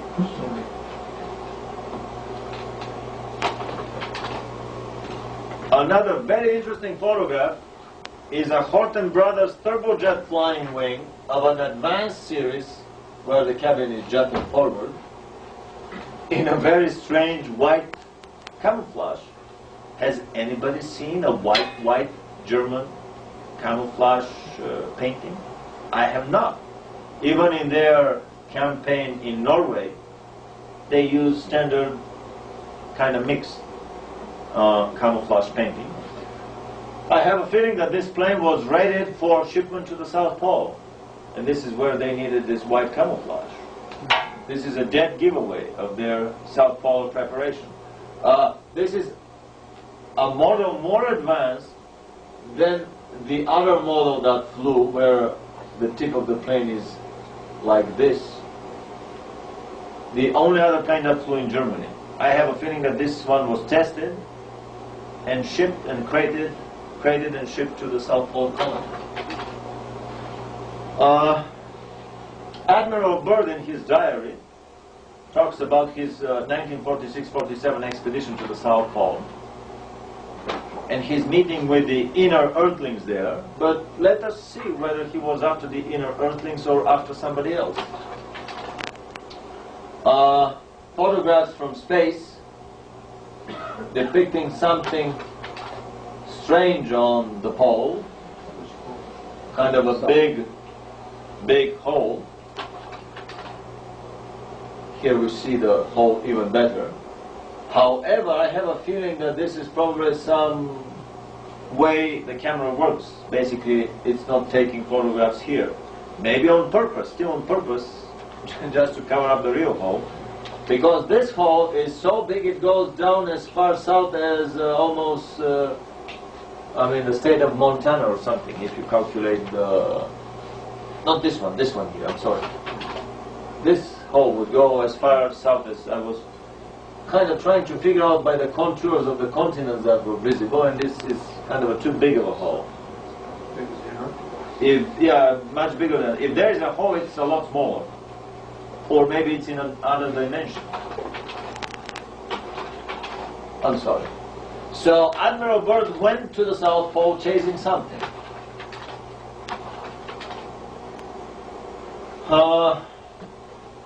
Some almost tabloid rumors about Hitler being alive,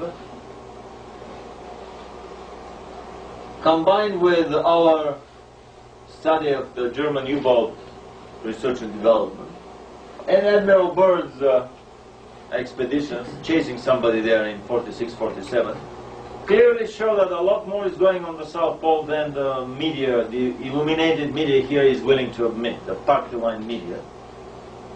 What exactly is going on the South Pole?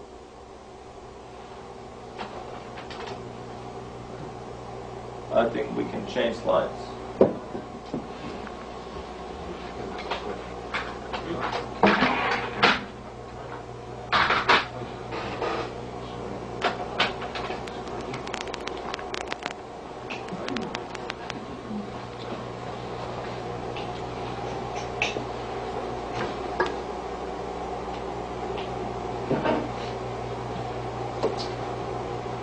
Admiral Byrd went to the South Pole in the 20s, 27, 28, then in the 30s, 36, 7,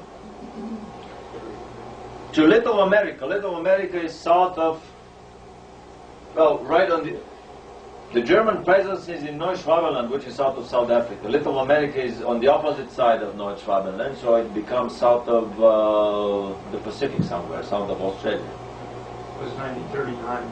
Second expedition. Yeah. I found some second-hand, some used bookstore volumes on that expedition. for $80, and I'm probably going to get them because they have some very interesting photographs there.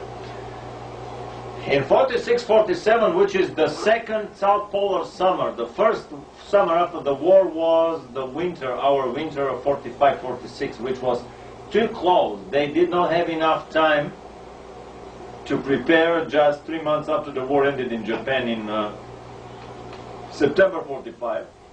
It was too fast for them. They probably had not investigated yet. The intelligence services have not realized the full amount of the German presence there. So, a year and several months later, in the next South Polar summer, which is the winter for us of 46-47, Admiral Byrd put together an armada of 4,000 men, armed ships, submarines, armed Coast Guard icebreakers, armed supply ships.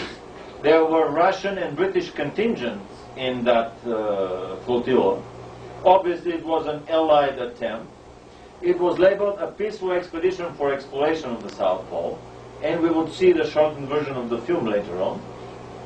However, in this peaceful expedition, we see the advancing American forces peacefully storming the white fields of the South Pole, yeah, with their amphibious vehicles, and other tracked unit.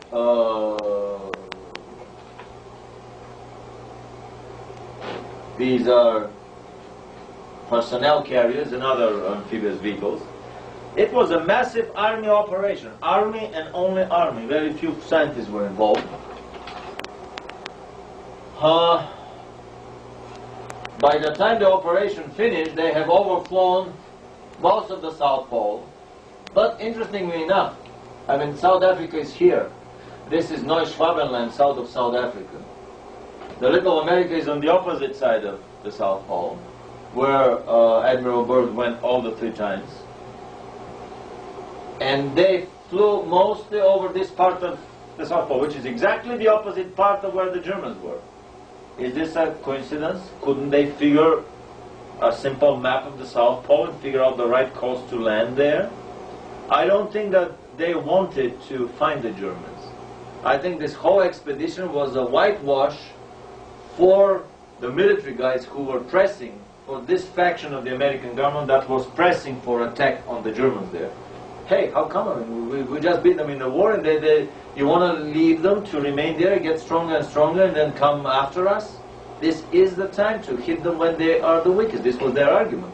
However, on a much higher level, the German presence on the South Pole has been brokered by the unified terrestrial Illuminati government.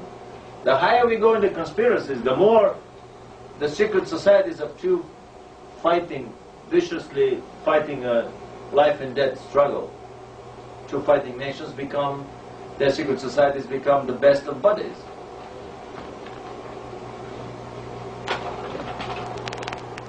Another map coming from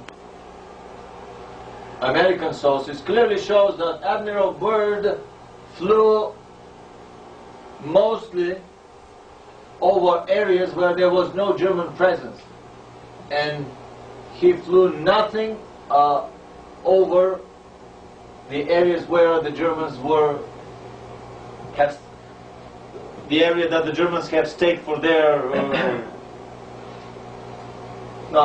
possession, the Queen Maud Land. There were very little flights over the Queen Maud Land.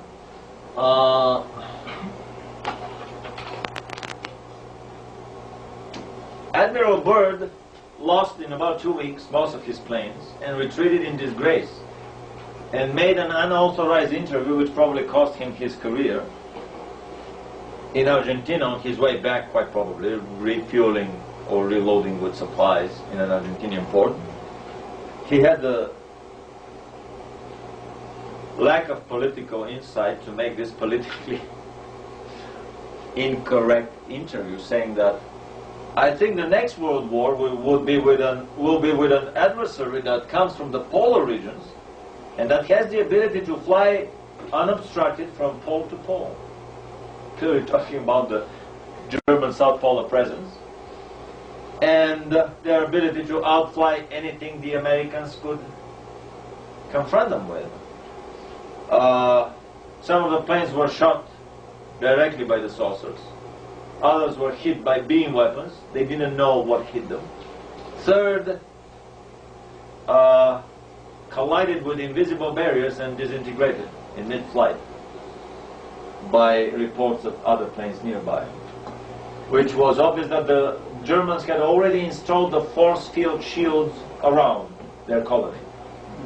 This whole operation was meant to show to that faction of the American military that, well, see guys, we can't do anything because they are a lot more powerful than us. Only the highest circles of the American government and the members of the secret societies knew that actually the German presence on the South Pole will become a joint project between Russia, United States, and Germany. In the German colony there. And secretly they would be involved in the future projects of space flight for anti-gravity, time travel. The Germans developed the time machine much earlier than the Americans did.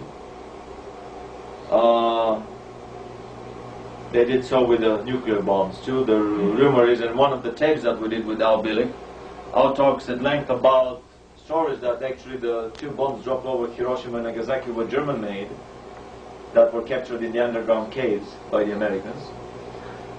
The American bomb was made of a giant howitzer barrel where they would shoot at each other two subcritical masses of plutonium. It was so heavy that no bomber could lift it in the air.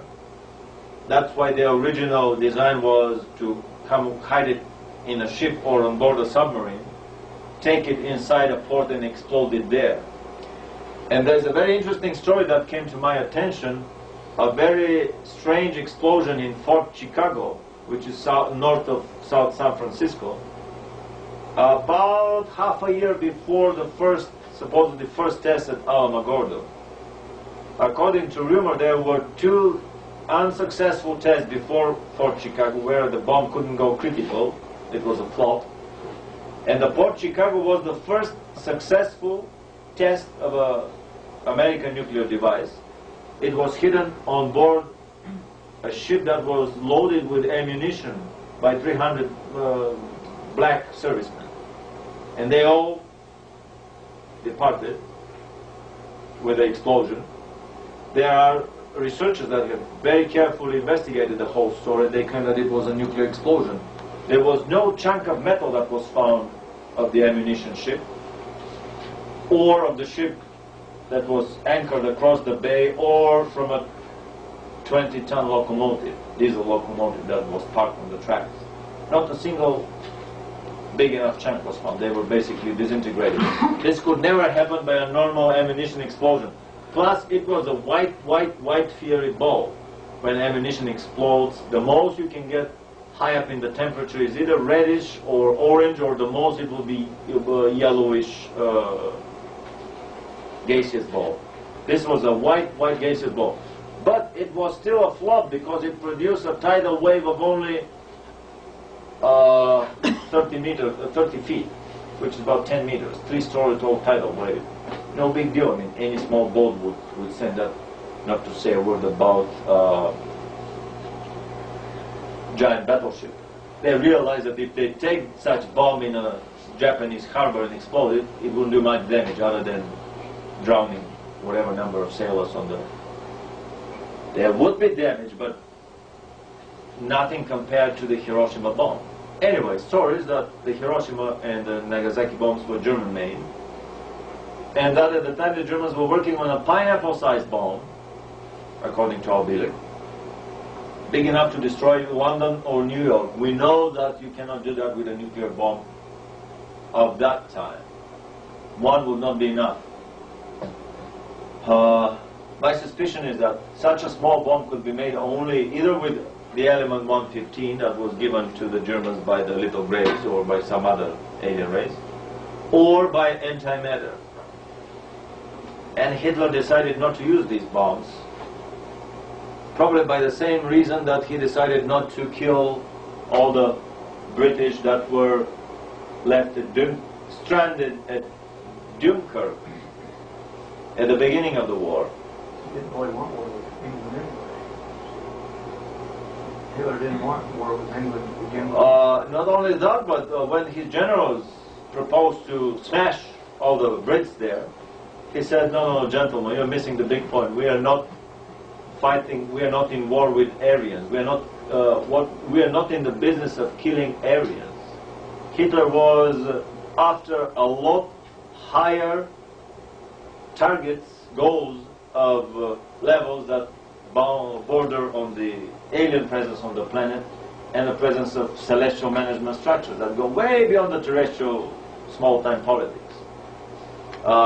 He was in the business of killing Slavs, that's for sure. That was the reason he decided not to bomb London or New York, after all. We have discovered here that they had the ICBMs ready at the time, and if the nuclear bombs were ready, I mean, all these cities could have been obliterated just with 2 shots. Anyway, in this documentary film came also the information about a giant naval warfare size craft, the Honeybull 3 craft, that was 74-meter diameter, which is about 220 feet diameter. This is bigger than a football field. It was armed with 1, 2, 3, 4 naval caliber triple gun turrets, and it was meant to fight whole armadas, weighing probably many thousands of tons. Only one of these craft was built, and at the end of the war, Germany decided to make a final desperate attempt to win one more alien support to their cause. So they departed on a search for alien partners on a no-return suicide flight to Mars.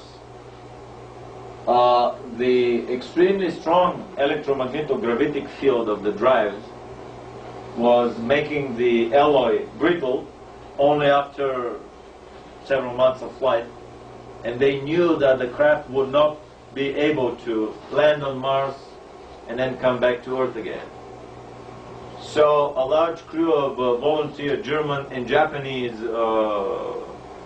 officers were chosen, and the craft departed in April 1945, a month before the war ended in Germany, for Mars.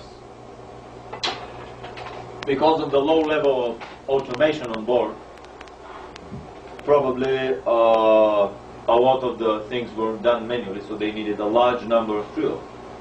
But with a limitless free energy on board coming from the color converters, they could afford to do electrolytic purification of the air, of the water, to take the urine and to recycle the water, and with some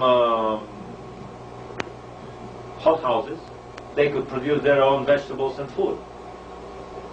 Drawings of a much larger craft, this is probably 150 to 200 meters diameter, probably 500-600 feet diameter, were also found on the drawing board. This was armed by double-decker gun turrets, smaller calibers underneath, bigger calibers above. This may even be a triple-decker gun turret here with the machine guns on top, a second and a third deck, and a double-decker turret on top, without the authors of the film being sure whether this project was pursued or not. But the drawings were there. And this is a drawing of the planet Mars with the Honeybull 3 craft approaching. Because of the weaker gravitational field of Mars, Mars has a smaller diameter than we do, and of the weakened alloys of the drive system, they couldn't squeeze the top power from the color converters, and they couldn't crank the power of the anti-gravity drives high enough. They were worried that they may just disintegrate. On top of that, the Martian atmosphere is thinner than the terrestrial atmosphere, but fully breathable. so they couldn't use it much for air braking. So they had a very heavy crash landing on Mars, and they destroyed the drives. But the craft survived. And this happened in the middle of January 1946, after 8 months of heavy flight. April 45 to January, mid-January 46. And they probably radioed their arrival message to their South Polar colony. And this is their story of the flight to Mars. Quite probably they coasted to Mars after an initial strong push in the stronger terrestrial gravity field. The rest was just coasting down to Mars, and they turned on the drives in the very last moment before approaching Mars.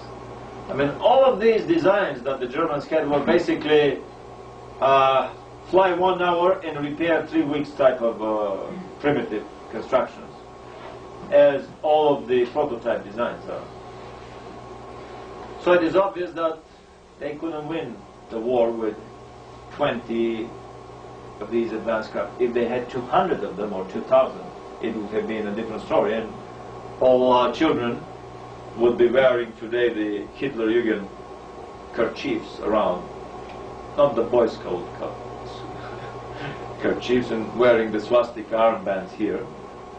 But it really doesn't make much sense, because if you think about it, the Russian pioneers, the Russian Youth Communist Organization, and the North Korean, the Kim Il-sung's pioneers, and the Hitlerjugend in Germany, the Hitler's pioneers, and the Boy Scouts here in this country have uniforms as if they were copied one from the other. I mean, carbon copies one of the other. And we start thinking, I mean, what is this invisible hand that pulls the string behind the scenes? Why is the youth of the whole planet indoctrinated in very similar ways? But we'll come to that in a minute. So, to even the score, probably the anti-German faction in the American government got the upper hand again. So, in 1958, under the guise of the International Geophysical Year, a whole flotilla of Navy ships descended on the South Pole. And according to the German documentary film, 3 nuclear-tipped rockets were fired in the late August, early September, at the German colony on the South Pole from the American ships. And they don't say what happened. My speculation is that the Illuminati were just playing little tricks on each other. The left Illuminati hand was using the German scare and the German presence on the South Pole to convince the right illuminated hand, the Russian and the American government, that they should spend more on armaments and warfare, and they should dig these underground shelters a little bit faster, because the Germans may come and attack and conquer us. The real reason for the underground shelters was much different. My research into the British Imperial War Museum and some other museums proved that the first prototypes of ICBMs that the Americans built almost 15 years after the Germans built their first ICBM were tested intensively, and in the end of the program, 3 of them were fired with nuclear warheads in the South Atlantic, which is just close to the south, to the German colony in Neuschwanstein, in the year, same year, 1958. Whether the authors of the film basically speculate, or whether nobody on board the American ship knew the destination, nobody other than the armaments engineer who had the codes for the destination with him. It is quite probable to shoot a nuclear rocket without anybody on the ship realizing where it is headed for. It's probable even to shoot a rocket with a nuclear warhead without the ship knowing that it's a real, the real thing and not a dummy warhead. My feeling is that the Germans had their force field defense well in place at the time, and simply this was a little Illuminati experiment. Let's have our left hand, the Germans with a force field shield in the South Polar colony, do a little test with our Reich and the American nuclear strike force and see that basically we can stop dead in the tracks all the radiation coming from the explosion. That's exactly what happened. The rockets either disintegrated upon impact with the force field shields, or they may have even exploded just to test the ability of the force field shields to withstand radiation. The Germans developed a lot of other bizarre weaponry that I have heard only rumors about. Let's go quickly over what I've heard about the Germans developing. On top of the sonic lasers that they use for digging their tremendous underground cities and caverns, they developed a death ray, a greenish radiation that was tested in Romania with devastating results against some Russian troops. Everything was packed, crated, and shipped to the South Polar colony after that. Another rumor tells that one of the convoys of German ships that was escaping to the South Pole at the end of the war was confronted by a big Allied armada, and then the Germans unleashed the beam weapons that they had been keeping exactly for such purpose. And one of the few survivors, all the ships sunk, just few men survived. One of the survivors said, "I wish that we would never be confronted by the same inferno that we were." Other reports were saying that the Germans created some light-emitting rocket drives, and an unmanned laser propulsion rocket reached the moon in 1938. This must have been an extremely secret project that was not run from Peenemünde, as were most of the social projects. They were run from even more secret SS and army establishments and by private funding, by private groups. Other rumors of advanced German weaponry, we just mentioned the nuclear bombs and the antimatter bombs developed in Germany. I heard that they produced a time machine at the end of the war. They were also working on the Philadelphia technology of their U-boats. But because they were trying this technology at the time when the U-boats were moving, the Eldridge experiment in the Philadelphia dry docks that Al Bielek is talking about, the Eldridge was stationary. So the Germans introduced one more component in the equation which screwed up the whole balance, and they lost all the U-boats. They could not bring them back. So the stories about the German U-boats surfacing last year in 1992 and captured by the American Navy, and the German sailors were puzzled when they saw this way more advanced ship on the horizon. The Americans were puzzled when they saw on the German captain's message board the calendar of 1943 hanging there on the board. The Germans still thought that it's 1943. For them it was just disappearing from 43 and reappearing in our time. So basically they did a jump in time, similar to the Philadelphia side product when the Eldridge went forward in time. The Germans were also working on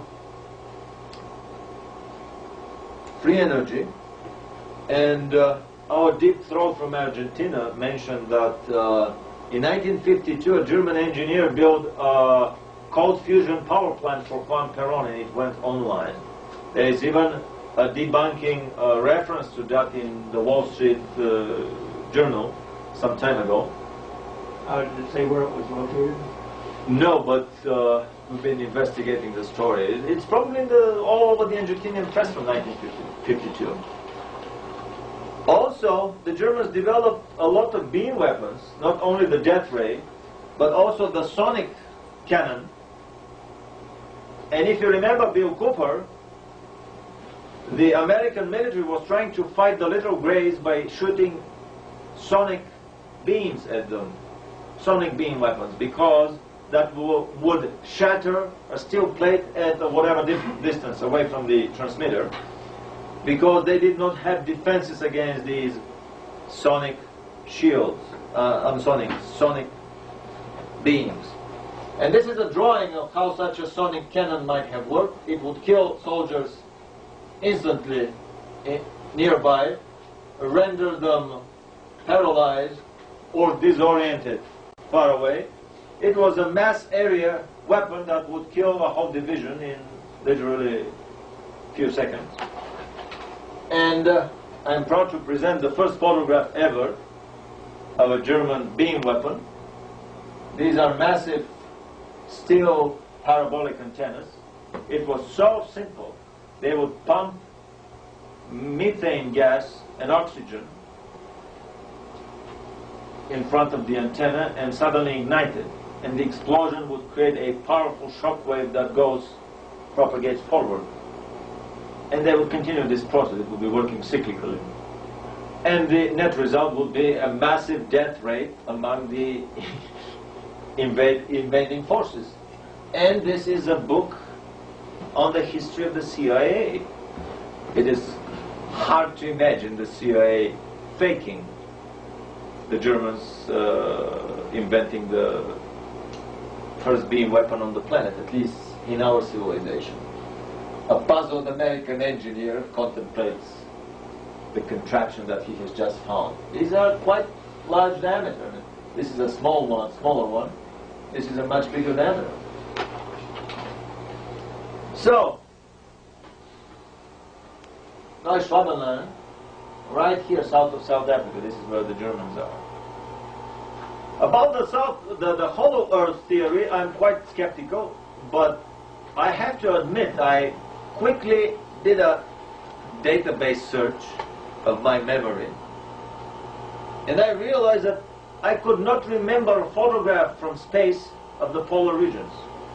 Not a single photograph. Actually, this is the only one that I found. Even funnily enough, in a 1-inch thick volume that was published recently, basically the New World Order contribution by the Russian and American and other space establishment.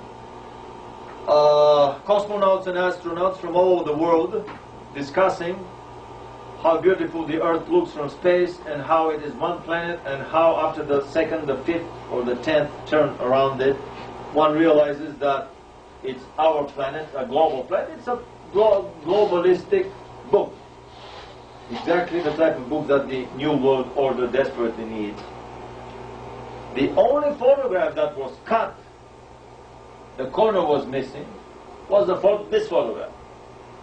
And the only place that it was cut through the South Pole.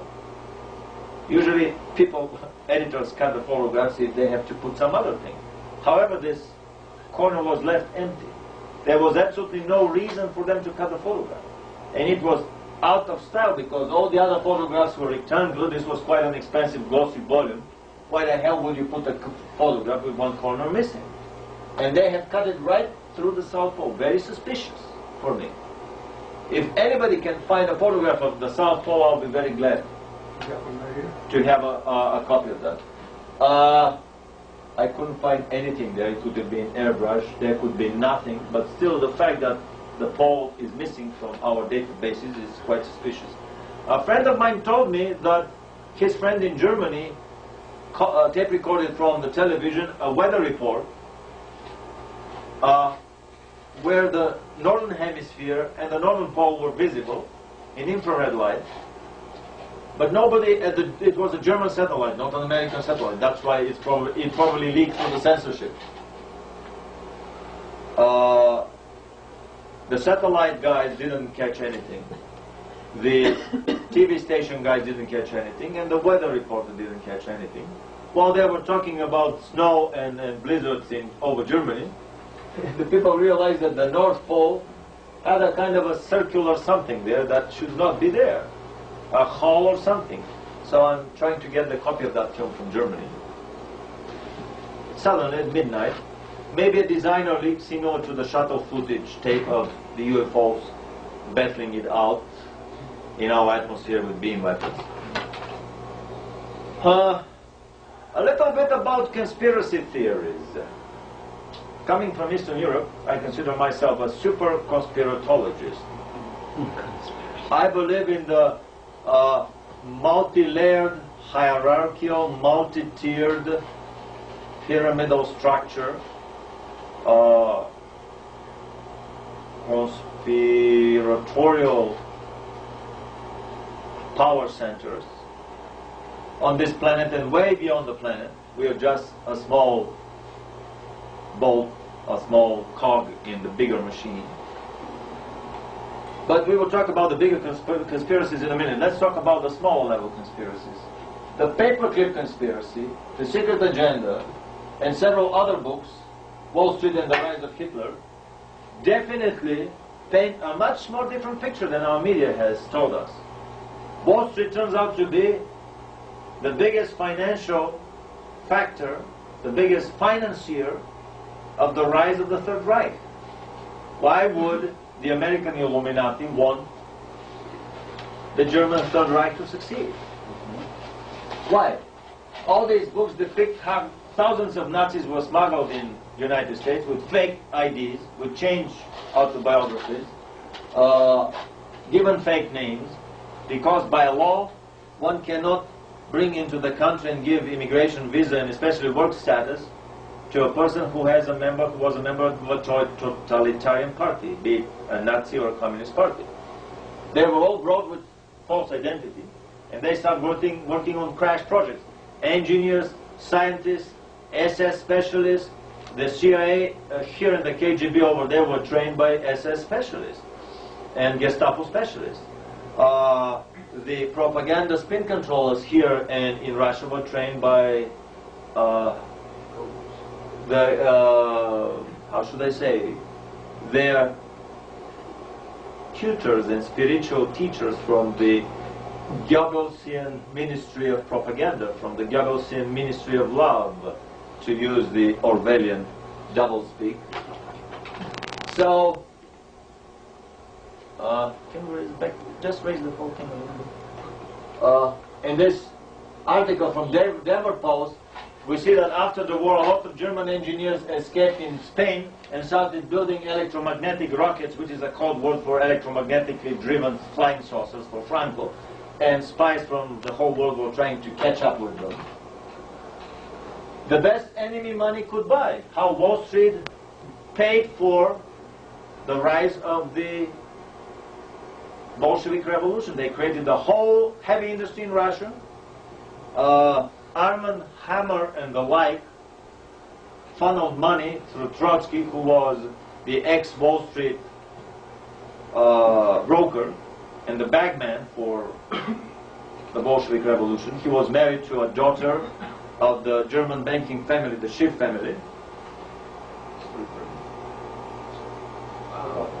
Yeah, I've been instructed that we're going to take a break about now. Is that correct? Are you ready? How is the tape going on? Oh, it's fine. We're one. This is another hour. That's the verdict. Yeah. Yes, We've got break. another hour. Break. We'll have another hour. Break. Okay. Well, what am I was just asked to stop you. Are we doing a break? It's either way is fine with me. Well, we can go another hour or do a break. What does everybody want to do? I'm not the decision maker in this process. Is everybody all right? Let's keep on going. Yeah. Okay. Let's go for another hour. Excellent.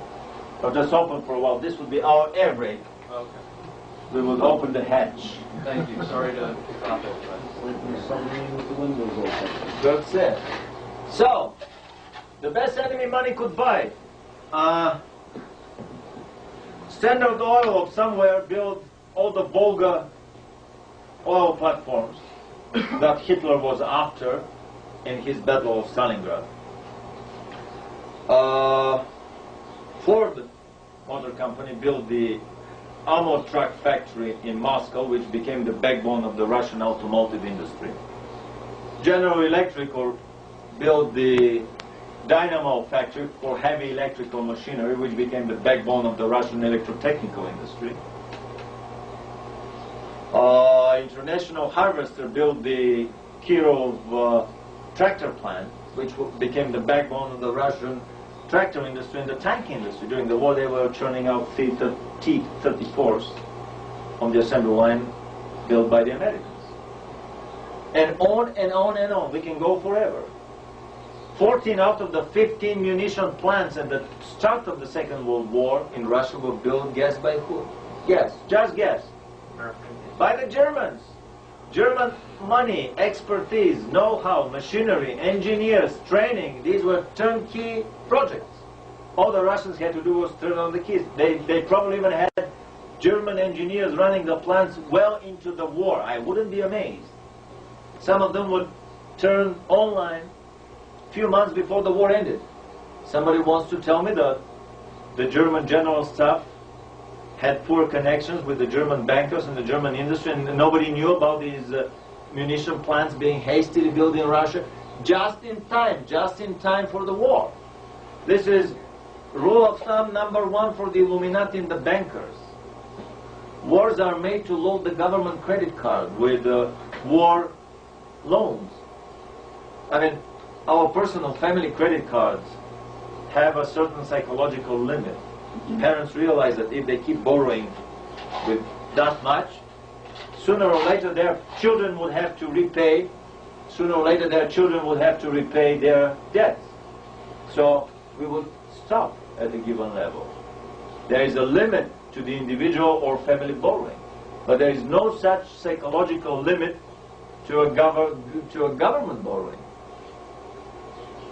The ministers are in the government today, they are out tomorrow. Who cares about how are these deficits and all this money onto the bankers going to be repaid?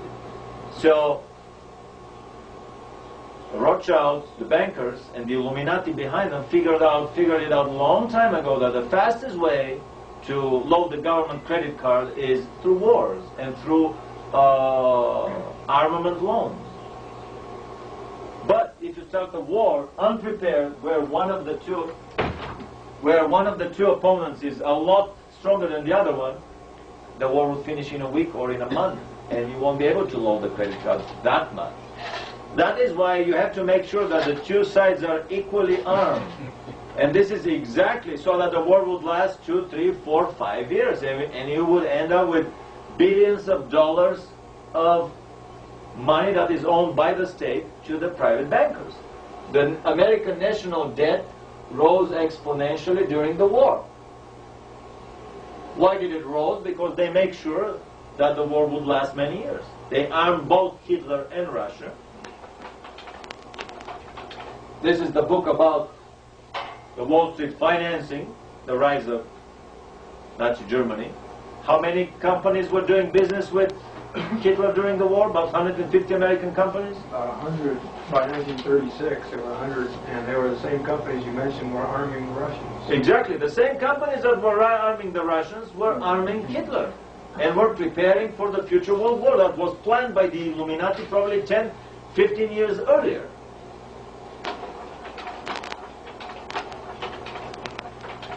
The best enemy money could buy. The whole Cold War was a smokescreen for all these years in order to clamp a tremendous security lid on the whole society so that the Illuminati can do with impunity all these secret projects that we'll be talking about here. All the giant underground cities, all the secret space exploration and so on. This is the most incredible drawing. The primitive Russian Petryakov 4-engine bomber, a flying basket, basically, compared to the B-29, the best strategic bomber in the world at the time. Under the wing of the B-29, we had the German twin rocket engine, almost delta wing, supersonic rocket interceptor, the DFS-346, that probably went supersonic way before Czech Jaeger did, 5 years before Czech Jaeger did.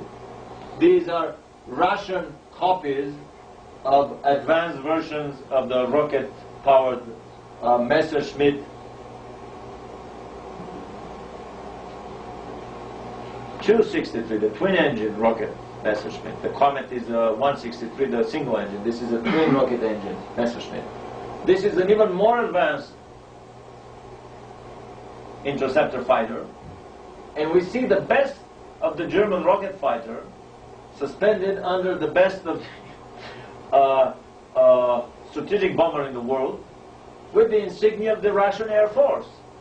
What a better example of a secret Illuminati transfusion and siphoning information for which innocent or not innocent people like these Rosenbergs were shot to death for divulging American nuclear secrets to the Russians, at the time when behind the scenes the Americans were arming the Russians to the teeth.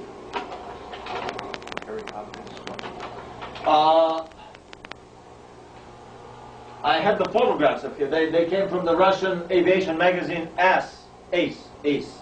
Flying Ace. Photographs. They didn't know what they were revealing. Photographs during the Cold War. How did these strategic bombers end up in Russian hands?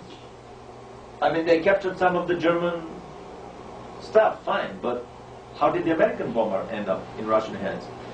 I heard that Rolls-Royce built a turbojet engine plant in Russia just in time for the Korean War, so that the Russian would be a good match for the Americans. The Americans already had their turbojet planes. The Russians could not build a turbojet engine under any circumstances. And recently in the British War Museum, the Imperial War Museum, I discovered photographs of the Nene turbojet engine built by Rolls-Royce. Rolls-Royce, the Russians are always getting the best of the best. Rolls-Royce built them as a present a whole turbojet engine plant, factory, just in time for the Korean War. I also heard stories that the Russians were given enriched uranium for their nuclear bomb, and it came, the fact was confirmed on a recent historical film that I have about the development of the German nuclear and rocket program. When the Russians couldn't figure it out, they were given a whole nuclear bomb by the Americans that was smuggled out in a giant suitcase of the Russian ambassador, straight on the plane from Washington to Moscow. The story is revealed in the works of Viktor Suvorov, an escaped GRU officer. GRU is the Secret Military Intelligence. Later on, the Americans gave the Russians a nuclear submarine, because they were dumb enough to build their own one, to make them a real paper bear, a real enemy, a real bear, and not a paper bear. I mean, all this secret Illuminati arming of the Russians, it's not only the money, the best enemy that money could buy, it's the technology that was given to the Russians. I mean, if you open a Russian ICBM, you would find so many chips made in the West, you would find so many components made in the West. I mean, they have been secretly arming the Russians to make them a real enemy in order to have a Cold War, in order to claim this tremendous security that if you ask questions, they would shoot you first and ask questions later, in order for them to run their secret projects. The Spy magazine, with the incredible super secret governments that Madonna is displaying here, has an article on the Wackenhut Corporation, this private, secret, militia, and a CIA type of an intelligence organization. The Wackenhut SS, as Anthony Hilder jokes about them. The guys were secretly moving poison gas plant equipment to Iraq. And they depict a story where an 18-wheeler truck moves heavily guarded by armed Wackenhut guards that would pull out their rifles every time the truck stops for refueling in a truck stop. And the drivers would change and they would just stop for refueling. And they drove the stuff from Mexico all over the United States to somewhere and left the truck in an empty warehouse. And they got $20,000 for this day-and-a-half drive. Iraq was armed to the teeth by the Russians, by the Russian branch of the Illuminati. By the French, they gave them the Exocet missiles, the Russians gave them the MiG fighters, the scalar radars that would catch with the American stealth bombers. I mean, a stealth means not just radar absorbing paint on the wing, but it means Philadelphia invisibility technology, where you move in another space, time-wise, and you don't exist anymore in our space. But the Russians gave the Iraqis some scalar radars, fourth order or whatever, fifth order radars that would catch some faint emissions, and a lot of the bombers were shot down. Secret rumors. The Germans built the concrete underground bunkers, the desert U-boats. German concrete, 6 times as tough as normal concrete. 1 foot of German concrete is enough as almost 2 meters of normal concrete. Incredibly tough bunkers where the Iraqi divisions could sit it out forever. I mean, Iraq was heavily armed to the teeth. However, the thing that they did not calculate well was they did not expect them to chicken out that fast. They basically surrendered without much shooting, without any shooting. They expected the Iraqis to give a decent several months of fight. Another example of the Illuminati secretly arming both sides in a conflict. I mean, all these stories that I've heard about German ball bearings used for American fighter planes. They would grind off the swastika stamp on the side of the ball bearing and install it in the American fighter plane or bomber that's going to bomb Germany. Or high-grade American, high-octane aviation kerosene shipped by Standard Oil in American ships with German crews straight to Germany. Or the British Queen getting royalty fees from every German Luftwaffe bomber that was bombing London, because they had the patent rights on the ethanol additive to the high-octane bomber fuel. The Germans didn't have very good gasoline, so they were putting ethanol to raise the octane. So for every Luftwaffe bomber that was flying over London, the British royal family was getting royalty fees. This is a story I heard from England. I mean, the wars that we fight at the trench level, these are life and death struggles for survival, where people really fight to kill. If you go to a higher level of the bankers and the industrialists, I mean, they fight the war in order to make money and to sell more guns to both sides and to sell more armaments, to give more armament loans, and to load the credit cards of the governments more.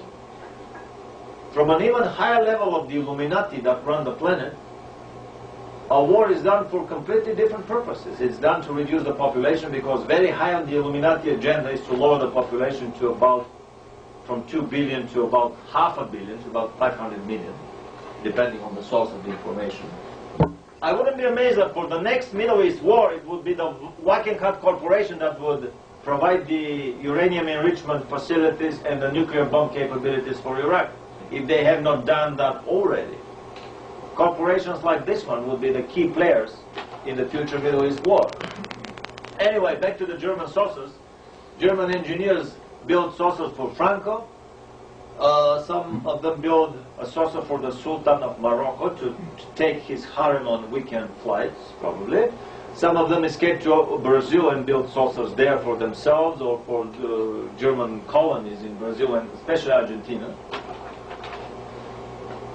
The Russians captured a lot of German technology, and all these ghost rockets over Scandinavia in 46, 47 were German resuscitated technology that was run by the Russians. Here we have a brilliant article from the Saarbrücker Zeitung about the German saucer that crashed in northern Norway, in Spitzberg. A saucer that had its dashboard written with Cyrillic letters, that could fly to 160 kilometers altitude, which is 1.5 times the altitude of the space flights, the orbital flights of the Vostoks, the Voskhodi's, the Geminis, and so on. And that could fly 30,000 miles, which is 3/4 around the globe. A saucer, about 50-meter diameter, with 46 jet engines on the periphery, spinning a silvery disc with a plexiglass cupola. The saucer crashed, probably another one came and picked up the crew, or it was an unmanned craft. This crash has been viciously debunked by American ufologists as an alien crash. And their line is that, well, actually these were aliens, but they didn't want to say that these were aliens, so they explained it away as a Russian saucer crash. The fact that the Russians have saucers is more dangerous to them than the fact that aliens crash their saucers on the planet. They want to cover this up at all costs. Advanced aerial devices were reported in large numbers in the Korean War. Obviously, both sides tested their saucers on the planes on the other side. What Kenneth Arnold saw in 1947, when the word flying saucer came into usage, were saucers that were assembled in the secret British saucer city in northwestern Canada. According to Renato Vesco, the Italian Werner von Braun, in his documentary book Intercept But Don't Shoot, piles and piles, giant pyramids of figuratively speaking, the information was dug out of the German underground bunkers. 9 kilometers of train load of boxcars from one facility alone, 16 kilometers from another facility. And he mentions that there were about 300 underground facilities in Germany at the time the war ended. You can count the boxcars up. They were hauling boxcars for 2-3 years after the war. Imagine the number of people that were needed to just go through this information. All of these were created in unmarked crates and shipped by ship through northwestern Canada, where a specially built giant city for 50,000 people was built in the wilderness. Renato Vesco cites Canadian papers about the railroads, the road system, the waterworks, and everything that was built for that city. And the first German craft started flying in 46-47. This is what Kenneth Arnold quite probably saw. And Captain Mantell was not as happy with his plane. He probably came too close and saw the pilots wearing the same G-suit inside as he was wearing, and that's why he was blasted clean out of the sky. This city that was built in Canada, can you give us an idea where it was near? Northwestern Canada. It's in the book Intercept But Don't Shoot. I can give you a call tomorrow. It's at home. It gives the locations, the name, the everything. John Searle built electrostatically powered flying craft for the British Royal Air Force. And on this photograph we see that this is a giant craft, that this are the command control panels here, and a table with a chair in front. This is not a small model. Nobody would put that detailed control panels in a model. This was probably a photograph of them building the real big craft based on that model, on this successfully tested flying model. What did he do with it? That's 1950s. What did he do with it? Go fishing, go bear hunting in the Arctic. We'll talk about it in a minute. These are photographs of John Searle testing his electrostatically powered craft. These are probably turbojet craft. A very bad quality photograph that I enlarge, and you can see the openings here, the exhaust openings that probably spin the outside of the craft. It looks like the Avro car. If this is the Avro car, then nothing more spinning other than centrally placed fan. And these are just the exhaust jets for venting air. A lot of patents were very much similar to the German design. Here we have a massive turbine, gas turbine, very similar to the German one, only the intake is from the front and the exhaust is on the back only, in order to give a more powerful forward thrust. This is a turbojet powered craft because I see the air intakes of the turbojet engines here, the two turbojet engines. These are the exhausts. The rocket powered German craft did not have any air intakes here. And these are very important slits here. What I think happens is this outermost ring, which we can see here somewhat, everything beyond that ring spins, including these additional turbines here that are camouflaged, that are covered under these hatches. And the exhaust of these turbines comes at this particular place. We see that one cutout thing next to each turbine. And the thing is that they are asymmetrical. They go inside like this, and then they come radially, which means that probably the exhaust gets out in a tangential direction, spinning the craft. This is a photograph that appeared in a news agency of a craft very similar to the German craft. These are the real Avro cars that they never unveiled to the public, other than some little designer leaks like this one.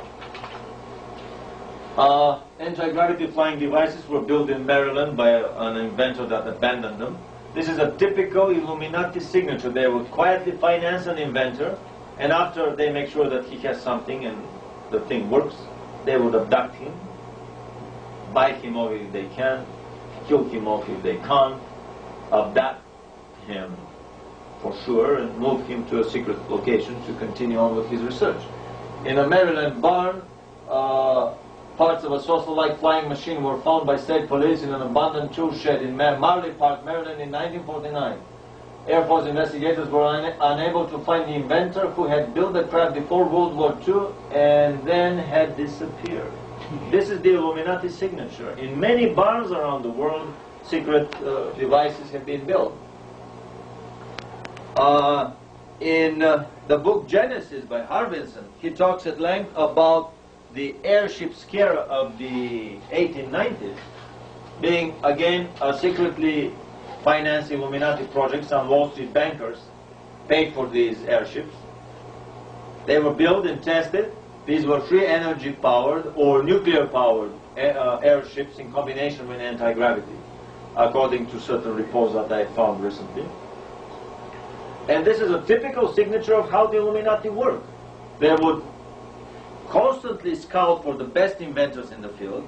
They would secretly finance them, and if they're really able to deliver something, then they would disappear. And one more invention would be hoarded inside the bottomless Illuminati safes, where they have things that are really incredible.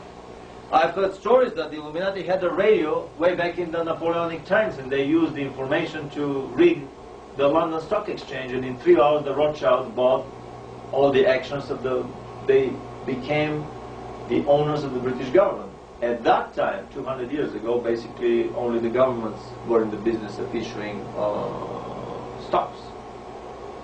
So what they did was they spread the false rumor that Napoleon was victorious at Waterloo, and he was about to march on London 2 days from now. Stock market crash, and they bought for nothing, for a penny to the dollar probably, all the stocks of the British government.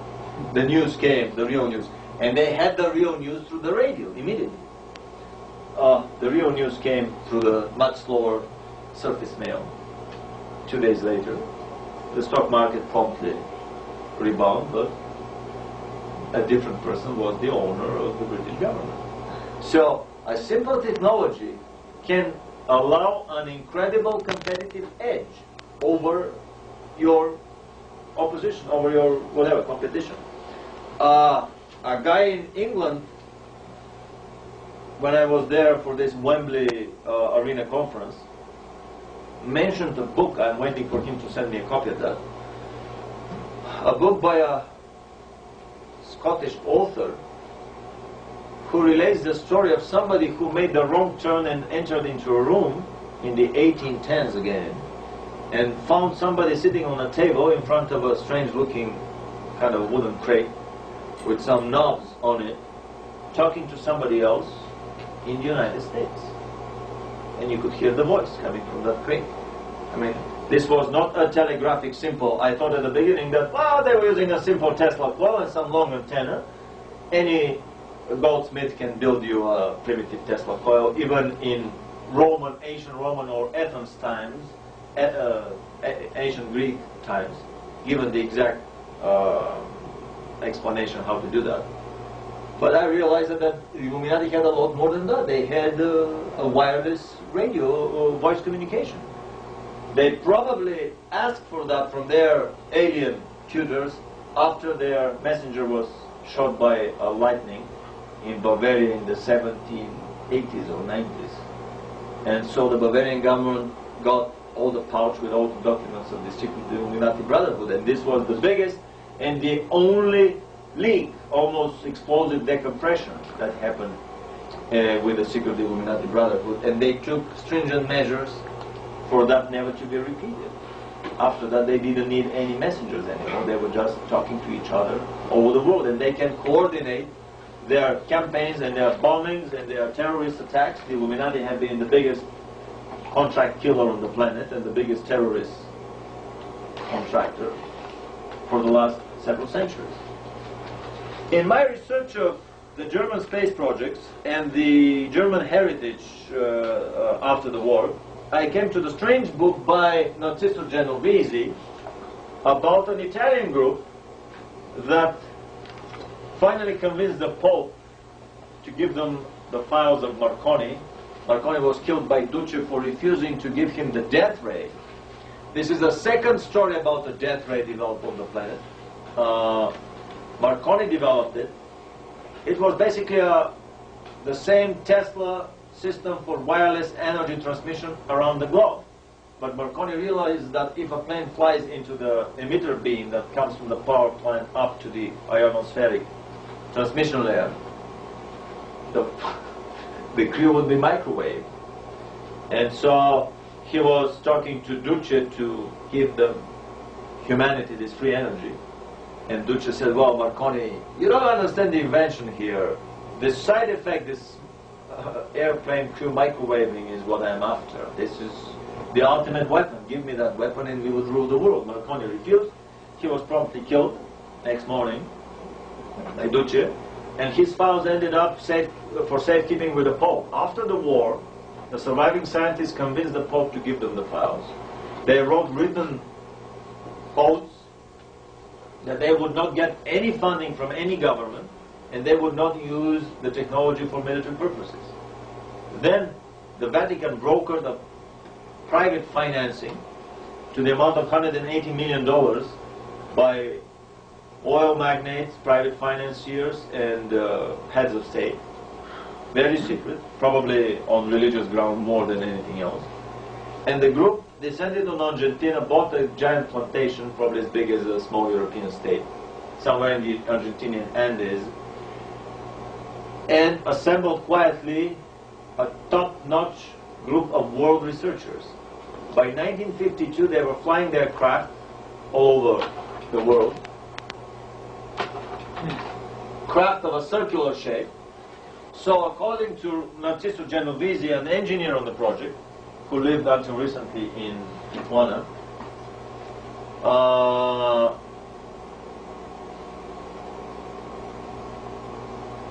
it was the Italians that buzzed Capitol Hill and the White House and Washington in general in that famous UFO flap of 1952. That resulted in the biggest press conference in the Pentagon. 350 journalists were there the next morning, after a dozen of these UFOs were buzzing and playing joyfully above the Capitol building.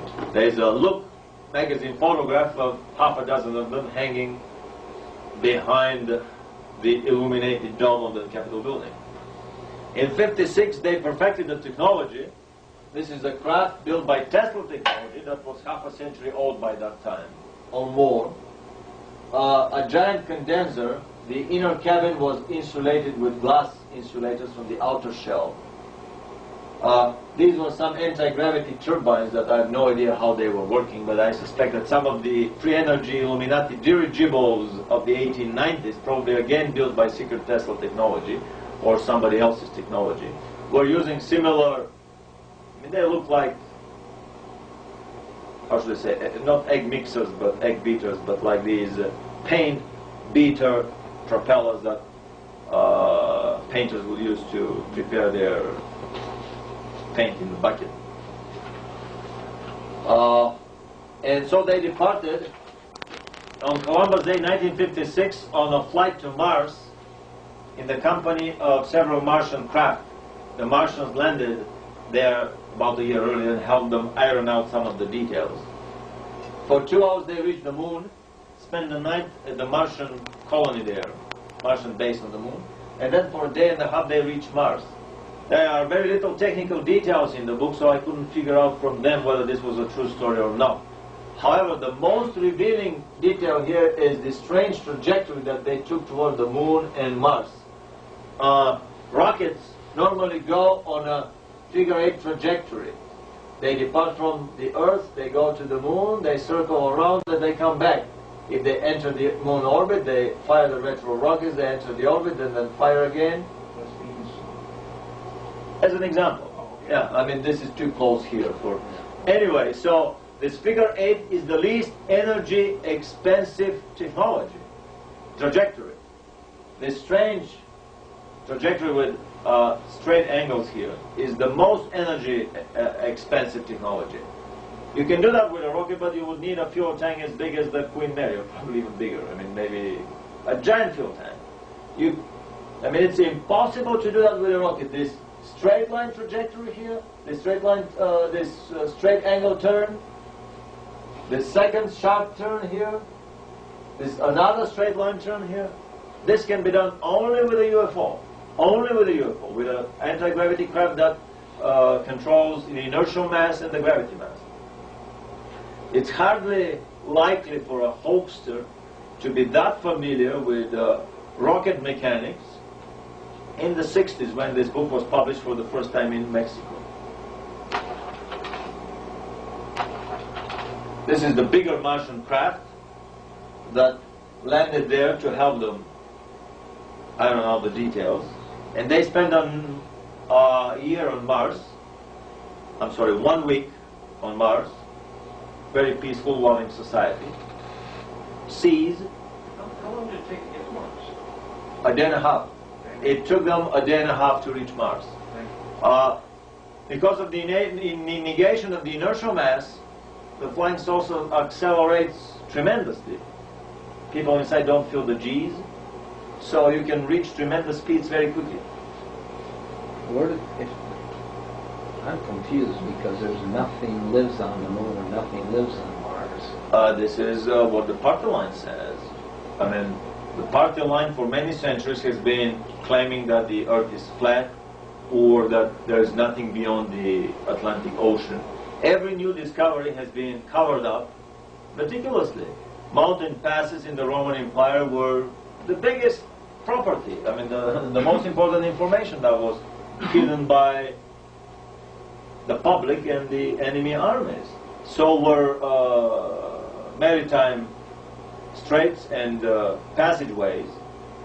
So were islands or continents later on. Outside, in order to turn a peaceful society like these kids in Lord of the Flies, coming from the country with the longest democratic tradition on the planet, in few months of being alone on that island, into brutal savages that would kill without remorse. People are afraid to accept reality in these shades because it tells them that their, how should I say, their enlightened, their cultured nature is just a thin veneer over a brutal beast within. This explains how people in Germany were deluding themselves that, well, maybe there are a few hundred or thousand Jews in these recreational facilities with the barbed wire, when there were thousands of camps all over Germany. In the same way, Russians were deluding themselves about what was going on beneath the surface. And in the same way, people in the Western democracies are deluding themselves about what goes on in the underground Frankensteinian factories of the illuminated empire. Very important books on the KGB that I don't have a slide of them yet, by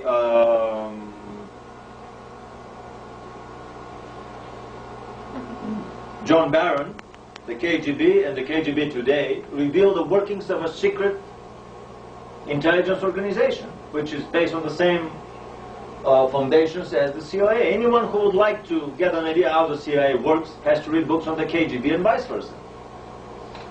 It turns out that for all these 50 years, there was another organization way more secret than the KGB that nobody knew anything about in Russia, the so-called GRU, the military intelligence organization, the intelligence branch of the general staff.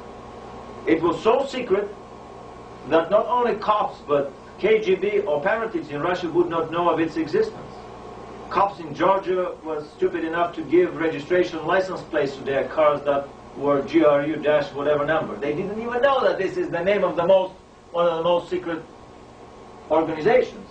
In Russia, in Stalin and Brezhnev years, if you mention the name GRU, they would beat the hell out of you till you tell the name of the guy who told you. And one by one, through beating them up, they would come to the GRU operative that probably got drunk and gave out the name. And then he goes out through the chimney. That chimney is the only way a GRU official would end his life. When they die, they are draped in a coffin with flag, and they are given funeral with all the military fanfare, but they go through the oven and the chimney. They are never buried because through dental charts and this and that, a person can be traced to some famous politician under a different name that lived in Western Europe or South America. When they screw up and talk too much, they die, but they are burned alive. And the induction ceremony of a GRU agent starts with a black and white film of such a live burning of hapless somebody who talked. A brilliant book by Viktor Suvorov called Aquarium. I greatly recommend that to everyone who's interested into the conspiratorial view of the Illuminated Empire. These books would greatly help anyone to understand how the secretive organizations work inside the Soviet army and inside the Soviet military intelligence. Any book by Viktor Suvorov, like that famous Suvorov guy that beat the hell out of Napoleon. Viktor Suvorov. You can find them in any university library. Talking about disinformation, there are brilliant books on Soviet KGB and GRU disinformation campaigns. And they would help anyone to get an idea how the local spin control program works, how the Illuminati spin controllers in the United States work. One of the most famous jokes from the Brezhnev era was, a political joke was, that there is very little Pravda in the Izvestia and very little Izvestia in the Pravda newspapers. Pravda in Russian means truth and Izvestia means news. And we can paraphrase that joke for any other British or American newspaper. There is very little Pravda in the Washington Post or very little Izvestia in the New York Times. These are the same Illuminati mouthpieces that basically give out the party line and only the party line. I've heard rumors that actually George Orwell's 1984 was not a prophetic warning, but possibly a blueprint for a future Illuminati society, or one way, possible way that the Illuminati could have built the terrestrial society. All the isms of the last 1 century were created by the Illuminati for their own purposes. The Unseen Hand by Ralph Epperson is a very important book on, it's an introduction to the conspiratorial view of history and reality. Anyone who would like to see deeper than the official shallow party line surface depicted in the media should go over these books. None dare call it conspiracy. A brilliant book about the secret levels of banking and Illuminati elite behind the secret government, secret political government, that run this country. In Des Griffin's book, Fourth Reich of the Rich,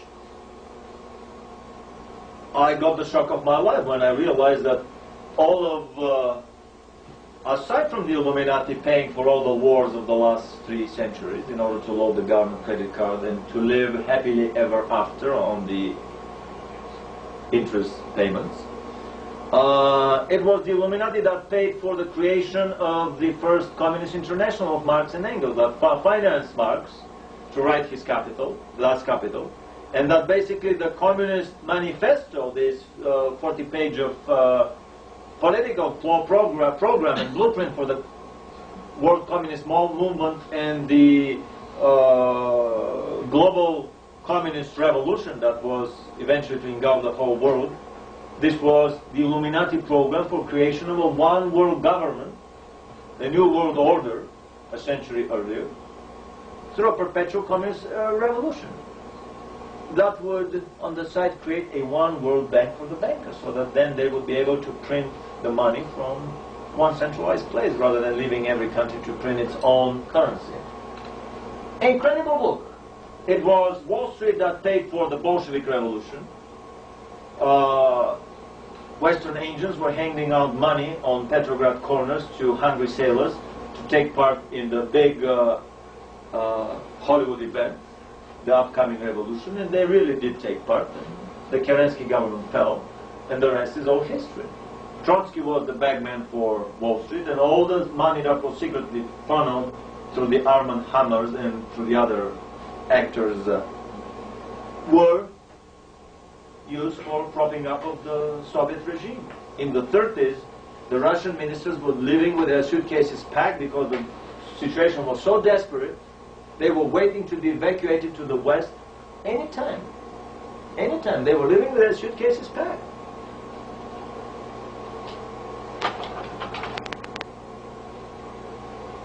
And I've realized in my conspiratorial view of reality that secret societies are not much different from the German secret and intelligence organizations. They had first the,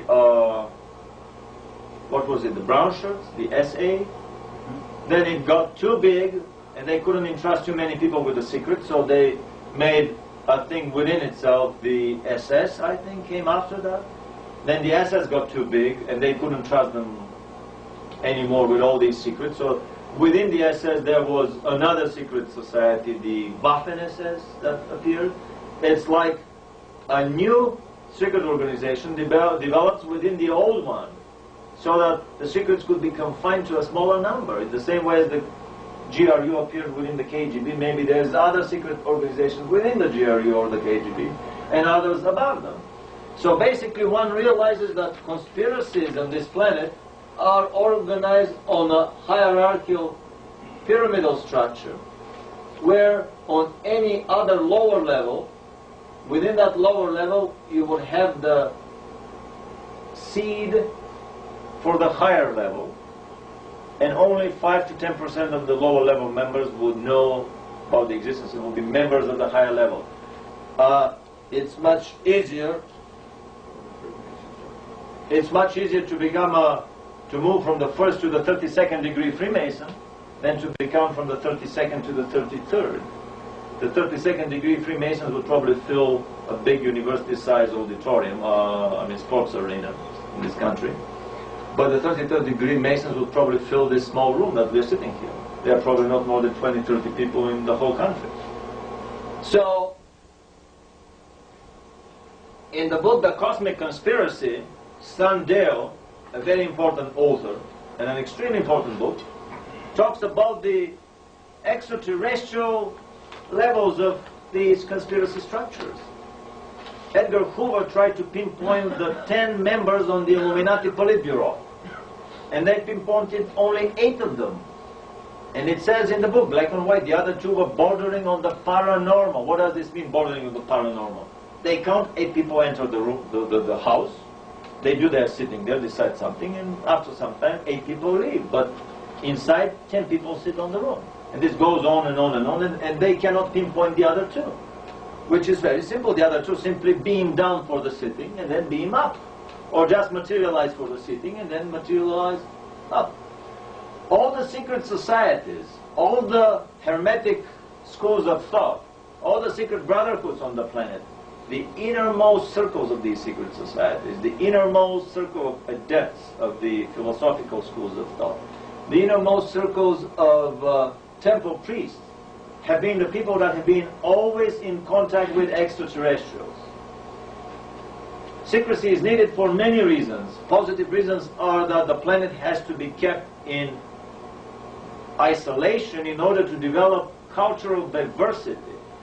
If we are swamped with extraterrestrial contact from the very beginning, then we all would be wearing T-shirts and Japanese seikos and transistor radios under our arm and genes, exactly what happened with a primitive aboriginal culture somewhere on the islands or in the Amazon jungle after the coming of the Western civilization. They lose their original ways and they internalize the ways of clothing, the ways of life, the ways of food of the more advanced civilization. So in order to breed diversity in the universe, it is nice to have a country develop for a long time isolated, like Japan developed isolated, and that's why they have such a brilliant cultural and ethnic singularity. That's why they're so nicely different from the rest. So this is the good reason behind the secrecy. But the bad reason is that with all these secret organizations, if one wants to abuse the secrecy and abuse the technology, the higher knowledge and technology that he is constantly given, there is no boundary to the depths of falling that one can do. So in the cosmic conspiracy, it becomes obvious that 2 of the 10 Politburo members of the Illuminati are either extraterrestrials or even supermaterial celestial beings that have non-material bodies. So I always use this pyramid as a metaphor for the conspiracy structures, for the management hierarchies, for the management pyramids that go on the different conspiracy levels on our planet. Then from a certain point on, they go beyond in outer space to the neighboring planets and stars in our portion of our galaxy, and up and up and up to the highest levels of management in the universe. And I've discovered many such competing pyramids, not just one, that influence the development of our planet. A lot of books have been written on the Illuminati. Most of them are basically whitewashing, party line, cover-up stories. But in some of them, very interesting information can be obtained. The second book by Sandeo, The Vindicator Scroll, talks about a lot of connections between ancient terrestrial cultures and alien beings. Morals and Dogma. Should we stop the tape now? It might be a good time. Yeah. Thank you.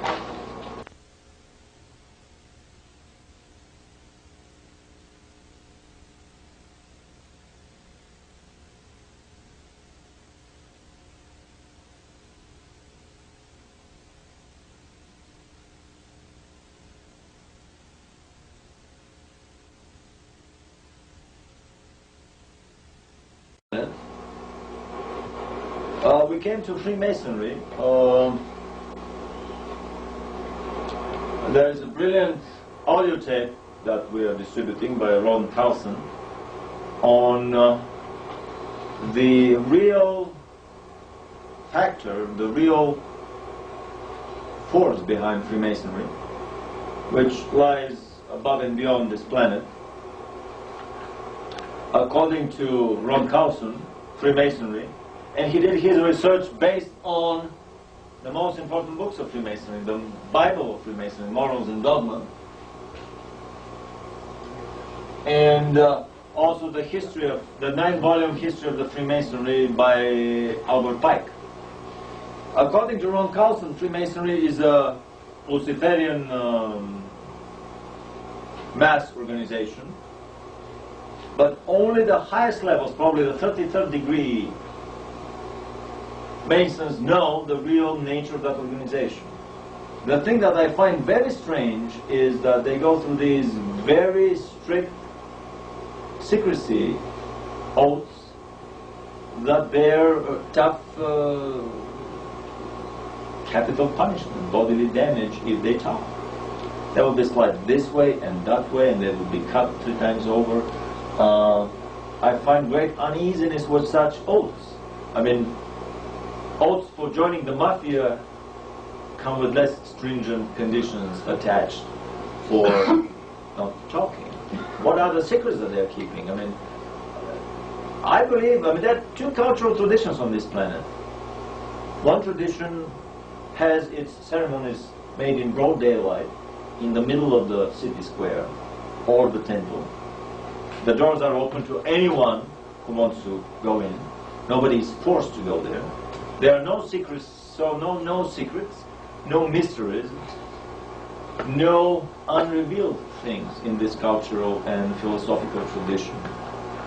The other and opposing tradition on the planet has its ceremonies at midnight, where no light is available to see who goes there. These are secret invitation-only societies and brotherhoods and hermetic schools that have very strict security oaths for joining in, and the most severe punishment for revealing the secrets of their dealings. And I'm definitely for the first. I would believe in a parliament that has an aisle in the back for concerned citizens that may go walk in and listen on that parliament. And I think an advanced, enlightened democracy is a democracy where you can walk in on the secret meetings of the Pentagon or the National Security Agency or any other private or bigger corporation, and basically have a lobby of concerned citizens that just sit there and listen, the same as they do in the British Parliament. In this way, a lot of the dirty things that go on the planet these days would not be possible to happen. Hannah Arendt wrote a brilliant book, The Origins of Totalitarianism, but according to that book, communism and Nazism are just the two sides of the same Illuminati coin, the coin of totalitarianism. We can even label them the communazis of the first half of this century. It is not the left, the communists, fighting the right, the Nazis. It is the left Luciferian hand pretending to fight the right Luciferian hand for the furtherance of the illuminated doctrines on the planet. It is actually both the communists and the Nazis fighting with the liberal bourgeois governments and the monarchies of these countries. The destruction of the monarchies on the planet is a major goal in the Luciferian party program, because in the Illuminati party program, because according to the Urantia book, according to the revelation of the Trinity, the monarchies on this planet are patterned, the monarchical family on top of every country on this planet is a crude resemblance of the Holy Family from paradise on top of the Trinitarian universe. So by destroying the monarchies on the planet, they are removing the last vestiges of the Trinitarian-inspired political order on the planet.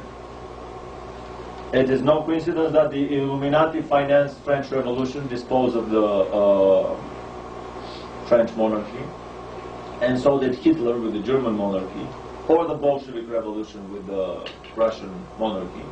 And the New World Order would dispose finally with all the terrestrial monarchies. It's no coincidence that the British throne is having its media problems. It is a coordinated, sustained Illuminati broadside attack on the British throne and on Prince Charles. Rumor is that he didn't want to join the Freemasons. His mother did, but his grandmother was a very staunchly believing Catholic. What is it? She's a Anglican. Yeah. And she didn't want to join the Freemasons, and Prince Charles has been secretly very close to her and under her advice. He did not join, and that's why he's having these problems. Another book written by the present-day Bulgarian president, or ascribed to him by the Secret Services, probably written by another brilliant mind, and ascribed to him in order to make a stooge easily manipulatable to them, as happened with most of the Eastern European governments after the perestroika. Some of them were KGB spies, the others were people that were controlled by the KGB. Regardless of that, this is a brilliant book called The Fascism, and reading that you realize that you can pull tens of pages from a Nazi party yearly report on their party organization of your city, of your research institute, of your whatever branch of that Nazi party organization is. You can pull tens of pages into your Communist Party yearly report of your research organization or city organization. and nobody would feel any difference. To the last word, these are interchangeable bodies of information. The moment I realized that there was cold ants crawling on my back, and this was the biggest revelation that I got from that book, that basically the communists and the Nazis were the same, the two sides of the same coin, the commun-Nazi coin. Secret Societies and Subversive Movements by Nestor Webster. Freemasonry Condemned from Its Own Sources by Benjamin Cook. Morals and Dogma, the book on Freemasonry. These are probably the top 10 best books on conspiratology, coming to you directly from the Graduate School of Conspiratology in Santa Monica, run by Gary Schultz. Gary is one of the biggest actors in the conspiratology field, and I greatly admire his advice and his information about which books to read. This is Gary Schultz's reading list, summer reading list for advanced conspiratology, graduate level conspiratology. Tragedy and Hope, A History of the World in Our Time by Carol Quigley. New World Order by William Still, and The New World Order by Ralph Epperson. These are all books exposing the Illuminati as the prime moving force behind the New World Order, or the Illuminazi, as Anthony Hilder calls them.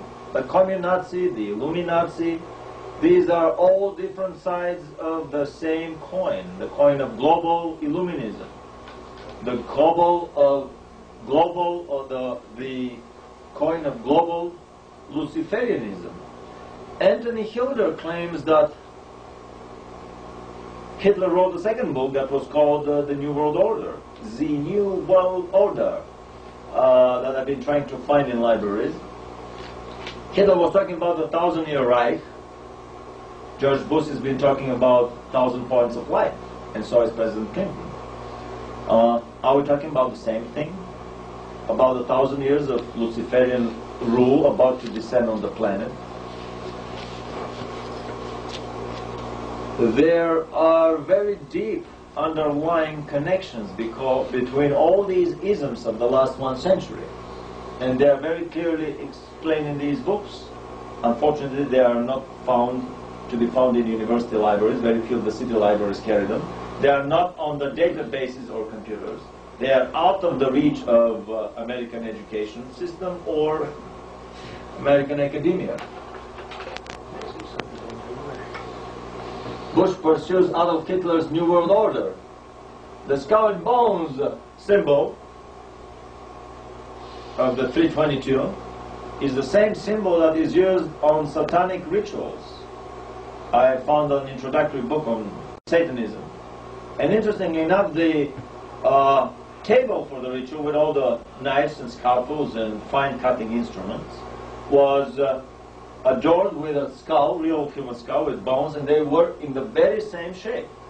In the very same, I wouldn't be amazed, this is just a personal hunch of mine, but I wouldn't be amazed if the Skull and Bones Society is the Hitlerjugend, the youth organization on the campus of Yale University, of a secretive, not only Illuminati, but satanic cult.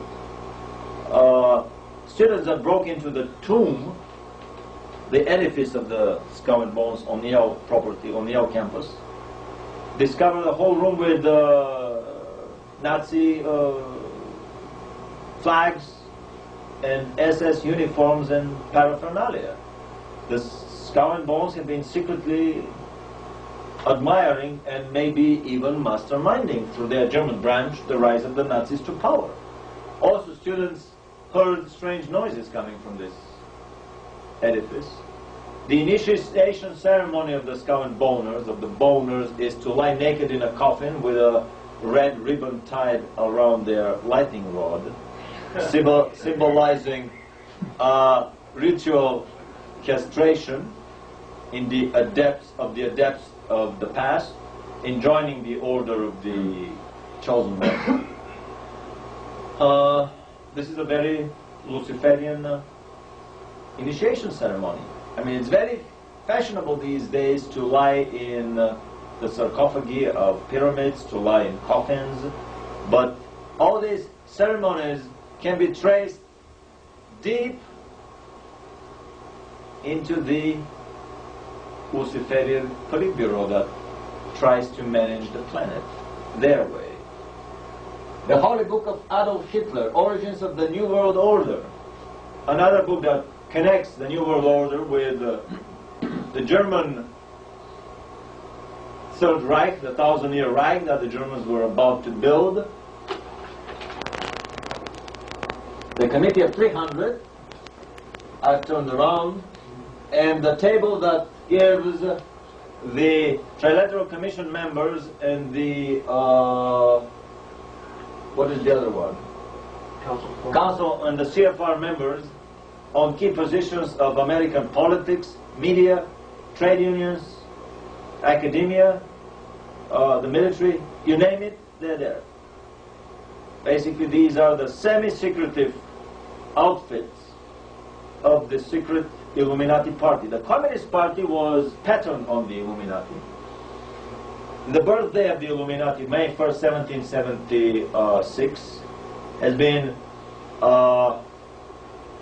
celebrated the world over in Eastern Europe as the day of the International Workers' Solidarity and the day of the Communist movement. What a better giveaway, a dead giveaway, than this simple item that the Communist movement had as its birthday, the birthday of the Illuminati party. The Communist Party, as a secret, underground, subversive organization, is built and patterned on the Illuminati party. The bicentennial that was celebrated in this country recently was also the bicentennial, actually it was the bicentennial of the Illuminati party. And it happened to be also the American bicentennial. And few of the American population knew exactly what they were celebrating, as few of the Eastern European populations knew what really they were marching for on May 1st, when they were giving this May Day parade on the Red Square, on all the red squares of Eastern Europe, even the French Communist Party parading on May 1st down, what is it, where do they do their parades? Under the Arc de Triomphe, Champs-Élysées, and whatever. The Illuminati papers, the Illuminati, and the American secret establishment, another important conspiratorial books. I'm showing these books to acquaint visually the viewers with their images. Once in their databases, in their visual databases, it will be easier for them to find them. Coming again to the Illuminati conspiracy, all the emblems of pyramids and all-seeing eyes are dead giveaway that a certain publishing house or a music company or any other company doing any other business is an Illuminati outfit. It's a sure sign. America West Publishers has this very same symbol, as do many other UFO publishing houses. In Stan Deo's cover, he's got using the Rosicrucian symbol on the top of his the rose. That happens also to be an organization probably on the illuminated side.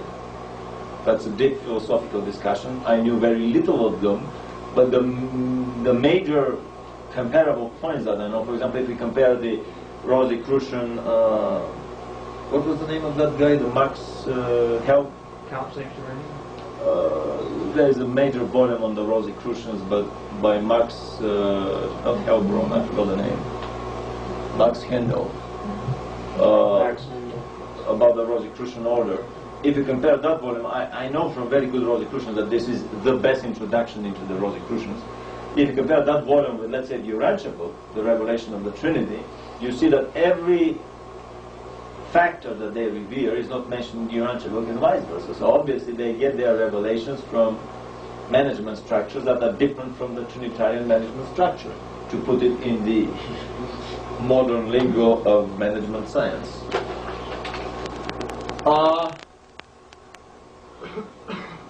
So basically, we've been quietly working up philosophically to this bottom line slide. This is the, how should I say, the crowning glory of my many years of philosophical search, trying to figure out the seemingly contradicting philosophies and religions on the planet. At the beginning, I studied the Pleiadian message about our whole universe, and even the next door neighbor universe, the Timor race from the Tao universe, which happens to be their spiritual and religious tutors.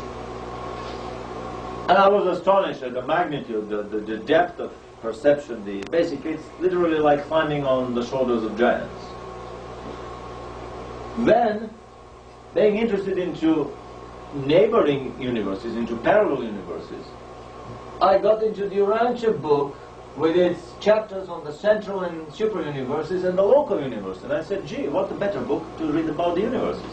Little did I know that I was straying by mistake into the hierarchical pyramid of another management structure. The Pleiadians do not believe in the Trinity, and the Urantia book doesn't believe in the creation that the Pleiadians believe in. According to the Pleiadians, Jesus was no special guy, just somebody who was having dreams and channeling something from somewhere, but basically everybody channels on the planet, so what? There's no Trinity, and there is no creator in the center of all things with personality. The personality business is the biggest divider line between the Trinitarian viewpoint of reality and the Luciferian viewpoint of reality. In the Urantia book, they have 3 brilliant papers on the Lucifer rebellion that happened 250,000 years ago, 250,000 years ago. And they give the Lucifer political manifesto, the Lucifer manifesto, a page and a half. Probably the most important page of any information that exists on the planet, simply because knowing what the program of the illuminated party is, one is able to understand so many things. If you know what goes on at the top of the pyramid, if you know what the generals talk about in the general staff, he would know immediately what millions of soldiers in the trenches would be doing 3 months or half a year down the road. So, the Lucifer Manifesto claims that the first paragraph of the Lucifer Manifesto is about the personality of the Father. It claims that there is no universal Father, and that this Father has no personality. The personality business is the most important linchpin between the two schools of thought, the Lucifer school, the Luciferian school, and the Trinitarian school. By claiming that the Creator has no personality, it means that you cannot sit on a couch with the Creator and you cannot be cracking jokes with Him, or you cannot be getting enlightenment into the workings of the universe. Just think, let me finish with this. By removing the personality trait from the Creator, they actually remove the tutorial possibility, the possibility to get wisdom directly from the big mainframe in the center of all things. So basically, a very careful reading of the Pleiadian Chronicles, the Billy Meyer Chronicles, between the lines, and comparing them with the Lucifer Manifesto in the Urantia book, one realizes that basically the Pleiadians, despite being extremely advanced ethically, morally, and spiritually, being peaceful race for the last 50,000 years, they've had no wars, they still share a philosophical religious outlook of the universe that coincides with the Luciferian outlook. This is another little example of the Luciferian empire basically giving us planet Earth a choice of 2 races. The little grays that are officially in diplomatic agreement with the government and are peddled to us as the politically correct alien race that we will soon establish open relation. I mean, they've had diplomatic relations with them, according to the party line, for almost half a century now, since the early 50s. And soon these will be revealed to the media and to the large masses. At the same time, officially, the Pleiadians are debunked by MUFON and the other major ufologists in this country. Bud Hopkins, Stanton Friedman, Bruce Maccabee, and Bill Moore, first of all. Jacques Vallée, without being aware, without having read all the books. At home I have this many books on the Pleiadians and this many videos. The next best of these critics that I've talked about has about this man. I don't know whether they have even read them, but regardless. Anyway, so I've tried here on this National Geographic Charter of the universe, of the known universe as we know it. Let's go over the chart. The universe according to modern astronomy. Planet Earth is the third planet around our sun, which is, together with several suns in this constellation, a tiny little chunk of real estate in our galaxy. Our galaxy has 150 billion suns, maybe twice as much, but anyway in the hundreds of billions, with 10 times as many planets. I heard from alien sources that 7.5 billion races exist in our galaxy alone. Maybe much more, if we take into consideration other races so much more different from us than that we have hard time comprehending even how this can be a thinking race. But anyway, and this is our galaxy. Our galaxy, together with a dozen other galaxies, forms a local group. A local group, which together with many other local groups, unfortunately they are covered here behind this book, forms the supercluster. This supercluster. This supercluster is one of zillions of other superclusters. Basically, the universe is so big that as many as there are stars in our galaxy, there are as many other galaxies, 150 billion galaxies that our astronomers have discovered.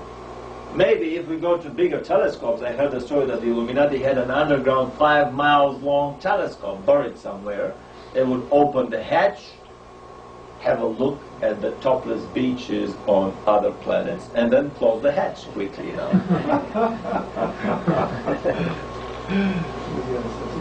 Anyway, so there are 150 billion stars in our galaxy.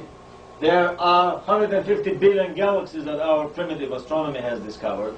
Still, we don't even know how big our universe is. Even the Pleiadians had problems figuring out the real size of our universe, so they had to get help from there to the race of the Timor race from the Dow universe. And then, this is just one universe, one egg in the bigger basket. Billy Meier was told by his tutors that actually they have discovered about 10 to the power of 740,000, which means 1 with 740,000 zeros behind it, other universes in a bigger something that's called the eggs in the basket. There are 1 with 740,000 zeros of eggs in a bigger basket. You can imagine the diversity of planets, races, management hierarchies. Few of them are absolutely the same carbon copies of each other. On the contrary, diversity is the name of the game in the microcosm and in the macrocosm. So back to the philosophical diversity on our planet. The WASPI Bible claims to be the revelation of the Jehovian Empire, and this is a spiritual progression university system, a soul progression system that is centered around planet Earth and exists in higher dimensional, higher vibratory, higher frequency worlds around our planet Earth. Planet Earth becomes the inner Earth for these higher spheres of existence. It's all in the WASPI book. There's even an abridged version of the WASPI book. This is the Jehovian universe. There's nothing about the Pleiadian stuff in WASPI, nothing about the Trinitarian stuff, nothing about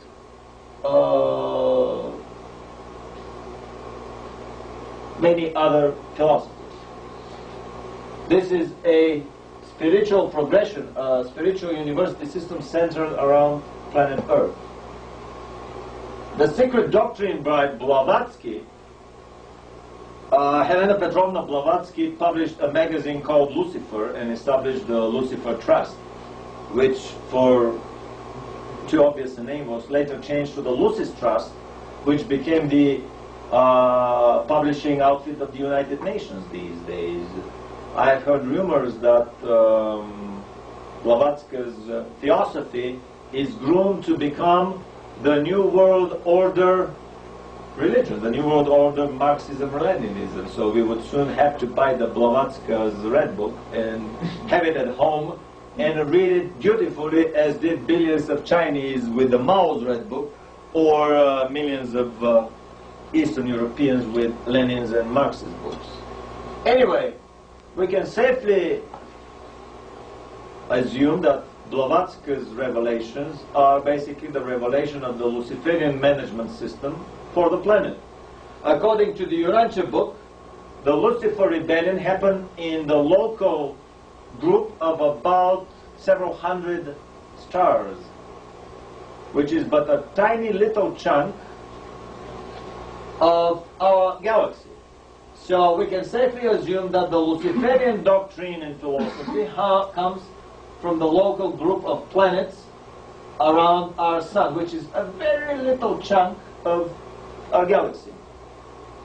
Even the empire of Christ Michael, or Michael of Nebadon. Nebadon is the name of our local universe according to the Urantia book, which is a piece of the Milky Way galaxy.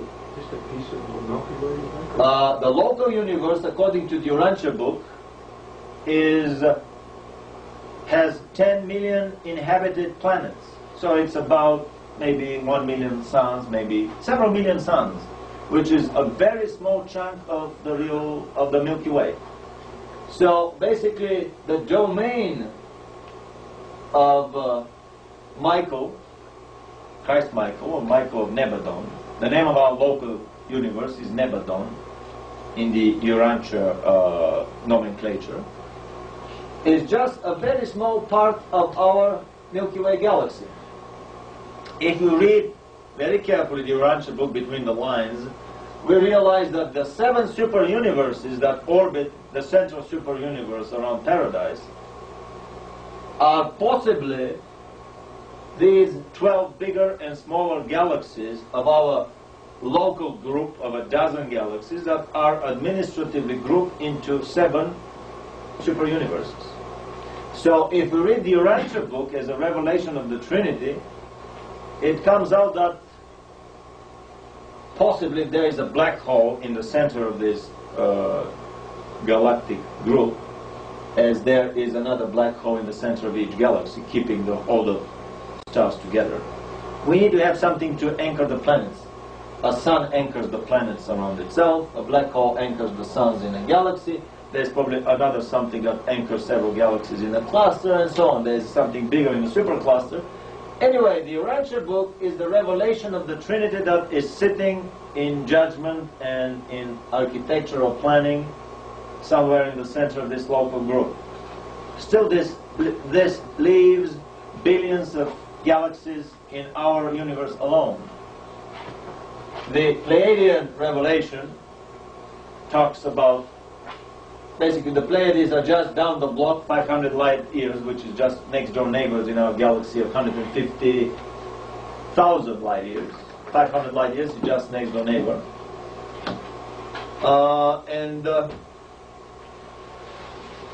So the Pleiades are just down the block from us, but basically their revelation concerns our whole universe, or most of it.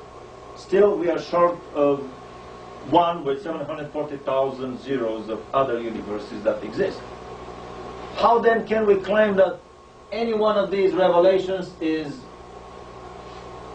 all the truth, nothing but the truth, and how was it, and everything of the truth?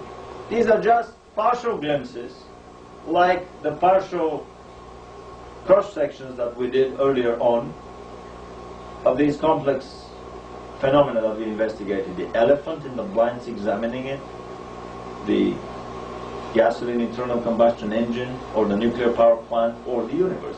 These are just partial cutouts, partial cross-sections, partial limited viewpoints or philosophies. The universe is way more complex, way more tremendous. A tiny little paragraph buried deep in the Urantia book shocked me probably most of all. They say that the language of the capital of our super universe, the capital of our galaxy, the Trinitarian capital of our galaxy, Uversa, has a vocabulary of 1.5 billion root words. If we make the ratio of that vocabulary to our limited English language Oxford dictionary vocabulary of 250,000 250,000 words, that ratio is as unfavorable to us as the ratio between the Oxford dictionary and the 100 or so sign words of Coco the gorilla that we saw in that film Gorillas in the Mist, where what was the name of the lady? Jean Goodall taught them the sign language. Obviously the gorillas have the capacity to understand several hundred words and to actively use them. I totally believe everything she does, but if we try to explain to Coco the gorilla using only 100 words and not a single word more, the complex topics we are talking about, explain anti-gravity, explain secret societies, explain terrestrial education systems and so on, it's just impossible. In the same way it is impossible for the beings that sit in the capitals of the galaxy or further up in the universe to explain to us with our limited language, as much as our language is ahead of the language of Coco the gorilla, as much the language of the beings here is ahead of ours. How would they explain complex ideas that we don't even have the word of? We have 250,000 words, they have 1.5 billion words. We are talking about a totally different ballgame here. It's a much different league. And this is just the center of our galaxy. Probably on Paradise they have a language that has hundreds of billions, maybe trillions of words.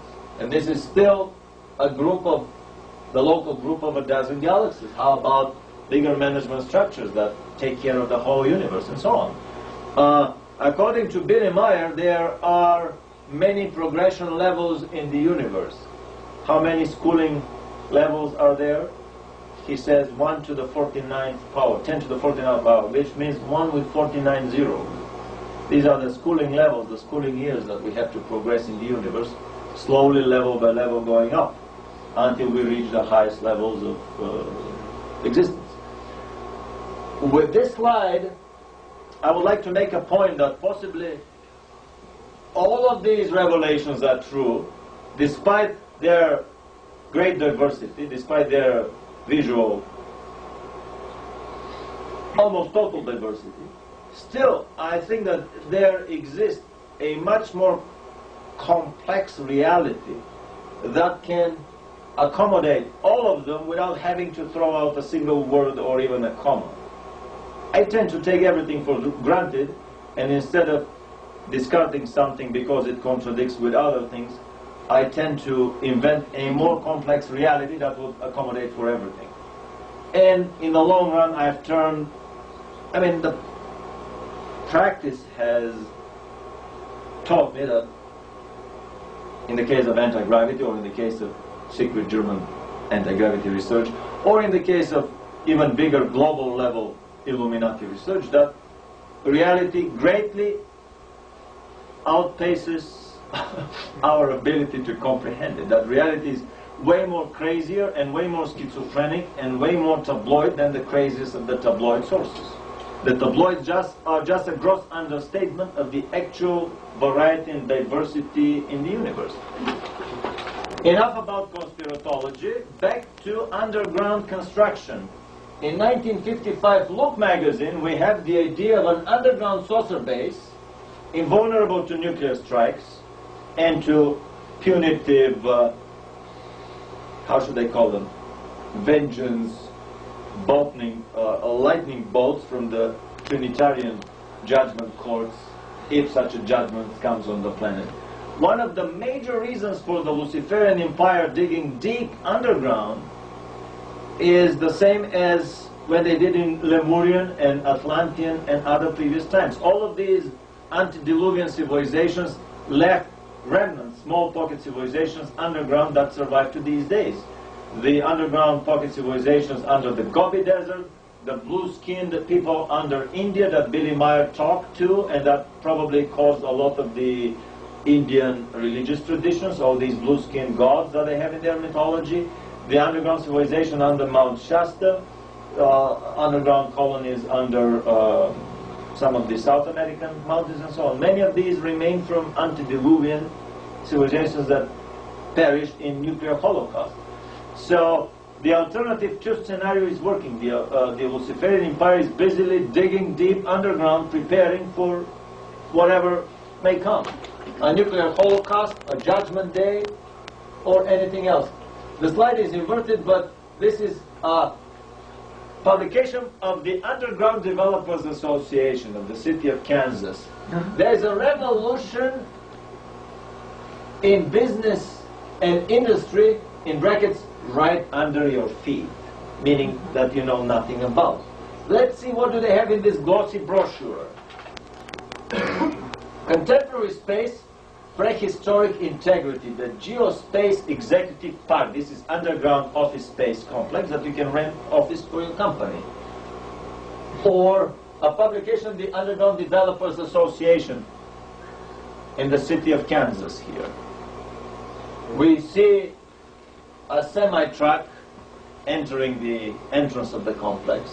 We see a beautifully decorated either a shopping mall or an exhibition area, and another entrance of the complex with some cars driving in.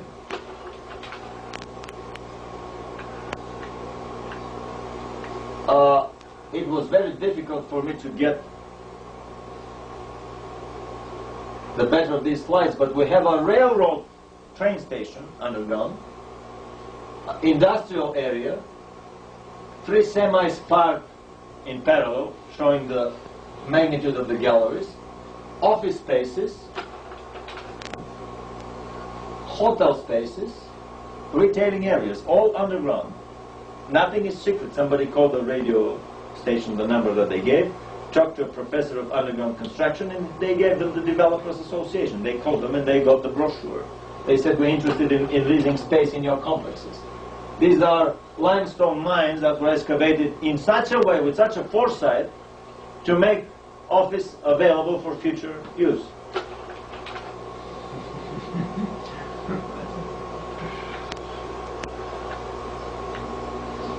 A publication again of the Underground Developers Association. In the city of Kansas alone, we find 10 member sites, which means that there are many non-member sites which are privately owned and we know nothing about. And if you read carefully the name of these member sites, there is a site that has university in its name, 2 sites that have industrial in its name, a site that have commercial in its name, a site with zoo in its name. What else? Basically, if you think about it, the names of these 10 sites are about the 10 basic, most important industries that would be needed to get going an underground life totally independent from the surface life, especially if they are connected with underground tube shuttles and trains. This was the Achilles heel of the German underground system. They didn't have any underground connection. They had to haul all the supplies by railroad, by train, and this is where the Allies got them. They couldn't move the gasoline to the tanks, they couldn't move the shells to the artillery and so on. So basically, under every major city, there is a complex of underground, I can safely extrapolate from here, there is a complex of underground construction that is specified in such a way that you can continue with life even if the life ceases on the surface of the planet. This is the alternative truth scenario from the Alternative 3 book. The card-carrying party members of the Illuminati, the gold card members of the Illuminati, have their secret access code, so in case of anything that happens on the planet, nuclear holocaust, polar shift, or whatever, they have a safe place to go on. There have been science fiction films about such colony, people from such colony emerging way into the future when everything was destroyed on the surface. And they realized that still life on the surface was much lovelier and nicer than life in this regimented fascist community, where when you reach a certain age, you are killed by the computer to make space for the newly coming individuals. Again, to some tabloids, who's killing off the Star Wars scientists? Are these people really dying in these freak accidents, or is it just a way of removing them from this society and making them to go black, to use the jargon, to start working in the underground research facilities or the facilities beyond this planet? Those are actual deaths, not disappearances. These are actual deaths, but Helga is here to tell us about the actual death of her father, where she pulled the hair from his head and it turned out to be a toupee on probably a wax head. And her father came to her a month after he was actually buried in an actual death. He continued working for a German university and even published papers from a Göttingen university. The underground openings of one of the 3 underground complexes around Los Angeles, a photograph came from Norio Hayakawa, shot from a private plane. No restrictions over the airspace. This is a private facility, but you can fly over. Is that the anthill facility? One of the 3. The Northrop has them, the Lockheed, and what was the other one? The Rockwell International, or Douglas. One of the 3. I mean, this is a massive facility. This roof probably moves here, exposing some entry. Very interesting facility. Another facility here. On the pylon, we see a UFO-shaped object being tested for radar reflection or some other beam weapons test that they do.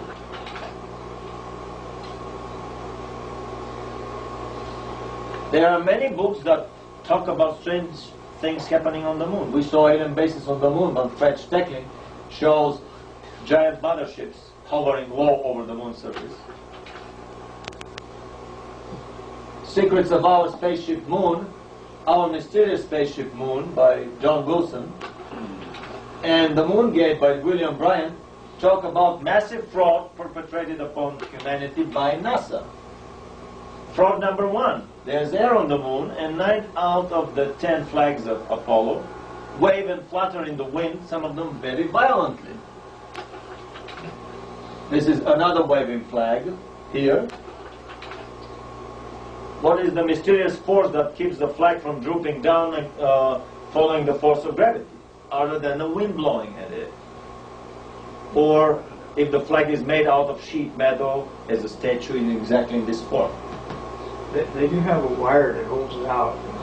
Yeah, but it's still flopping in the breeze, though. Still, because the wire doesn't come to the end. This is the first generation flag where the wire was going midways. Then they fixed that in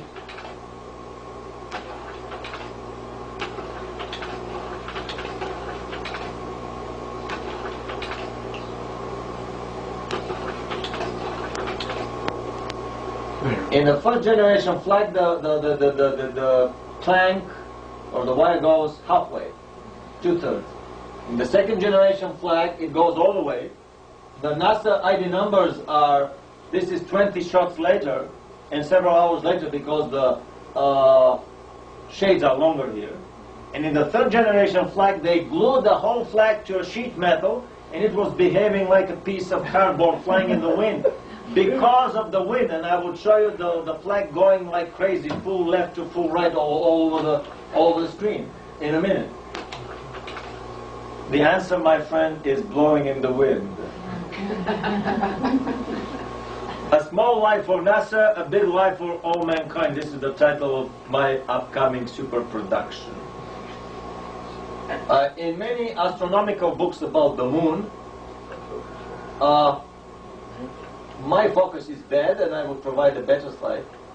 If you look carefully, just don't miss any of the older books on astronomy with moonshots in the 60s and 70s. They didn't know what they were releasing. Now it's impossible to get the same shot.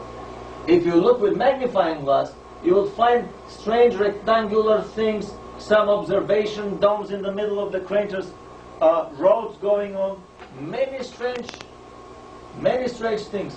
Here, for example, there is a rectangular structure. There is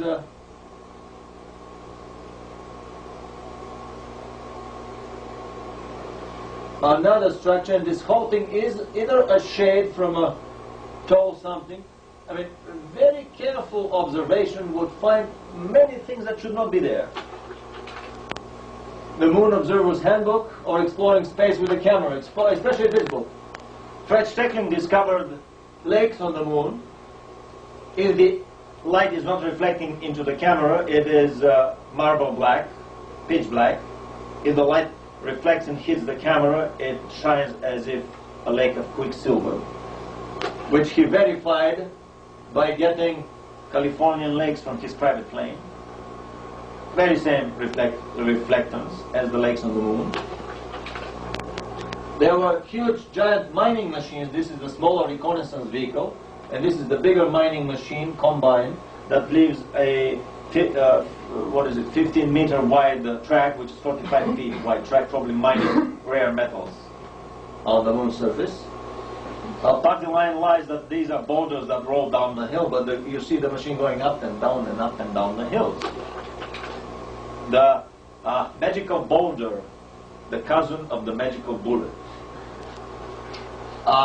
We see the moon covered in strange greenish coloration. Many of the shots, they say there's vegetation on the moon like in the Arizonian desert. Another greenish coloration here. Can we lift up the... Yep. Another slight greenish coloration here, like a sparse Arizonian desert vegetation. And another one in green. This comes from a Apollo 8 photograph. Slight green, especially on the more covered inner walls of the craters. Or reddish in autumn, when the vegetation is shedding its leaves. Rare Apollo 8 photograph. Why did they use black and white film? To save money in a $300 billion project, or to cover it up from us? They said, well, high resolution ability, sure, but it hides up the vegetation. Nazis water skiing on the moon. I have given about 50 radio interviews all over the country, including a presentation at the prestigious and first royal venue in England, the Royal Wembley Arena, about water skiing on the moon. I heard a rumor by a major radio personality in this country that saw a private 8mm film shot with a private amateur camera on the moon, one of the astronauts, water skiing there on the lake, in bathing trunks, which means that there's atmosphere, they don't need any suits. At a government or private resort station there, probably as a token of gratitude and as a reward for the guys keeping their mouths shut of what they saw on their Apollo flights. So, until I have this guy on tape, on videotape, I will not reveal his name, but I did a little research on my own, and here is something that looks like a lake to me. Very suspiciously looks like a lake, and some other lakes in the vicinity. This is the Tsiolkovsky crater. Now, this crater from another altitude reveals some roads, some sightseeing roads. This is one of the major attractions there, obviously. And some interesting rectangular buildings and round buildings. And you can come and have a look for yourself. A round building, another round building, a rectangular building here. And the road, basically, it's very clearly visible here. The road circling the lake. These are the far side of the moon, right? This is on all sides of the moon. And here, I have a full-color photograph, 8x11 photograph, of this giant lake. The water is so transparent you could see the craters on the bottom of the lake through the water. Small islands here, some kind of a little archipelago here. Could it be the moon Gulago? Nobody knows. And other lakes here in the far.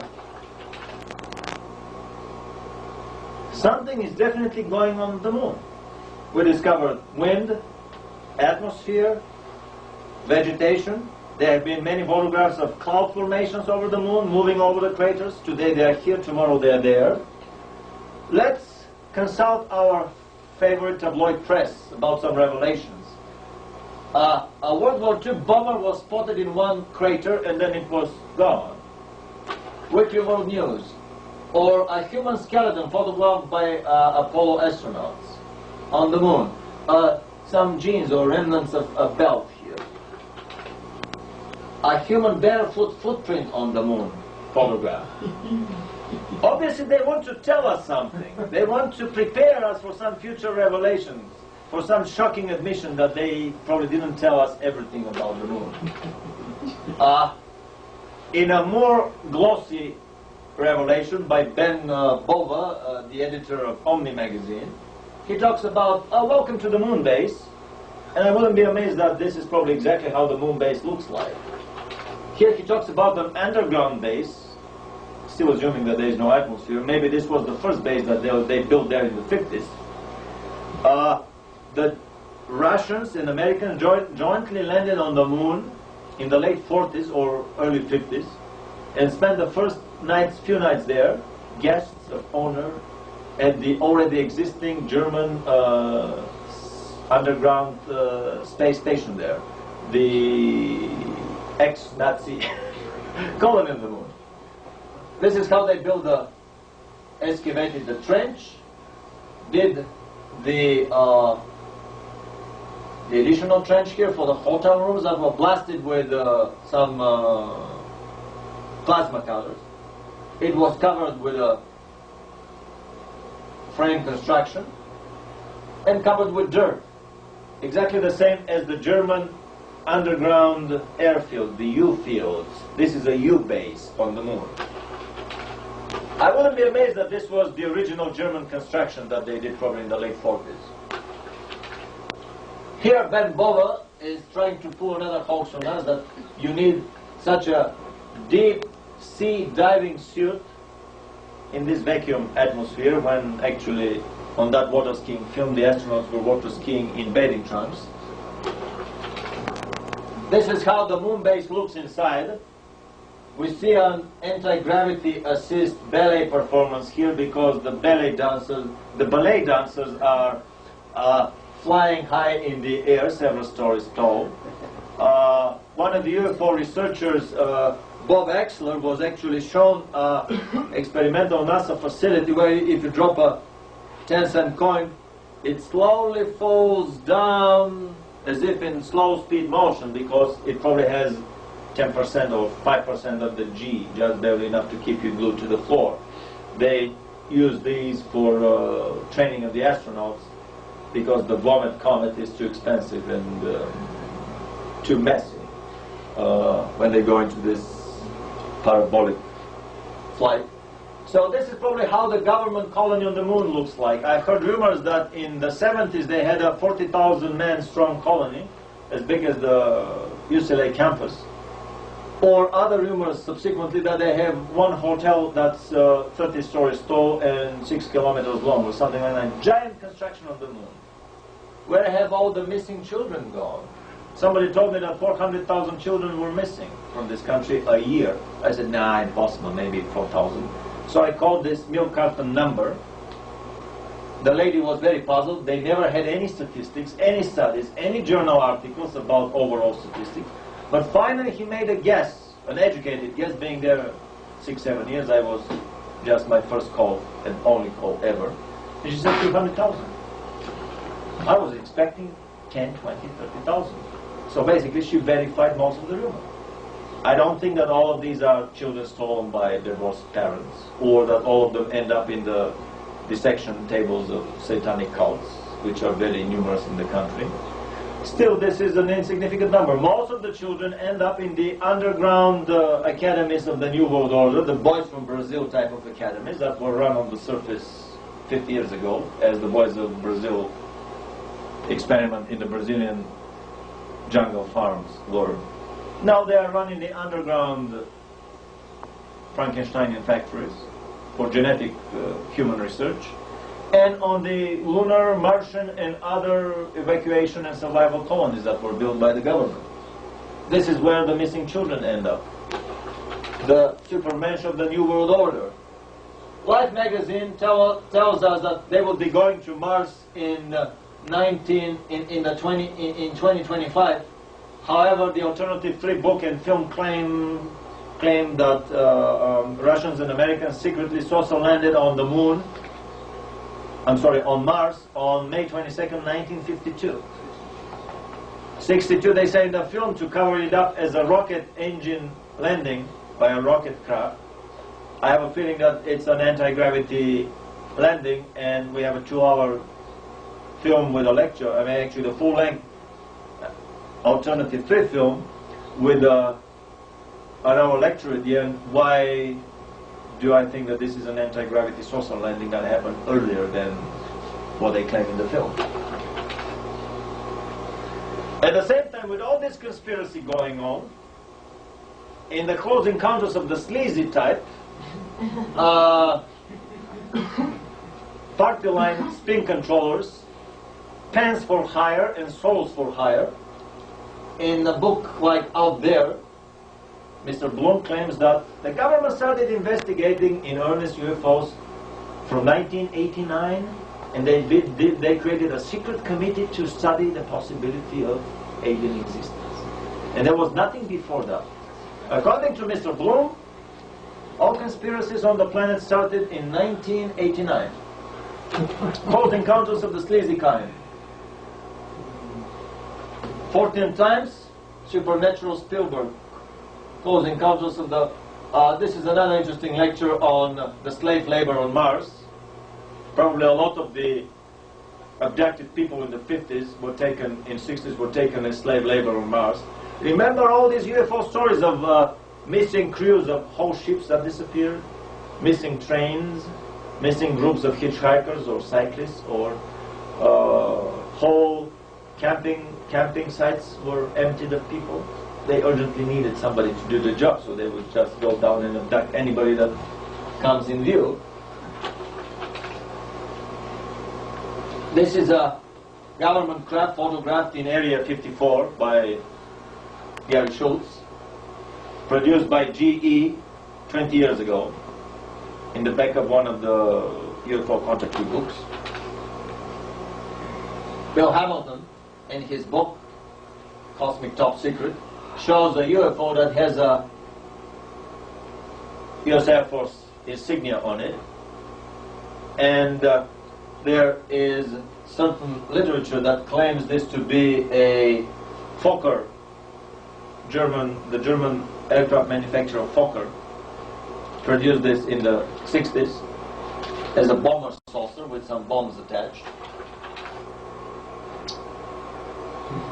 My biggest suspicion is that the Star Trek scenario, being a lovely science fiction for all the children and even adults on the planet, has been a 9-to-5 working business day reality for a small elite number of military and Illuminati scientists and officers. All of these projects are privately owned and controlled. They are way above and beyond the reach of government.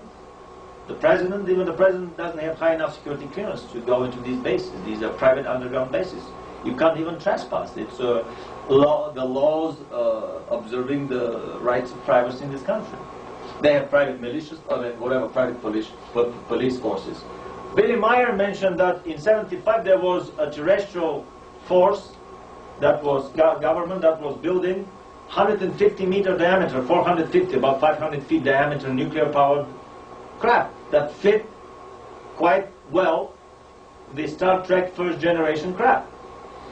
I examined in great detail the main propulsion unit description from a Starfleet technical manual, which astonished me with its great engineering detail. I said, who the hell would spend so much time doing such a detailed engineering description of a film, basically of a fictional film, if these were not simplified drawings of real engineering creations. And the astonishing thing was that this engine works exactly in the same way as the engine of an interstellar alien craft that is described in the metaphysical work Tales of Beelzebub to His Grandson, written by Gurdjieff. The first volume of his, the second volume of his trilogy, Meetings with Remarkable Men. In this book, Beelzebub, a real character and a member of the Lucifer Rebellion, comes to the planet on inspection, and he talks to his grandson, explaining how the drives of the craft work.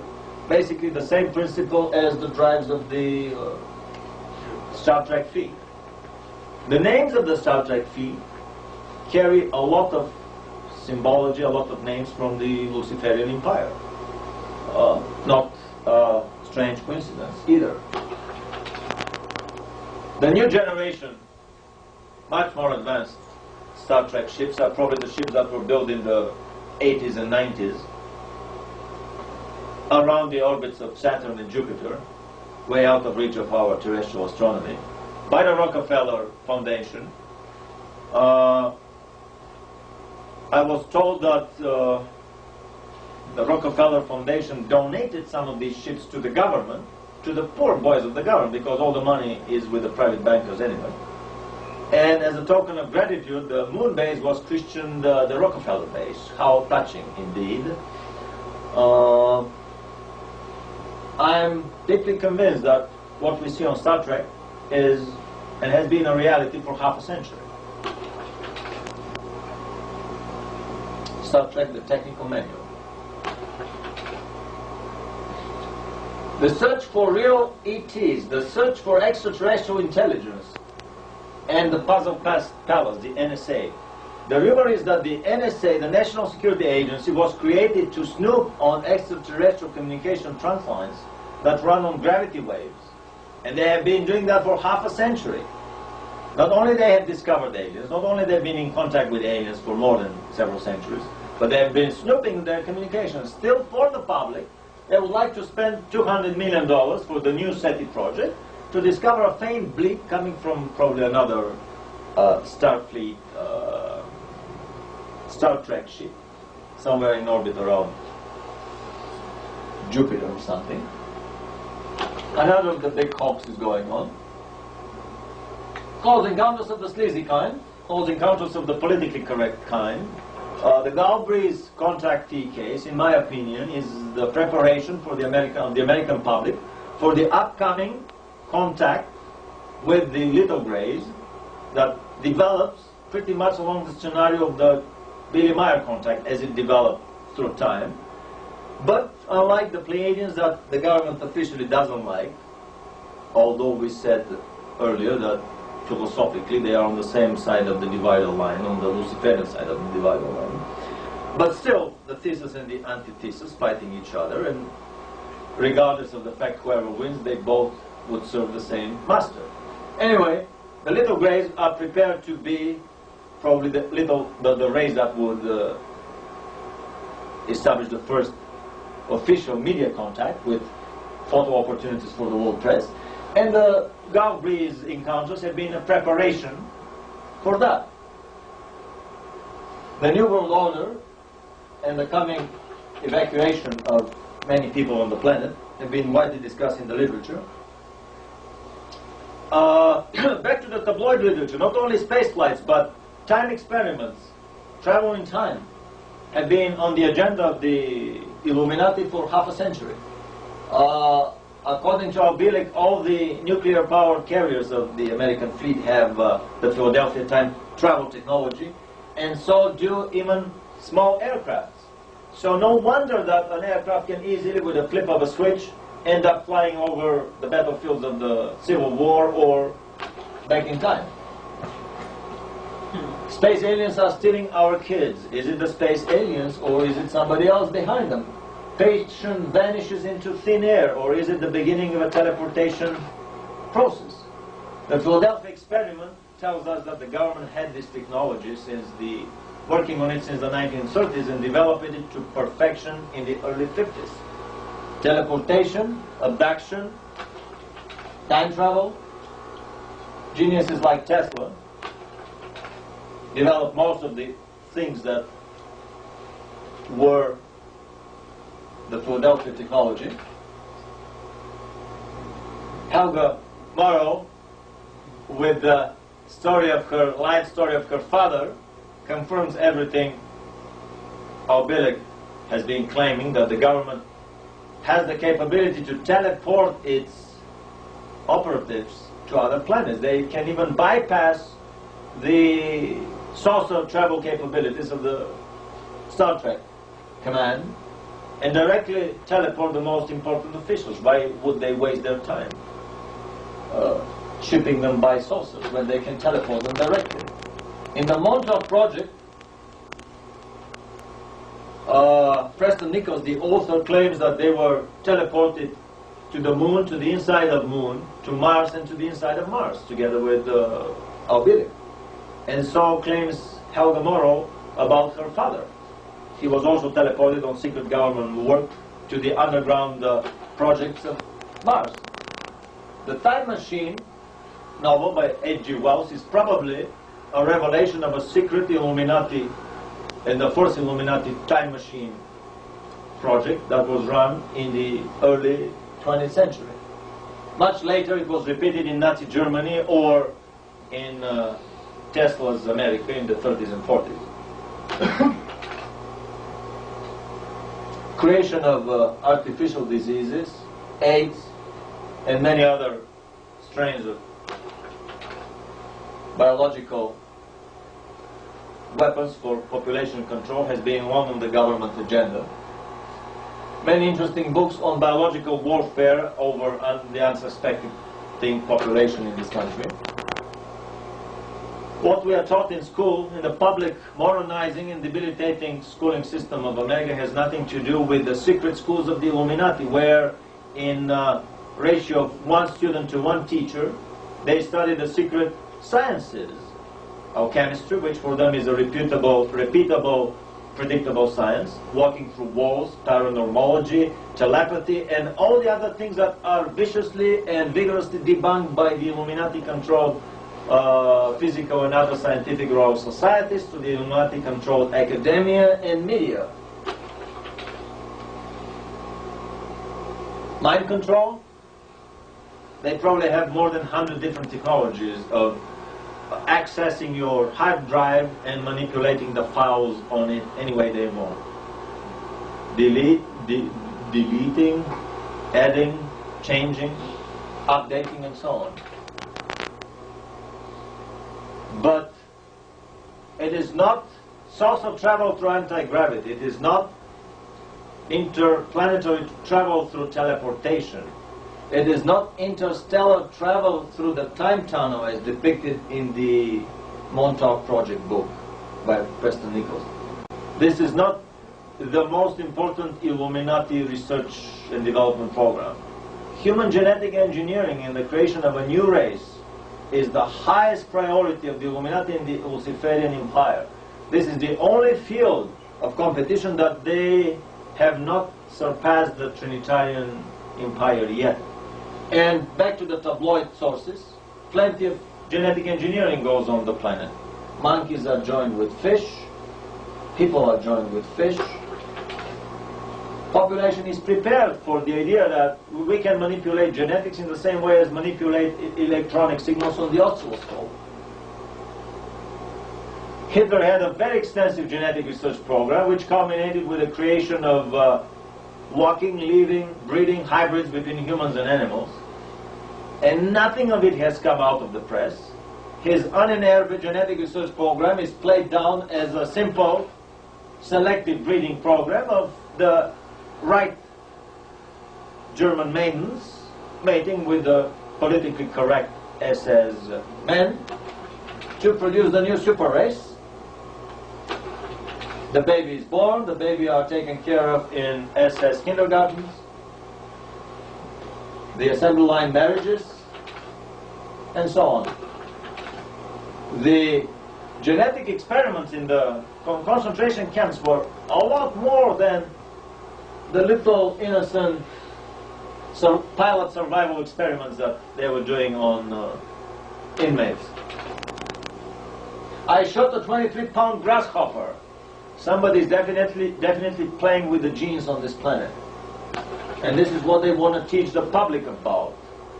This was not a tabloid photograph. This is a bird with the fangs and the mouth of a snake that was captured in Puerto Rico, and the government agent snatched it and nobody saw the bird or the agent again. A bird with genetically manipulated snake fangs on it. Bird with wings that would fly. In the Alien Harvest, Linda Moulton Howe talks about the cattle mutilations being done by aliens. I have a feeling that most of them are done by the government. The cattle are a perfect walking, licking vacuum cleaner that picks up the radiation, and by mutilating them, they measure the remaining radiation after the above ground and underground nuclear blasts, which have tremendously contaminated the country. They start going with the Geiger counters and doing that in public. They will be sued for compensation by everybody in the states around the nuclear test site. So they've chosen a very innocent way of doing it. Space alien doctors sneak into hospitals to experiment on human patients. Some really do, but most of them are, or UFO alien makes girls 8, 9 pregnant. Tabloid accounts, but very soon the official UFO literature is full with dozens of books on alien abductions with the purpose of horizontal experimentation and a sexual crossbreeding between terrestrial and alien representatives for the creation of a new super race. Creation of a new super race doesn't come alone. You have to start much earlier. Robotics was developed to perfection in the secret projects. Tennis playing robots, cops, robocops, or robots that test army gear have probably been developed in the early 50s. The Men in Black were the most advanced mechanical and the first crude biological robots that were developed in the 60s by the government and were widely used through teleportation to beam down and to harass UFO contactees. Men in Black, products of the first biological robot programs of the government. Mr. Data is probably the advanced cousin of the Men in Black serving in the interstellar fleet of the Illuminati. The Men in Black were the more primitive, earlier versions of Mr. Data. The little grays, according to some researchers, are nothing but biologically cloned and produced in the test tube, biological robots or cyborgs, given to the government by aliens, maybe jointly produced, and used by the government conveniently for purposes that no other medical or government personnel can perform. Can you imagine the public outcry if doctors or military personnel start abducting little children and not returning them, or doing everything to the children as the aliens do? I mean, they couldn't have come with a better idea. Is it the little grays cloning us, or is it the government cloning them, or is it through them the government cloning us into a brave new world of super beings? I have a feeling that it is mostly the last of the three possibilities. The Men in Black and the little grays. An inevitable development of this line of creation of artificial life. Very high on the Luciferian agenda. This is the only thing that they have not been able to master so far. Artificial intelligence, not only in the tabloid sources, but basically they have created artificial intelligence computers that talk the way Mr. Data talks. Some doomsday science, some end-time prophecies. Somebody told me that creating a fear in an individual is like a metal rod that short circuits his battery for paranormal abilities. If an individual is under fear, he can be easily abducted. He cannot telepathically transmit messages from higher races. Basically, his paranormal ability is effectively switched off. So there is no shortage of doomsday prophecies coming from the government spin control.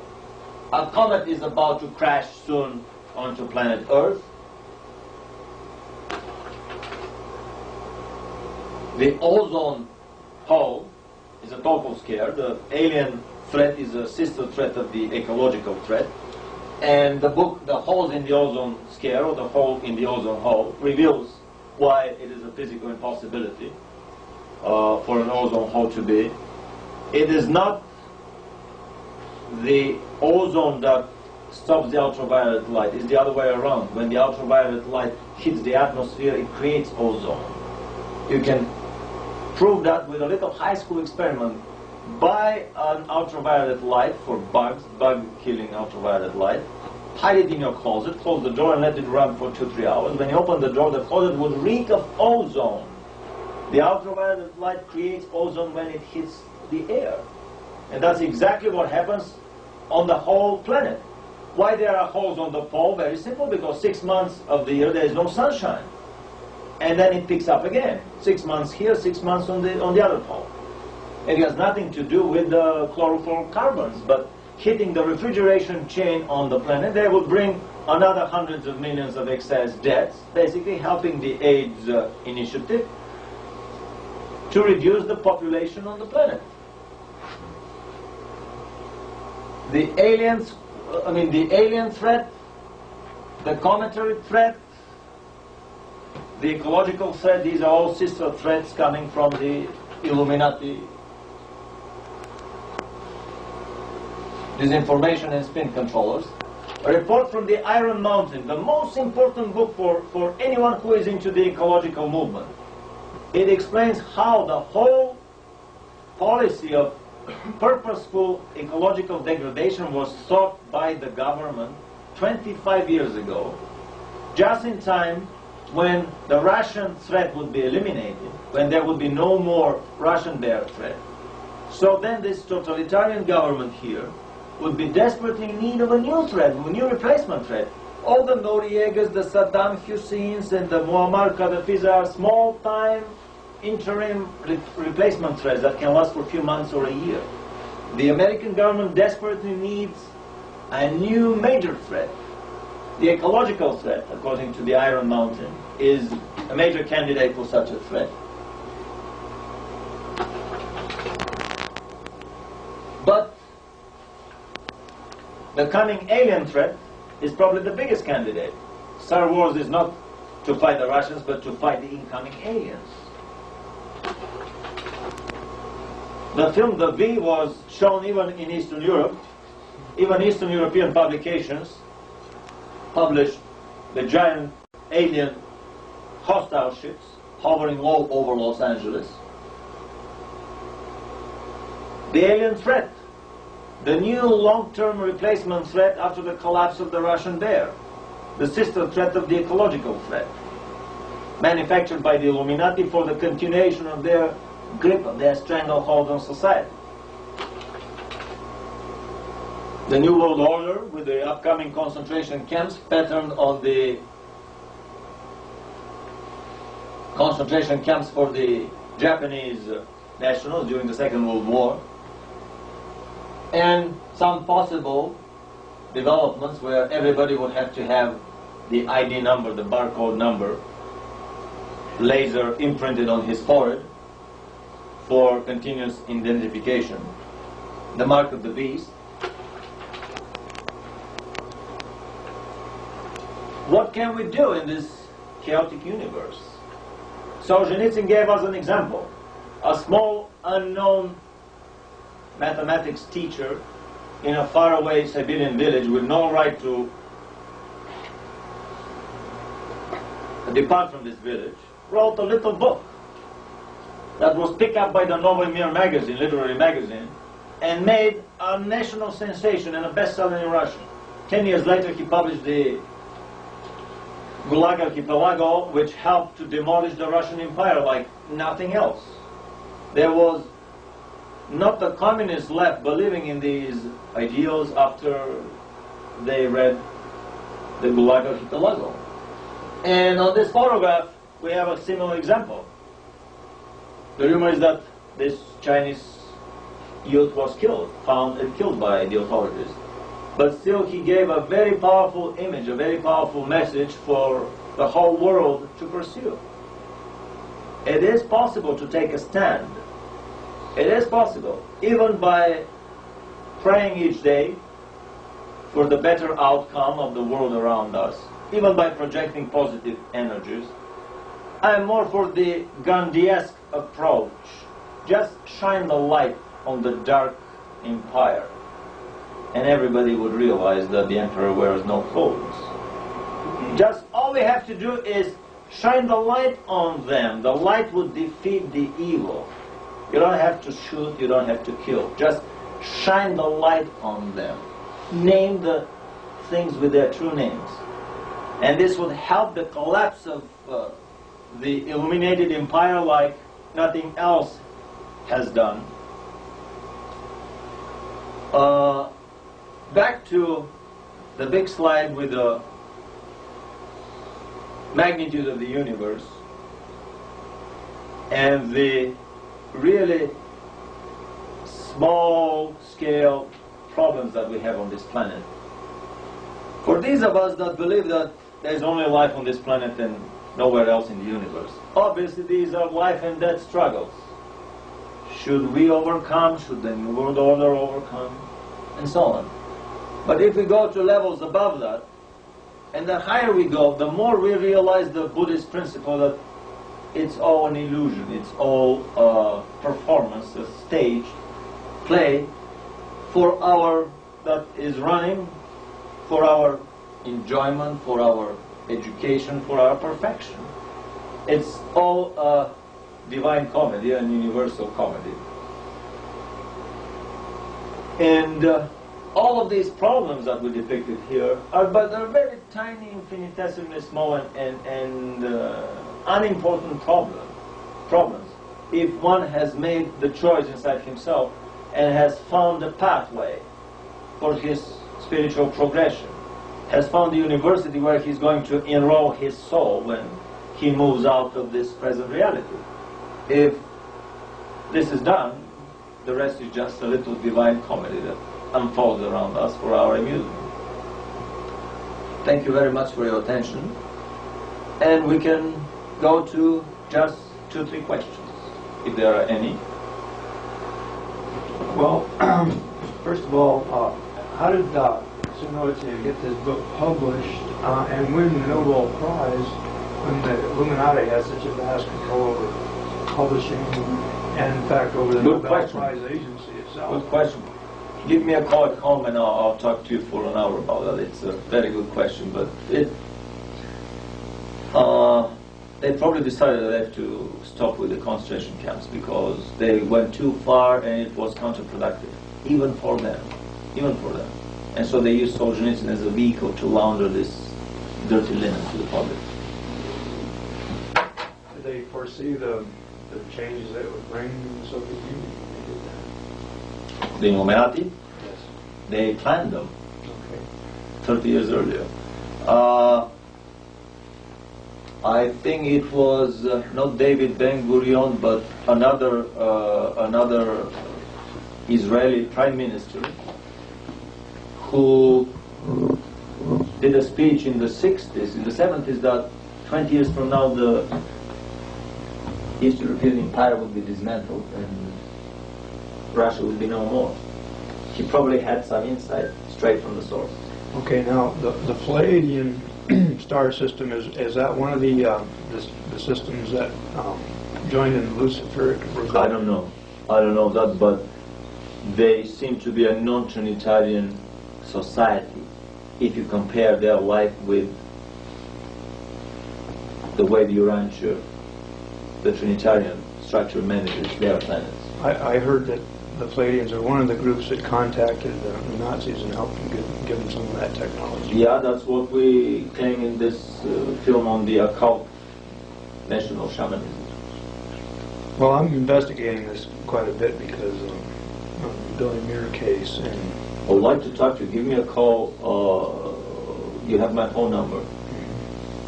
We have to sprint out of here now, but are there any other questions? I'll make his questions.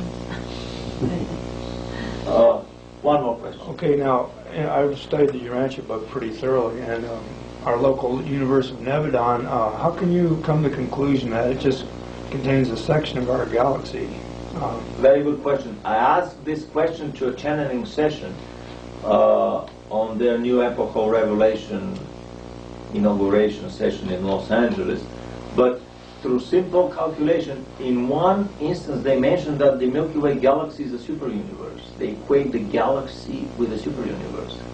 Otherwise they use the word nebula, and the nebula in the 30s was a fuzzy name which was used for a gaseous nebula, which is a small chunk of a galaxy or a big galaxy.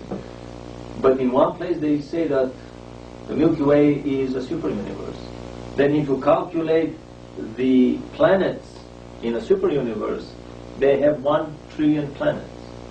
So this is, and we know that there are 150 billion stars. By 10 planets each come to about 1.5 trillion. Maybe less than 10 planets per star if you have some stars without planets. So just about right. Probably the planets around all the planets in one galaxy come about the size of the planets in one superuniverse. Well, Christ is going to return. I think that there is no doubt about that. It's an extremely important, according to the Urantia book, the Earth is, how should I say? Christ did his PhD dissertation thesis on the planet. His incarnation here was, I'm using our language for that, his dissertation thesis, his graduation thesis. If the Lucifer rebellion succeeds here on the planet, it would be a big sign for the whole local universe of 10 million other inhabited planets that the boss of this local universe, because Christ after graduation here became the autonomous, independent boss of the local universe of 10 million planets. Before that, the paradise ambassadors were the universe rulers. So, if you prove to the boss of a universe that the planet that is his graduation thesis is mismanaged and cannot be managed with his philosophy of love and love thy neighbor and thy brother, then you prove a point that he's not fit to manage the whole universe. If you cannot manage a small, insignificant planet in that whole 10 million planet strong local universe, chunk of our Milky Way galaxy, how the hell can he manage the whole thing? And this is the pinnacle point of the Lucifer rebellion. That basically, according to the Urantia book, I have not been to these levels. I know nothing about them. And we're about to enter into a very big discussion, but we have to get out of here. Any other questions on the more mundane topics? Why did Martin Sheen make the movie about the astronaut from Alternative 3? Do you know that movie? How much connection the Alternative 3 movie? have? Yeah.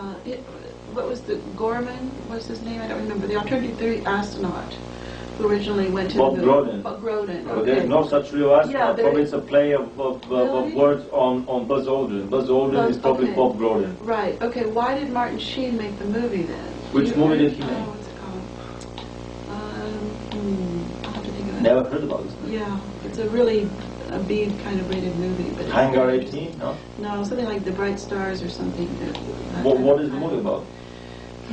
It's about an astronaut who goes to the moon and finds an object which is really a sort of a crystal, and realizes that it's all a dupe. In other words, that there was civilization there already. Well, this is the 2001 film by Kubrick. They discovered this monolith on moon.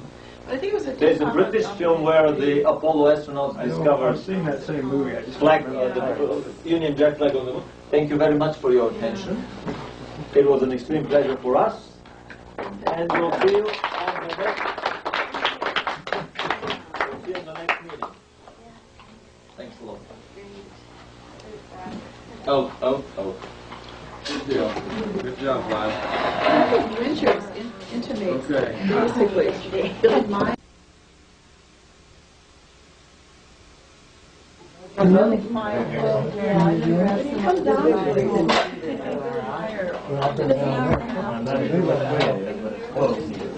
ran along. I began to be a nuisance to him, and I said, close the door. I'm so glad you came over here. I'm down there. Stuck here. I wish I had your ride He summers anywhere else. I haven't made it to high yet. Indiana, I'm heading back. 2 weeks. Yeah, you were going back that time. I made it up the year. 2 weeks ago. Didn't it?